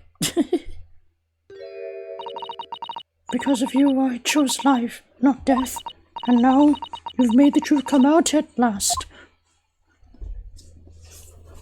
Alas, poor, you're a command of infinite jest and most excellent fancy. Really, I can't thank you enough. Nevermore, no wait. Yeah, really pulling in all the quotes there, Juma. Oh, Miss Green. Mr. Soseki Natsume, Yes, my lord. the court declares that you are exonerated from all blame in this matter. Accordingly, I will call upon the ladies and gentlemen of the jury to present a verdict of not guilty. We are in full agreement, my lord.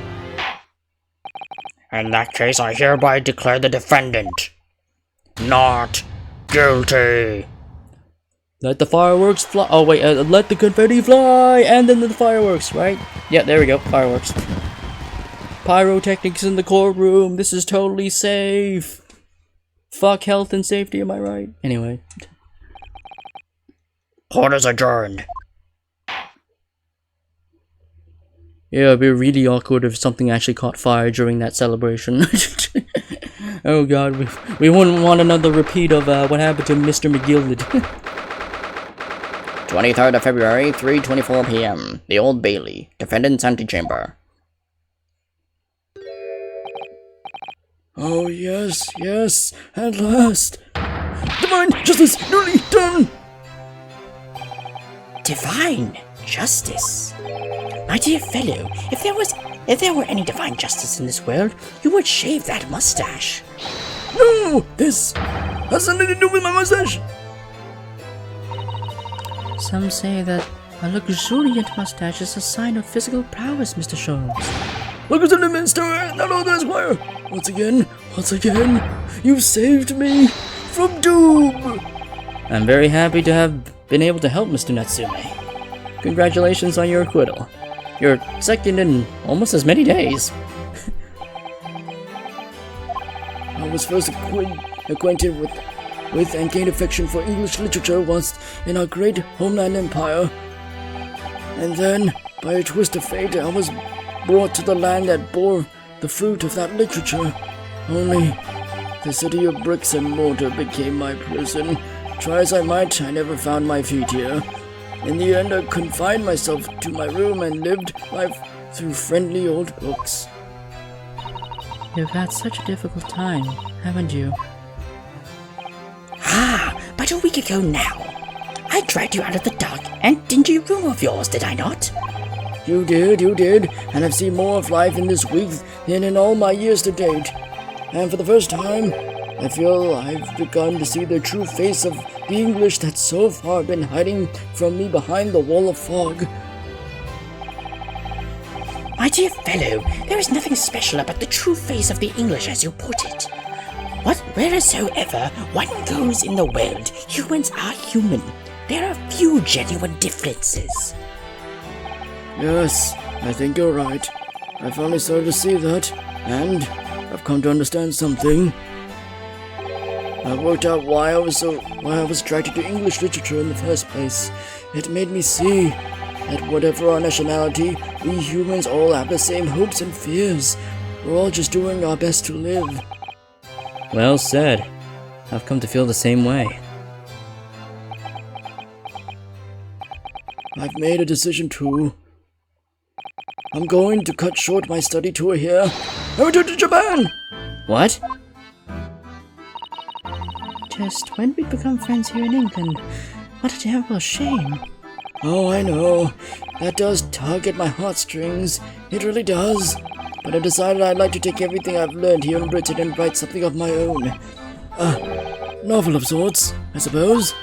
Oh my, so you'll be creating your own literature, Mr. Natsume. How wonderful. Oh, well, no, I mean, I wouldn't presume to call it literature. Why not? When that is precisely the definition, Mr. Moustache. I suppose you're right, yes. It will, in a way, be literature. But as of now, all I know is that I'd like to try my hand at writing. I have no delusions of grandeur. I, for one, would love to read your work. Well, all things considered, it may be for the best. After all, you have once again emerged victorious from a battle with the Reaper. Ah! Oh wait, no, that's Ryunosuke. Ah! That's very true. There is no salvation for a person in the dock when the Reaper is the prosecutor.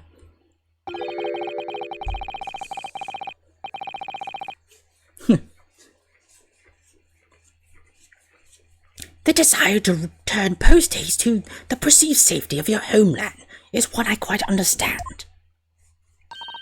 My goodness, yes. Faced with such a terrifying prospect, nobody would consider that cowardly, I'm quite sure. But that's not why I'm leaving! I mean it!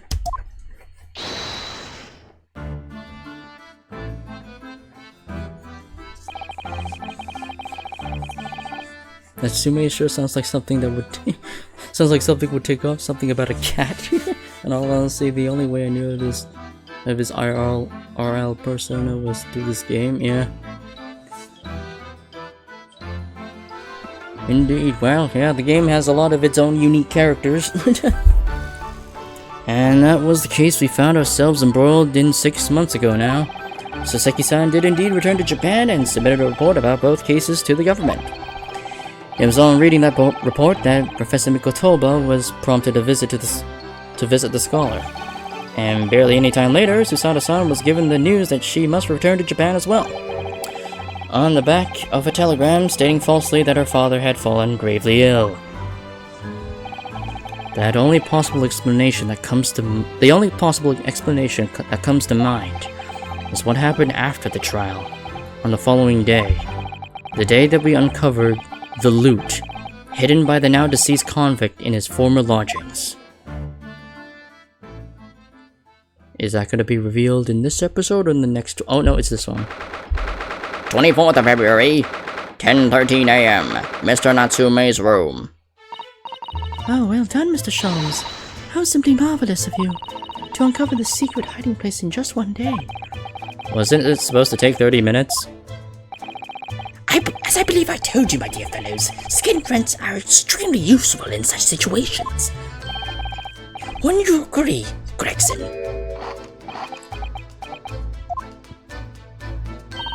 Grexy's been happily munching an agreement this whole time, you know, Hurdy. Happily? I think perhaps humorlessly might be closer to the truth. So, it transpires the man fashioned in a hiding place in the ceiling. And what's in it? What exactly is the loot? Let us look then. If you're ready, let's examine the late burglar's hole. Yeah, we're doing this under Gregson's supervision, so that way we don't end up stealing the loot. Or end up taking the loot, even though we're not going to take the loot, we're just trying to figure out what the hell he was hiding. What is that? What the hell? It looks to be some sort of neckband. Or collar. A collar? It's huge, though. And look at the gemstones set in it. I can see why it's claimed to be worth £1,000. Perhaps I could have it as a belt. Oh, have you noticed on the inside there? There's some dark stains. You don't think it could be blood, do you? I mean, there's quite a lot of it. On second thoughts, perhaps I won't have it as a belt. And of course, there's this emblem here. A large letter B and a small crown. What does it signify, do you think? Oh, I hadn't noticed that. I feel as though I've seen that emblem somewhere before, you know? What could it have been? That's enough of that, I think. What? What's the matter with Mr. Sholmes? All the color is drained from his face. Well, Inspector, I believe you ought to be taking this, aren't you? It could be valuable evidence after all. It must be kept safely under lock and key. Yes. Did you grab me hands off that, you lot, and hand it over, now! He knew something about that. I never seen a collar that large before, and all those jewels certainly look to be extremely valuable. But that's not what stood out the most to me, at least not once I'd notice it. Those dark marks on the inside of the collar, those stains, could they really have been blood?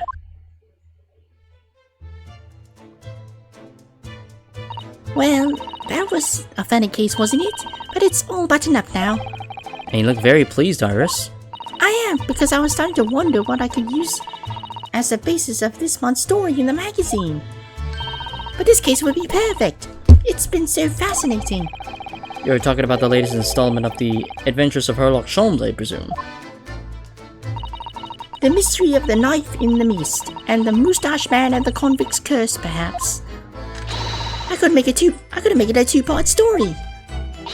Oh, I can't wait. A word, please, Iris. Yes? What is it, Hurley? I'm sorry, but you can't write about this case. It's out of the question. What? Why not? It's a great case. Then I shall have to insist that you limit yourself to the first of your two titles. The second must never be written. Is that clear? Yes. You know something. And so it was that the second of Souseki-san's cases became buried in obscurity. Now, looking back, I feel I understand. I can see why Mr. Sholmes forbade Iris from publishing the story. It would take a little longer before I saw the link between everything that had happened and would happen.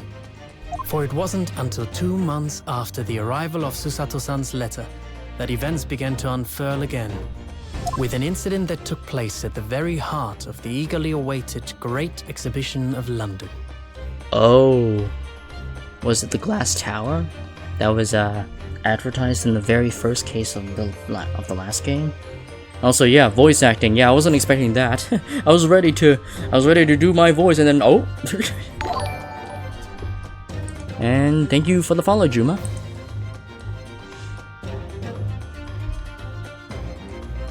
And man, yep, and that's the end of episode 2 in the Great Ace Attorney Resolve. Oh my god. The return of the great departed soul. Well, that'll be covered in a future stream. And yeah, because tomorrow's stream will be, yeah, it'll be VR chat roleplay.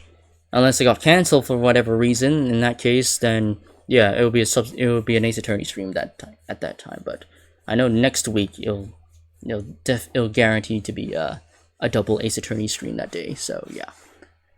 Yeah, because next week's VR chat session is going to be based in a mission that my VR chat RP character has no relevance to, so so I could just turn that into an Ace Attorney day. Yep. Anyway, farewell for now, everyone.